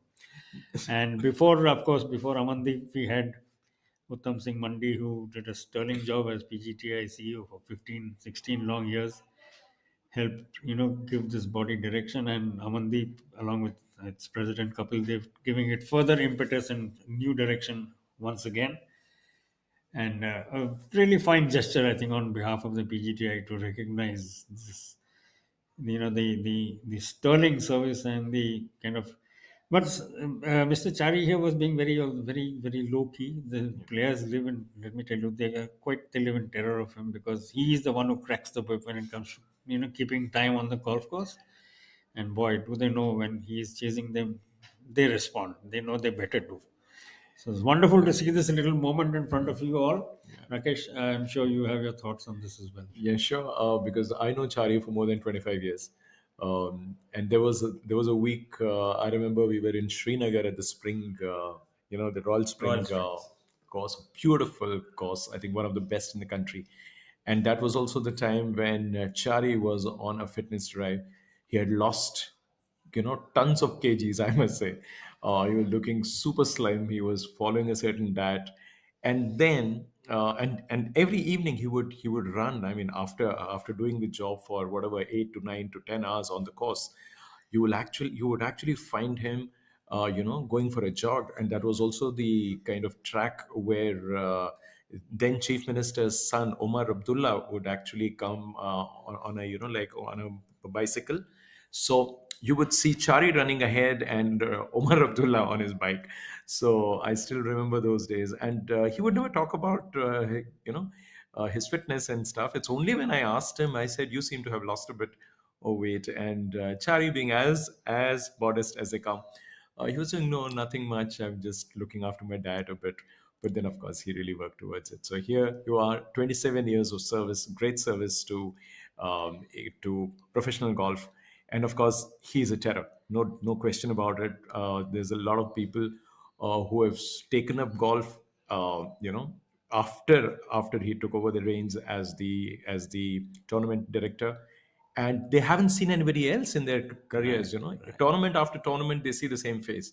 And of course, he has earned the respect of players and the administrators alike. So all the best to Sampachari. It's 900 and counting. My head is still spinning at the number. 900 tournaments. 900 tournaments. That's 900 weeks. 900 yeah. weeks.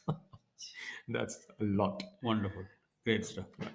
So, feed one, the group of Badal Hussain, Dhruv Shivran, and Arjun Sharma. And on live feed 2, we are seeing the final rites being played out in front of you of the Ahmedabad Open Golf Championship 2025, presented by IndusInd Bank. Sri Lanka's and Thangaraja safely in the lead. And Dhruv Shivran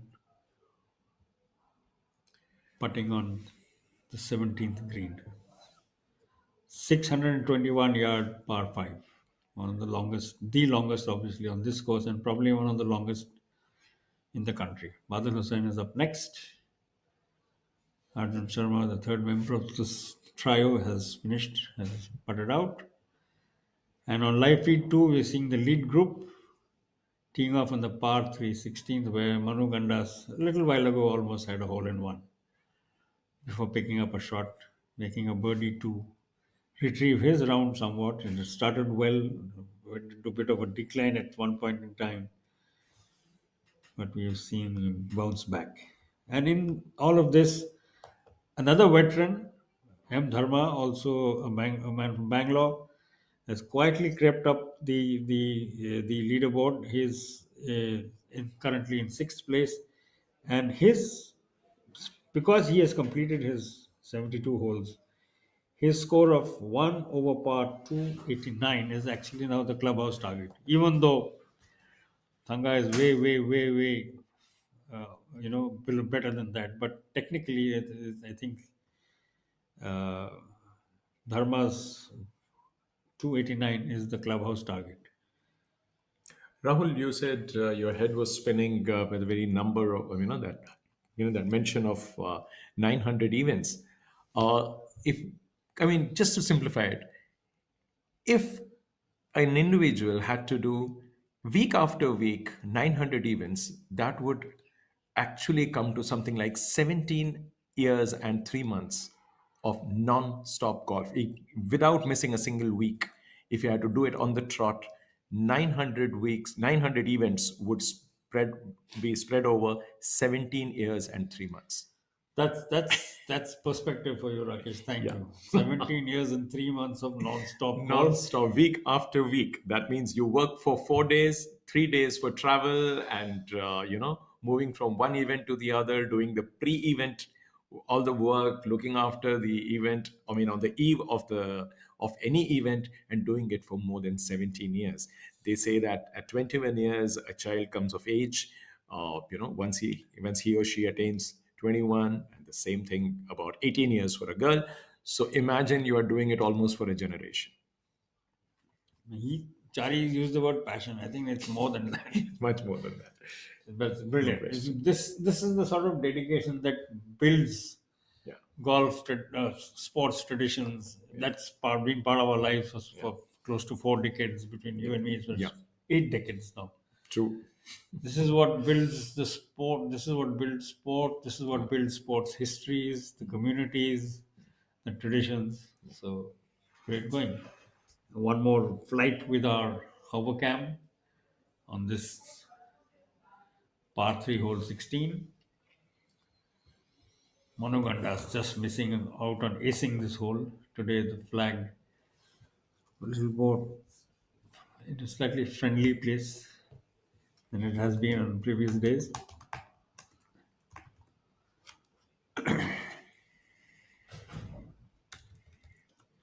Much further down the green, of course, from this shot. And our leader, Thangaraja, looking for some sort of clarification, not sure about something. He's straight offline. So now he has to cater for this bit of an upslope that is in front of him on the apron of the green, then the green itself, and then a slope down towards the flag.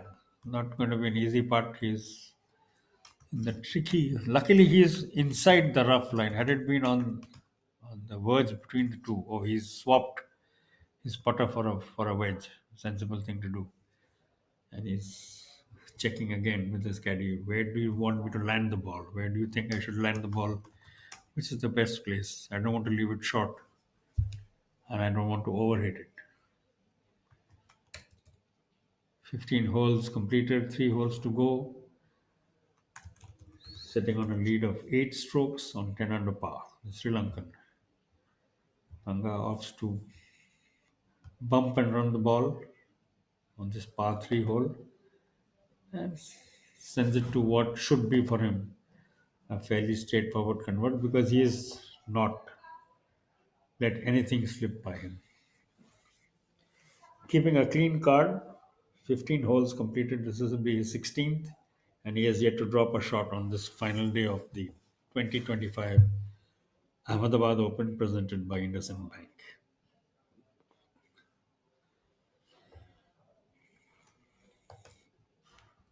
In your picture, Harinder Gupta, who started off in third place in the morning, has lost ground somewhat. He is now currently fourth by himself and looking to at least climb his way back into a share of third, which is currently, or second. If he picks up a shot where between this and the 18th hole, it will take him back to 2 under par. He's currently 1 under for the tournament, 3 under once again as he was yesterday. Harinder Gupta from Chandigarh, now in fourth place. 1 shot behind a two-way tie for second between Mysore man Yashas Chandra, who's 2 under par for the tournament, 2 over for the day, and Italy's Michel Ortolani, also 2 under for the tournament and level par for today. But in the front, untroubled leader by 8 shots, a man from Sri Lanka, and Thangaraja, now literally 2 holes away, 2 holes and maybe 2 putts, 1 putt away from his 5th PGTI Tour title, 12 years after he won the first one.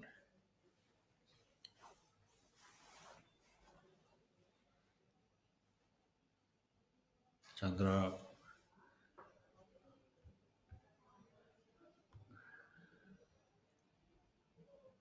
making very sure of his line.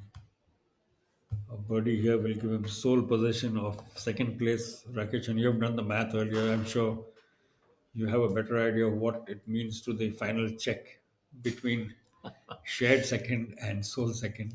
Must be a fairly healthy amount. It's a huge one, really. It's a huge amount, isn't it? Yeah, the difference between if you just look at the sole second and the third spot, if you can make it okay, if you're looking 2 people sharing the second spot, that means you add up the prize money of first and second.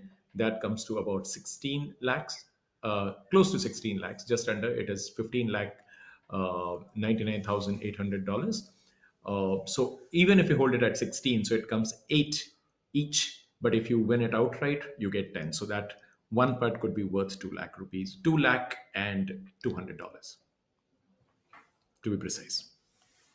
Rupees.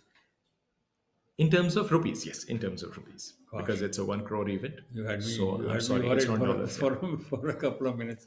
No, And no, Thanga drops it's his first shot of the day. He knew it as soon as the ball left his putter face that he had messed it up.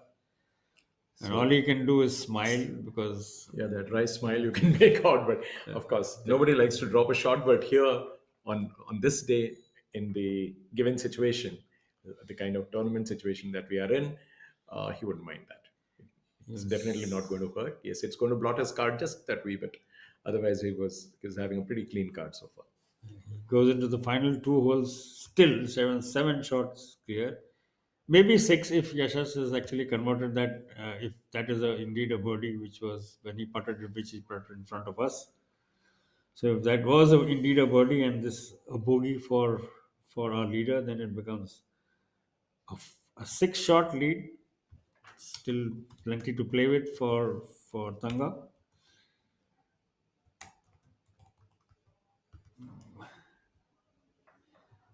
And in the group just in front of them, second man currently in second place in the white shorts, Michel Ottolani. The PGTI having allowed shorts from the previous event this year, or immediately before that. Sensible decision considering the fact that we are essentially a tropical country and a large part of the golf is played through the heat of summer and the monsoon. Ottolani now with his approach shot on the 621 yard par 5 17th hole at the Kensville Golf and Country Resort.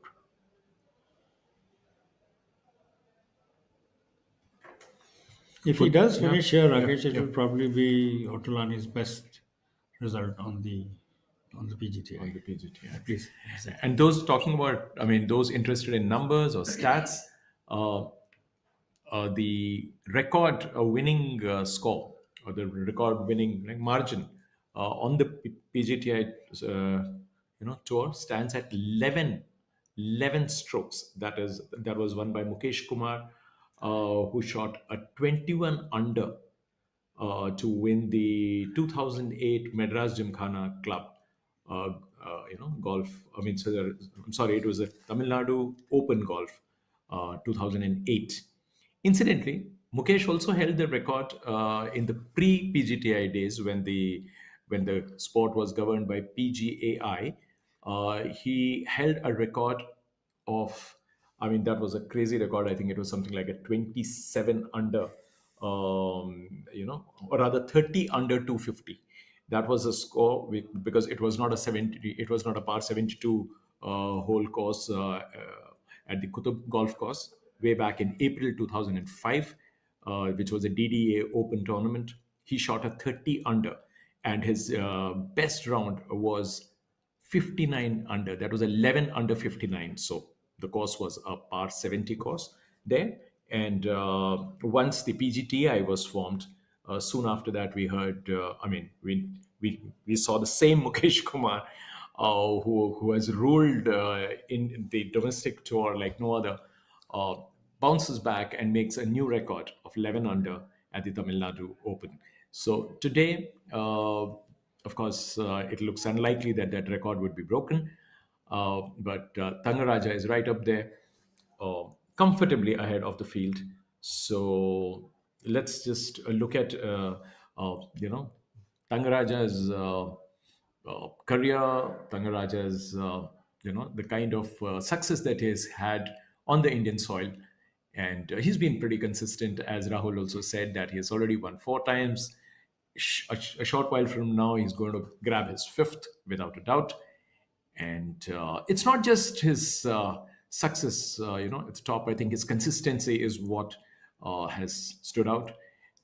Consistently, he's been among the top, at least top 4 to top 5 finishes season after season. And there you see action on the course. Ankur Chadha, I think, nailing his approach shot on that, literally having the ball dance around the pin for what should be a welcome birdie for a man who's set off this morning in good shape and currently finds himself down in a share of 9th place. 3 over for the day, 2 over for the tournament. Previous rounds of 71, 74, and 70. So we've just seen the scoreboard updated. Rakesh, as we were discussing, Thanga has indeed dropped his first shot. We now have confirmation. While Yashas has indeed picked up a shot. So we do have a 2-shot swing, but it's come a little late in the day. The margin now drops from 8 shots to 6. Thangaraja's 9 over for the tournament and level par for the day. Yashas Chandra MS 3 over for the tournament and 1 over for the day for Championship Friday. So that there's some movement there, but unfortunately not enough to create any real excitement. Just make sure, probably that Yashas will has a chance of finishing in sole second place and with that much more money in his pocket than he would otherwise Yeah, have had. just under 6 At the end lakhs. of the day, look, that's what these guys are playing. Let's be very clear Let's about face it, yeah. You know, we may be counting scores and margins and histories, and bottom line, in an hour or so from now, is the fact that these 2, 3, 4 guys are going to be collecting fairly healthy paychecks, and the less people you have to share your money with, obviously, the better it is. Arjun That's Sharma true. I coming agree. close on a lovely long putt on his closing hole at this event. The Ahmedabad Open 2025, presented by IndusInd Bank. The genial man from Greater Noida plays his golf at the JP Greens.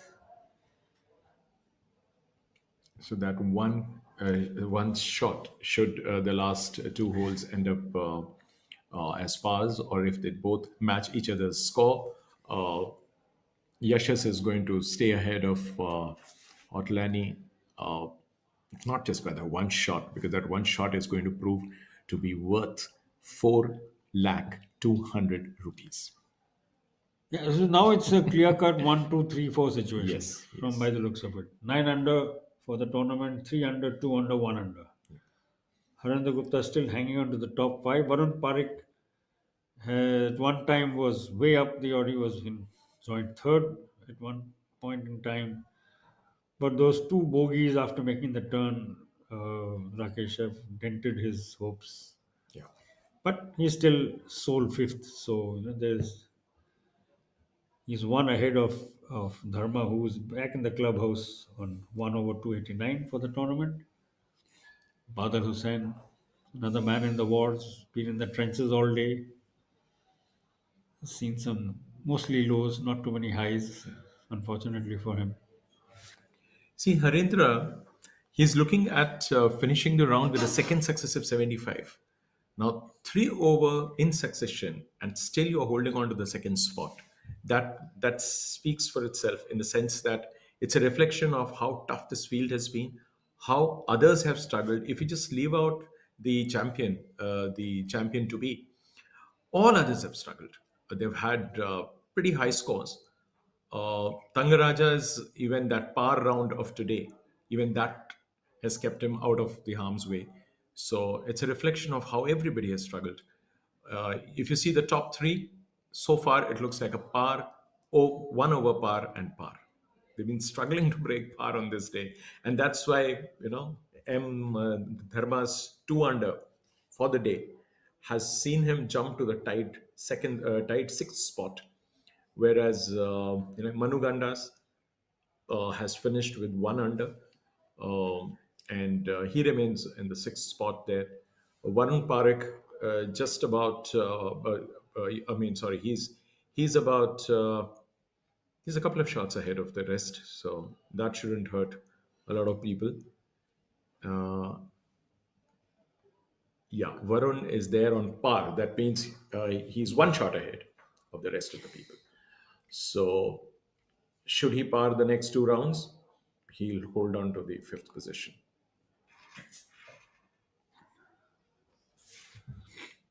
So Rahul, we're actually, on course of seeing a 1, 2, 3, 4, 5, no shared spots there.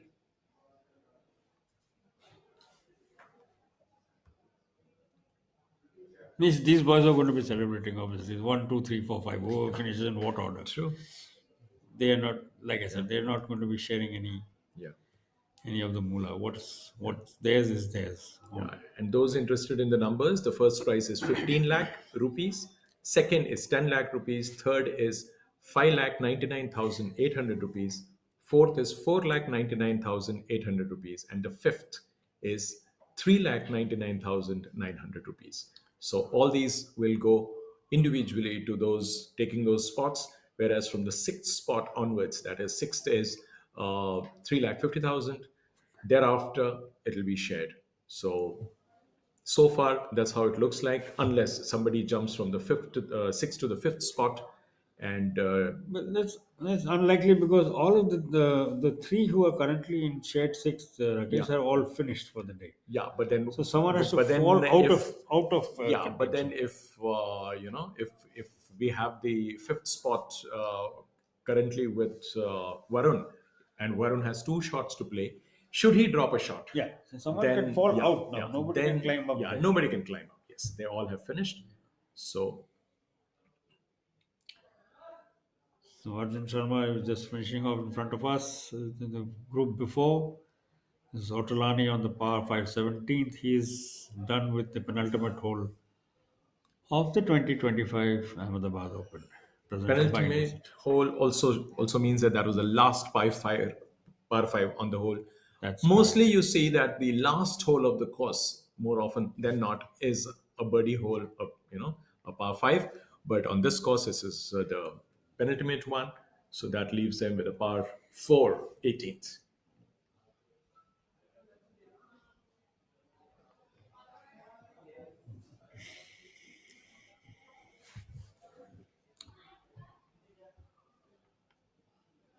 Arun Parik standing over the ball on this last hole of his championship.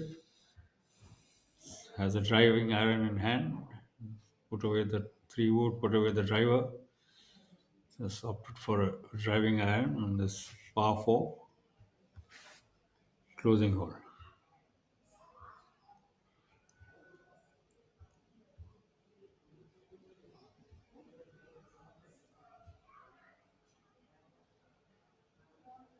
Makes very good contact. Finds the center of the fairway. Balls are rolling. I think he's opted for the conservative approach here, Rakesh. He doesn't want to give away a shot now. He knows that he's pretty much in. If he's following what's happening, if there's a leaderboard or an indicator close by, he would know that he's now. Oh well, he's. Yeah, Oh, usually he's climbed actually climbed up into fourth place. Yeah. He's birdied the 17th, the par 5. Yeah. So he and Gupta are now in a tie for fourth. Usually around the 17th, you do have a leaderboard, not as like big as the one around the 18th, but usually around the 17th you have a makeshift. So then he would know that leaderboard, just play safe now. Maybe if he can even pick up a further shot, yeah, that would take him to what? Into a share of third place. Yeah. He and Ortolani are both in the same group, so they will keep an eye on each other. On each other, yes. For sure. Yashas Chandra unfortunately will need a pair of binoculars to keep an eye on Thangaraja. From a telescope, it has now become a binoculars because it was 8 shots ahead. Now it's 6 shots ahead. So the Sri Lankan finally coming into sight around the bend, so to say, into the home stretch. If he loses a bit of racing parlance over here. Yeah. And Otolani now on the tee box also with a driving iron. And we've been talking about the leaderboard being pretty tight. If you just leave out the leader, rest of the guys are not separated by much. There have been some major gainers down the leader order. I mean, the leaderboard. You have someone like Stefan Denek from Czech Republic and Pukhraj Singh Gill. Both have jumped 20 spots today, following rounds of 2 under. Chandrajit Yadav, by just shooting 1 under, has taken a leap of 10 shots. The same applies to Maniram. He has also jumped 10 spots. And all these people are sharing the 16th place.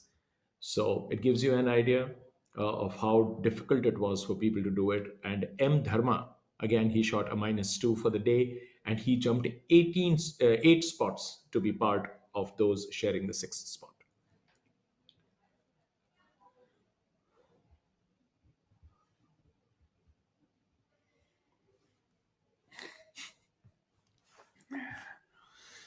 I think Thanga is beginning to let his guard down a little bit and now finds himself in a bit of strife.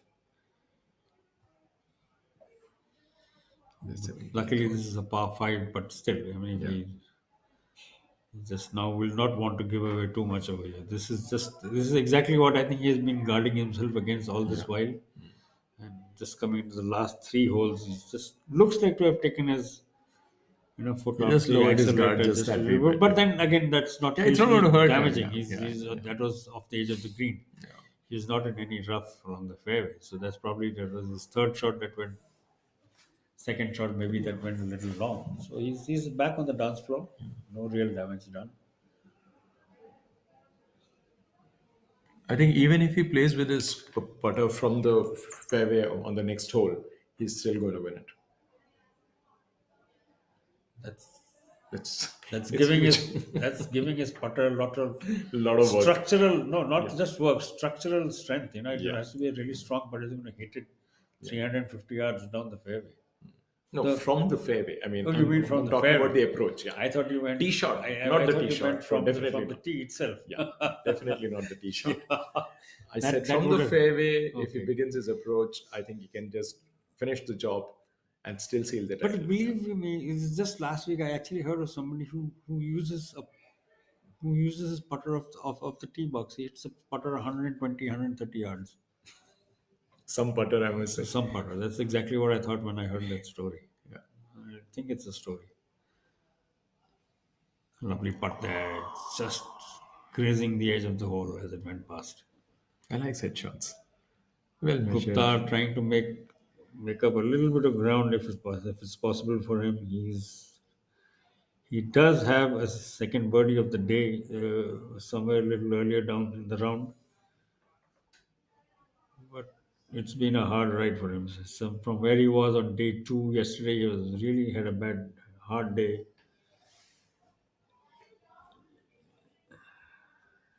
Three over yesterday, and he's currently at 3 over today as well, despite the 2 birdies, because he also has 3 bogeys and a double bogey on that card.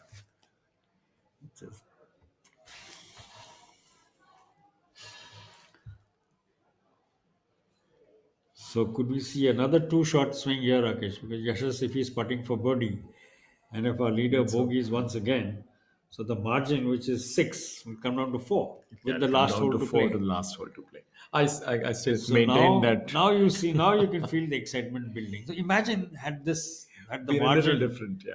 been about 5, say 5, even less, yeah. or not. It's Now not it is 6. 9. Now it is 6 as of now. Yeah, it was 8 at one point, right? Yeah, it was 8. So for a imagine long if time. it had been 5. That would have been brilliant. But Thanga was so dominant in the first 2/3 or 3/4 actually of his final 18 holes. He's given nobody a sniff of hope. At least on this day, you don't have a single bogey-free round, thanks to that birdie from the Thangaraja on the 16th. He was actually giggling when he missed that. He missed it, yeah. He actually was giggling and he punched his caddy, I think. Yeah. More out of what the hell was that?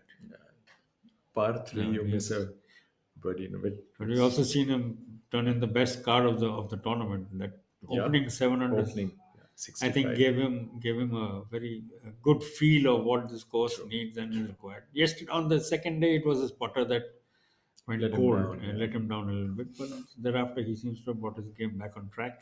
And again, good shot. we saw Gupta miss the hole on the high side. So he's not going to miss anything here now. After that lovely Thanga first missing putt, it on the low side. And Yashas Chandra somewhere in between. So as things stand with a hole after this to play, tournament leader 9 under for the championship and level par for the day, followed by Yashas Chandra MS 3 under for the tournament, 1 over for the final day, for the final 18 holes. And still a lot to play for in the immediate second and third and fourth behind these 2 guys, because Michel Ortolani and Varun Parekh playing together third and fourth respectively. Parekh has closed the gap to just 1 with a birdie on 17 on the par 5, which Ortolani got only got a par. So all to play for. And we saw them hit off on the 18th tee, all of them using irons. Gupta making a nice confident putt there. on 17, penultimate hole of this championship, presented by IndusInd Bank. For a total prize fund of 1 crore of rupees, you just heard Rakesh give you the breakup of the individual prize amounts. 15 lakhs to the winner, 10 lakhs 10 lakhs to to the runner-up. runner-up, Yeah, 5 lakhs separating the winner and the runner-up. and some amounts of money. And more importantly, also placing on the PGTI Order of Merit, which at the end of the season, Rakesh will send the winner, the topper of the rankings list to Europe. To Europe. That's the big prize. Yeah.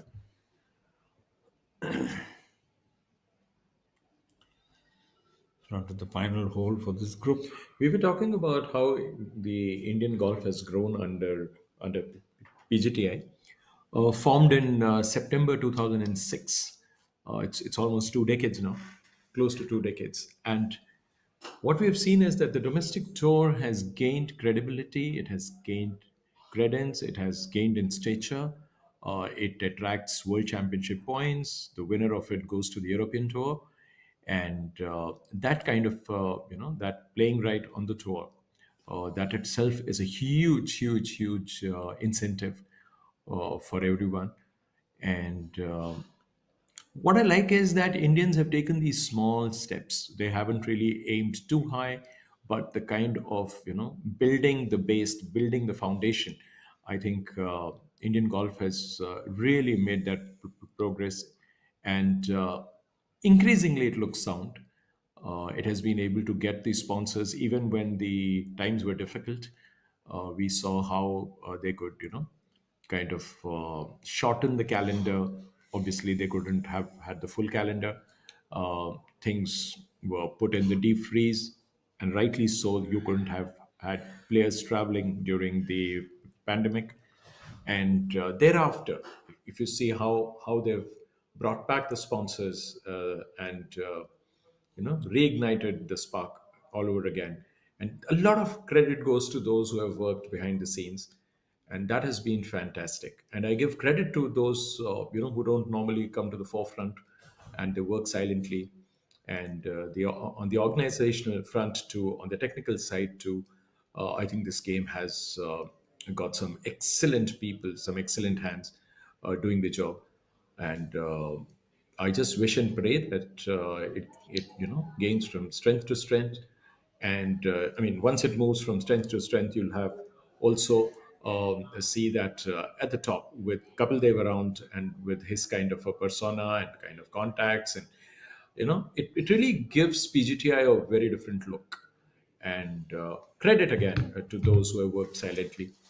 And they've been looking at innovations, raising the price fund, and it impacts the livelihood of so many people. So if you look at the overall picture, the entire ecosystem around which golf has grown in this country, in just close to 2 decades, it's quite phenomenal. Very true. Otulani putting on the final hole of of his championship, the 72nd. He gives himself a little tap in. What should be par?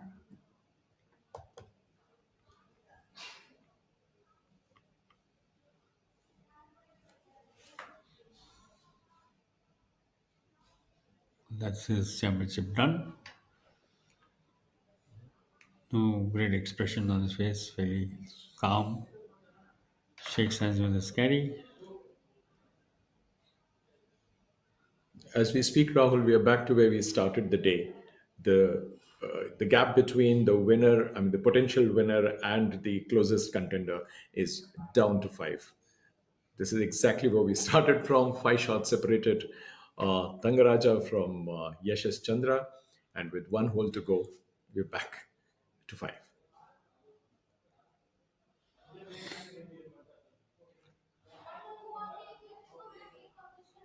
Long putt there. Coming up just a little short from Ankur Chadha. Varun Parekh will be up next.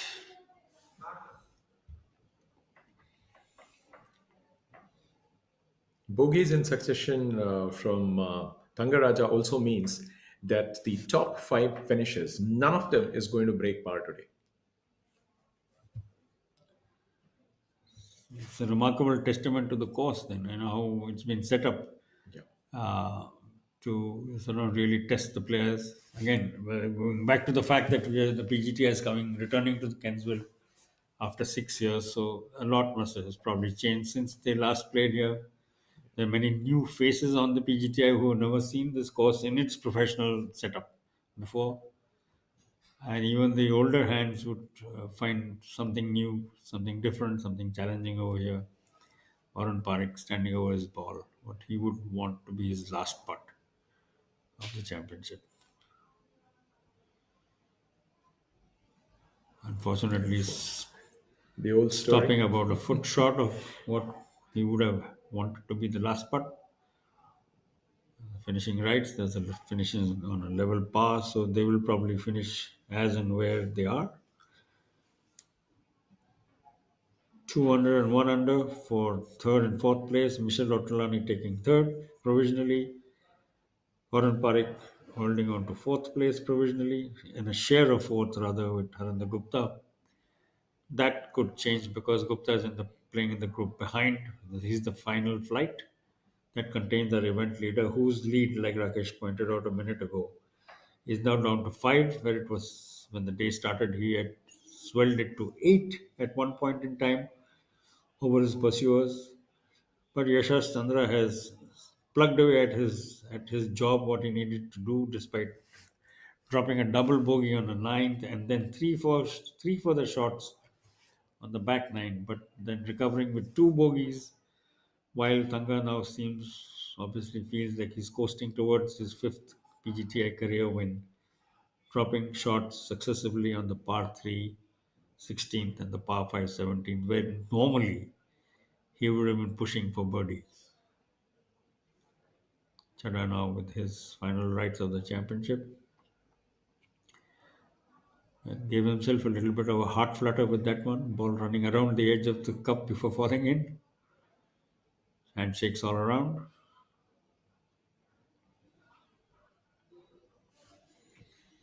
He will finish a top 10 finish. Not a bad thing on a tough course like this. 2 over par will be his final score. 290, 2 over par 290 on this par 72 course. 288, of course, being the level par score, and just 1, 2, 3, 4, 5 players at the moment under 288. Our leader, Thangaraja, is 8 under the mark. Second place, Yashash Chandra, currently in your picture in the white, switching clubs at the last minute. Hanging on, holding second, not hanging on, he's holding second place on 3 under par. Michel Ottolani has just finished his round in front of us. 2 under par. Varun Parikh too has finished his round in front of us. 1 under par. In shared fourth, the second member of which is the man in green on your picture, Harinder Gupta. Started the day in third, has dropped back 1 place. Yashas now with his approach shot.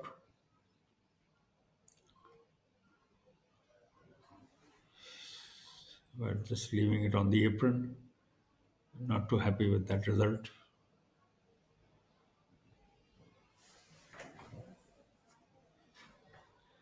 Championship leader Thangaraja with club in hand sends the ball on its way. Clear blue skies today. Wind obviously being less of a factor. At least we haven't seen that much of action either in the trees or from the flags around the course. Gupta now with his approach shot.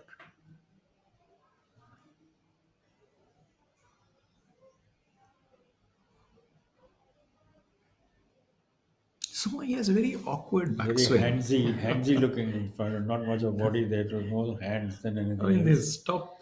And he's also he's a little perplexed by what he did over there. But at the end of the day, you can't really blame. This is a testing course. It's been a long 4 days. 7,210 yards is just what they have played over, not counting all the walks in between, so on and so forth. So, yeah, Thangaraja is obviously He's just marching now towards just marching towards his the paycheck. clubhouse. Yeah. I'm just looking at the numbers now. Yeah. Marching Numbers towards his don't matter. paycheck, sharing a few jokes with his caddy, obviously his countryman, fellow Sri Lankan by the look. And second place man from Mysore, Yashas Chandra. He's a quiet guy. He's not a very demonstrative or a very outgoing person. Yashas. I've been. I can't say closely following him, but I've been following him for a few years and really hoping to see his get that win against his name. He's a talented man, hardworking bloke, very quiet, very decent guy. Comes from Mysore, which is also a temple town, Yeah. also the And let's not seat of the royal family. forget that as an Karnataka. amateur, he won the national games gold medal. National Games gold medal a few years ago. That's correct. And I was just thinking, I was looking at the leaderboard, and Yashas and Harendra, they both were a part of the leaders group. Both had a double bogey 7 on the ninth, but when they sit down after the round, I think both are going to be left with contrasting feelings because Yashas, for him, that double bogey is not going to hurt him much because he said, "Look, I'm still way off the eventual champion. So even if you give me a par on that hole, I would still be second." Whereas Harinder would say that you give me those 2 shots back, and I would jump ahead of Varun Parik, and that means it's worth a few more lakhs. So that's how things are. It just depends on where you're placed. Same result on the same hole, but at the end of the day, when you sit back and you review your game and you look at it in terms of the returns, yes, those two will have completely two different answers.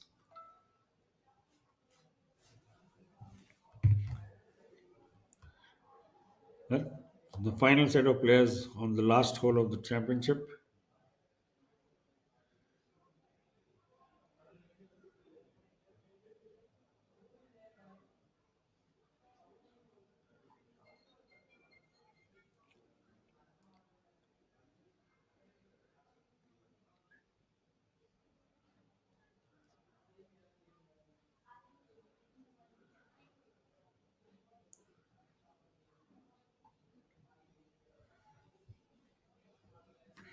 Yes. With the first to putt, he has the longest distance to traverse, almost the entire breadth of the green, and he's opted for a wedge, flying the ball onto the putting surface.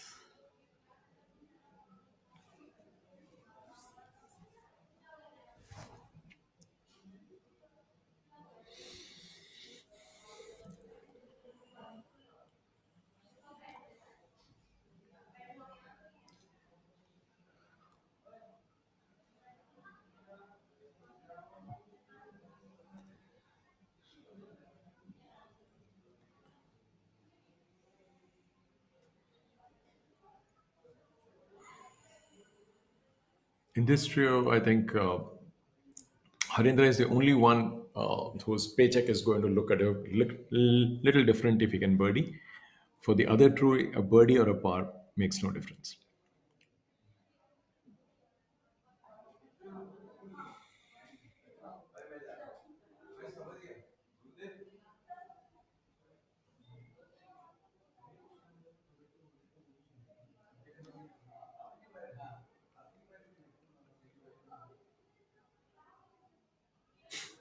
Harindra doesn't know what to do. He's really looking perplexed. He's left it far too way. I mean, it's really way off the flag. It was rather ill-directed. The pace on that last shot was also not the way. I mean, he would have loved to have, but yes, that sums up his play for the day. In fact, Thangaraja's finish today reminds me of the finish of the Indian Open last year. Kita Nakajima came to the final 3 holes, final complex of the DLF, which is the three tough holes, counted as 16, 17, and 18. Yes. Leading by something very similar, something like 7 shots. And he had bogey, but he still won by 4 or 5. Still won, yeah. So it's very similar. This was pretty much exactly the same scenario there.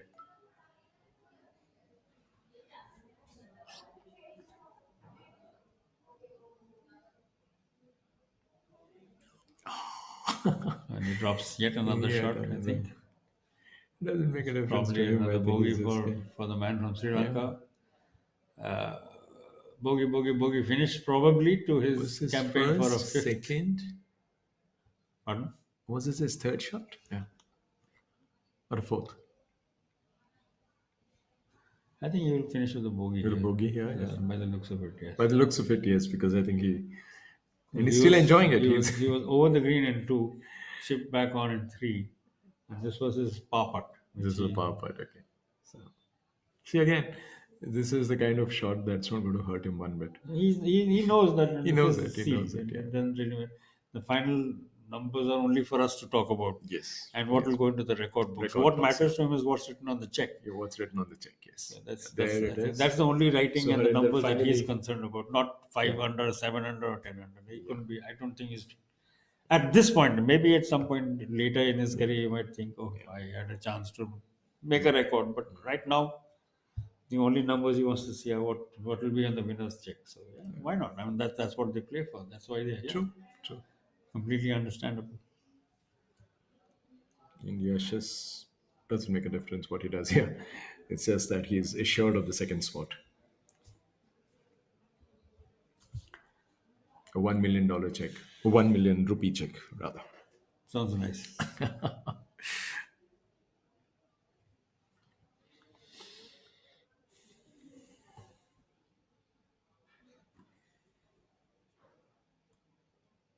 There it is. The last spot Actually, for the if week. you look at it this way, Rakesh, back home in Sri Lanka, if you convert from even Indian currency to the SLR, the Sri Lankan rupee, it's 3.5 million rupees. That's roughly the conversion rate now. 1 Indian rupee is 3.5 Sri Lanka. Okay.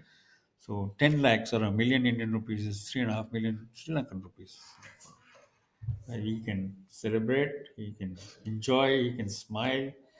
Sri Lankans, in any case, love this. I think they smile more than anything else. They're wonderful people, generous, happy people, and so good to see.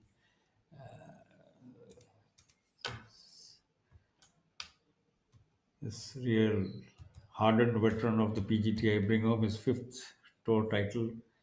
I'm sure there's fellow Sri Lankan players waiting close by to help him celebrate. As are his playing companions. Yep, there he is. There are a few of them. Prabhakaran is there. So this is, this is a very good day for him. He deserves this. At one point, we were talking about the ratio and the thing of the win. It no longer matters. He has won his 5th. Clinched it with ease, yes. Clinched it with ease. Done a great job of it. Smiles all around. Well deserved. There it indeed. is. Well deserved. Well deserved. Well and truly. There you are, our champion. And what he picks up here as 1.5 million in Indian rupees, which when converted to Sri Lankan rupees comes to over 5 million. I beg your pardon. It was 15 lakhs. Yes, that's right. Yeah, it's 15. So that's it- over 5 it million. works out to 5.1 million. That's right. In Sri Lankan currency. That's right. So he's a rich man today. And has every reason Rich man, poor man, but was certainly a very happy man. Happy man, and probably this is his biggest check from the Indian domestic tour, from the PGTI tour. I don't remember anybody, any Well, Sri we have to Lankan look at the winning. prize money figure from the 2023 Vizag Open, which Okay. was his last win. Maybe it was a crore then, I don't remember. But How if it many was years not- ago was that? That was 2 years ago. 2 years ago. I doubt if we had 2023. too many 1 Could have crore been. events. Ever since on the tour, DP, the tie-up with the DP World Yeah, Tour, yeah. the prize The money quantum, events yeah, have the entire prize headed money. towards the 1 crore mark on a regular basis. But If it is, then it will be definitely match his Matched best. it, yeah. He hasn't Definitely gone match his best beyond learnings that, from here. yes. So there you have it. That's the final score, isn't it? A 5-shot winning margin for Thangaraja. And Thangaraja, well, what it really means is the king of gold or a golden king. Right. So that's what it means. So today, this king of gold is richer by another 5 million in his home currency, which is the Sri Lankan currency. And in terms of the prize money from the organizers, it's 1.5 million in Indian rupees in this 1 crore event. So it's a fat paycheck for the Sri Lankan and very well deserved. Look at that margin up there. 5 shots is fantastic considering the kind of total that we have, a winning aggregate of 280 over 4 rounds, which is not something that you often see because normally it's the scores are much lower over 4 days. Considering it's just 280 and the second one is just 3 under par, so you have only the top five finishing with subpar scores for 4 rounds. And just, I mean, this is in such a sharp, I mean, it's in such sharp contrast to what we saw last week at Chhattisgarh. It was more than 20, 27 under was the winning 27 score. under for the Massive. tournament. So just compare this 8 under to 27 under, and things fall into some kind of a perspective. The kind of challenges that the golfers faced over 4 rounds this week. So let's have some glimpses of the journey of the day. It's like we're just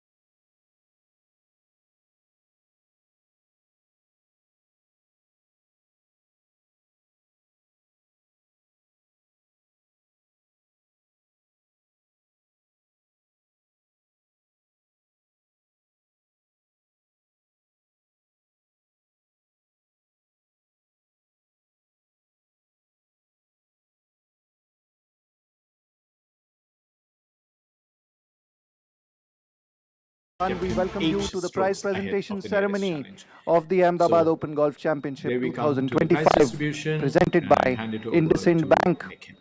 We witnessed some fantastic golf this week at the second edition of the Ahmedabad Open, presented by IndusInd Bank. The cut went at 7 over this week. The tournament featured some top-notch performances by the likes of Thangaraja, Michele Ortolani, Harendra Gupta, Yashas Chandra, and Manu Gandas, to name a few. Finally, the most consistent performer prevailed. Now, to start proceedings, I'd like to invite here in the prize presentation party Mr. Amandeep Johal, CEO PGTI, Mr. Lokender Malik, GM Kensville Golf and Country Club, Mr. Shrey Sinha, representing Kensville Golf and Country Club, and Mr. Rakesh Mehta, Zonal Head West, IndusInd Bank.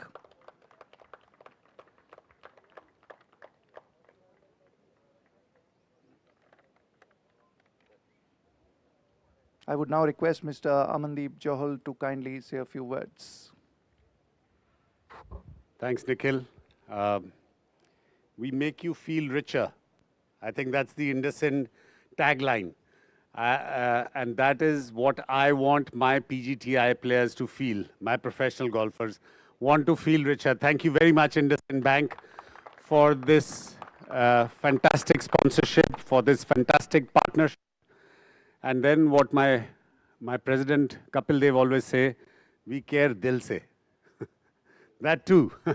So they are going to care for us. They're going to make us feel richer. And we can't be happier to have IndusInd Bank as our partner and this week's presenting partner for the Ahmedabad Open 2025. It's been a fantastic week.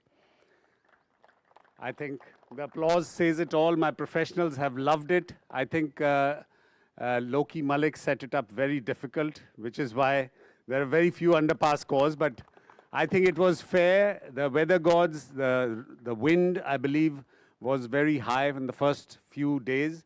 And that's why the scores and the cutoff scores went a little high. But nonetheless, thank you very much, Kensville Golf Club. Thank you very much, Loki Malik. Thank you very much, Shrey, for having us and playing host for this week. We love this venue. I wish I was playing, but I'm very happy that my professionals have had a good time. Rakesh Mehta ji, thank you very much for coming and gracing this occasion. I also want to thank Ravi Shah from IndusInd Bank. He's a great golfer from IndusInd Bank, and thank you very much.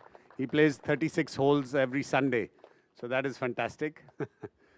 Also my other partners, Choice, Rolex, Nissan, Amrutanjan, Bisleri, Athletic Drive, Golf Plus, ABP Live, Vivek, thank you very much. Your production has been really good.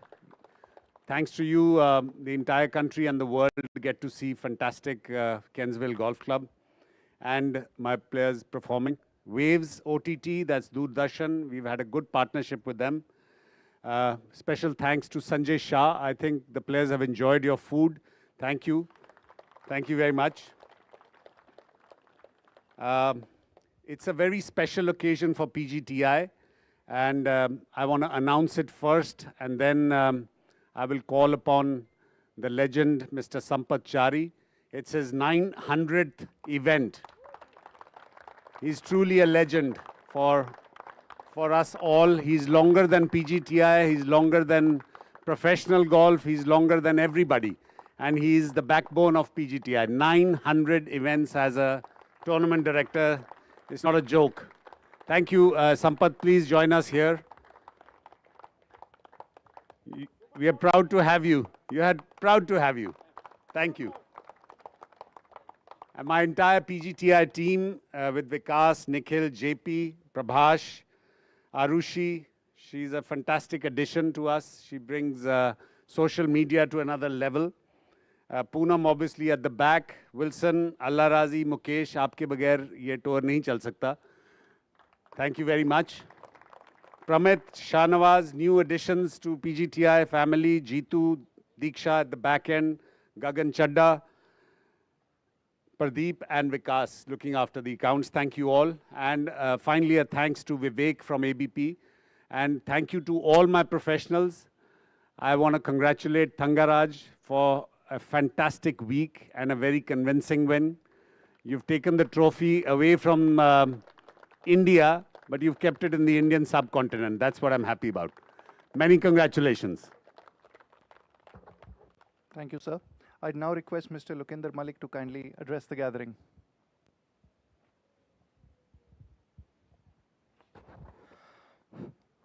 Well done, Thangaraja. Congratulations, many congratulations. Thank you, Amandeep. Thank you, Sampath sir. Thank you, Mehta sir. Thank you, Shrey.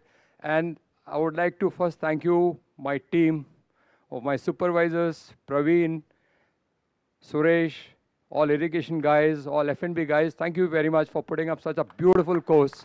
My machine operators, my workshop in charge, Bhupat, they have done an excellent job on the fairways, on the greens and the tees. And I was talking to all the pros. In fact, the top pros were telling me it's a fantastic track that we have given to them. It's a championship track and they have really liked it. Thank you very much, all the pros to come here. And we have got you after a gap of, I think, 5 years. And we would like to continue it again every year. We'll ask them to put the Q school also here if they like the track. Thank you very much.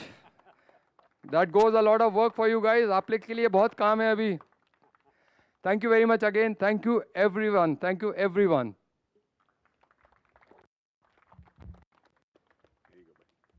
Thank you, sir. It's now time for the plaque ceremony. I would first request Mr. Amandeep Johal to kindly present a token of appreciation on behalf of PGTI to Mr. Shrey Sinha, representing Kensville Golf and Country Club.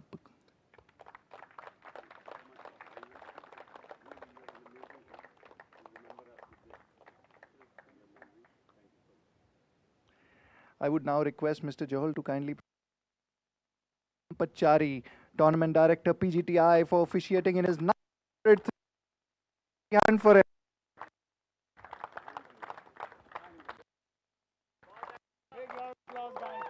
900, a major landmark. He has it all. I would now request Mr. Sampachari to kindly say a few words. I will. But guys, thanks a lot. I mean, 900 is a big number, you know. Over a period of time, when you come across it and you realize that you've done 900, it's a long way. And I've been here since 1998. And if I've been here since 1998, it's thanks to you people. You know, you've accepted me, the mistakes that we've grown together, and I still continue to grow. I just got fired about half an hour back as to why bunkers were raked today. You know, why they became soft. I should have intimated to the members. So it's a learning curve. We keep on learning. And as long as you have the dedication and the sincerity, you know, it's a wonderful game to be part of. People ask me, when the hell are you going to retire? And the only answer that I give them is that as long as I can contribute to the tour, as long as I can do something for the players, you know, I'd love to. 1,000. It's a great game, and it's a wonderful learning process. And, you know, once again, you know, thank you very much to all the players, you know, for having accepted me for the last so many years. We've had our own differences of opinion always. That should be there all the time. You know, otherwise you stop growing. And of course, I was just the CEO. They have so much of faith, you know, in me that, you know, whatever work on the golf course, especially, you know, I hardly have any kind of disturbance from them on setting up. It's all entirely my work. And of course, you know, I do it a lot with the course manager wherever I go. I think we do a decent job. Thank you very much. Yeah. Thank you, sir. Huge landmark 900th event officiating. We remember Muthaiya Muralitharan in cricket taking 800 wickets. This is the biggest thing in golf, 900. We are now going to announce the winner of the social media contest, and I would request Mr. Lukinder Malik to kindly present the check of rupees 10,000 for the best reel of the week in the PGTI professional category. And the winner this week is Ankur Chadda with the best, most innovative reel.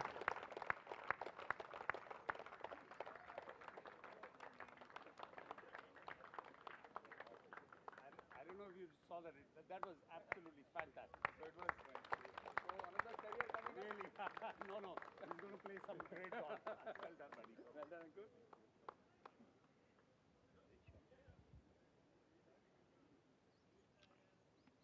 Good for a new career. Congratulations to Ankur. Great job. We now move on to the top two prizes, and I'd request Mr. Rakesh Mehta, Zonal Head West, IndusInd Bank, to kindly present the check to the runner-up, Yashas Chandra, with scores of 72, 70, 70 and 73 for a total of 3 under 285. He's been knocking on the door for a long time, and we are sure he'll break open the door soon. Check for prize money of rupees 10 lakh.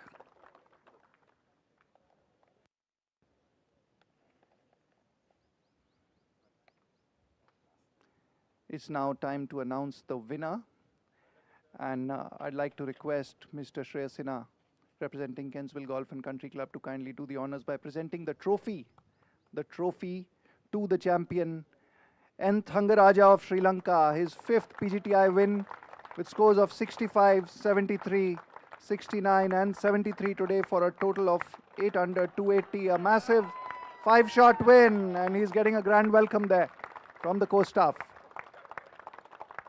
The man from Colombo, Sri Lanka.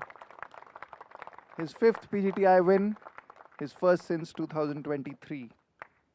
A dominating performance today. I now request Mr. Rakesh Mehta, Zonal Head West, IndusInd Bank, to kindly present the check to the winner.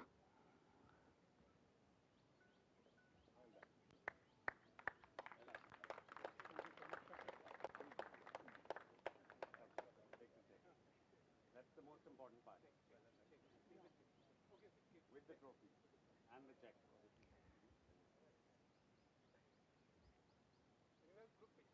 Yes, come. No.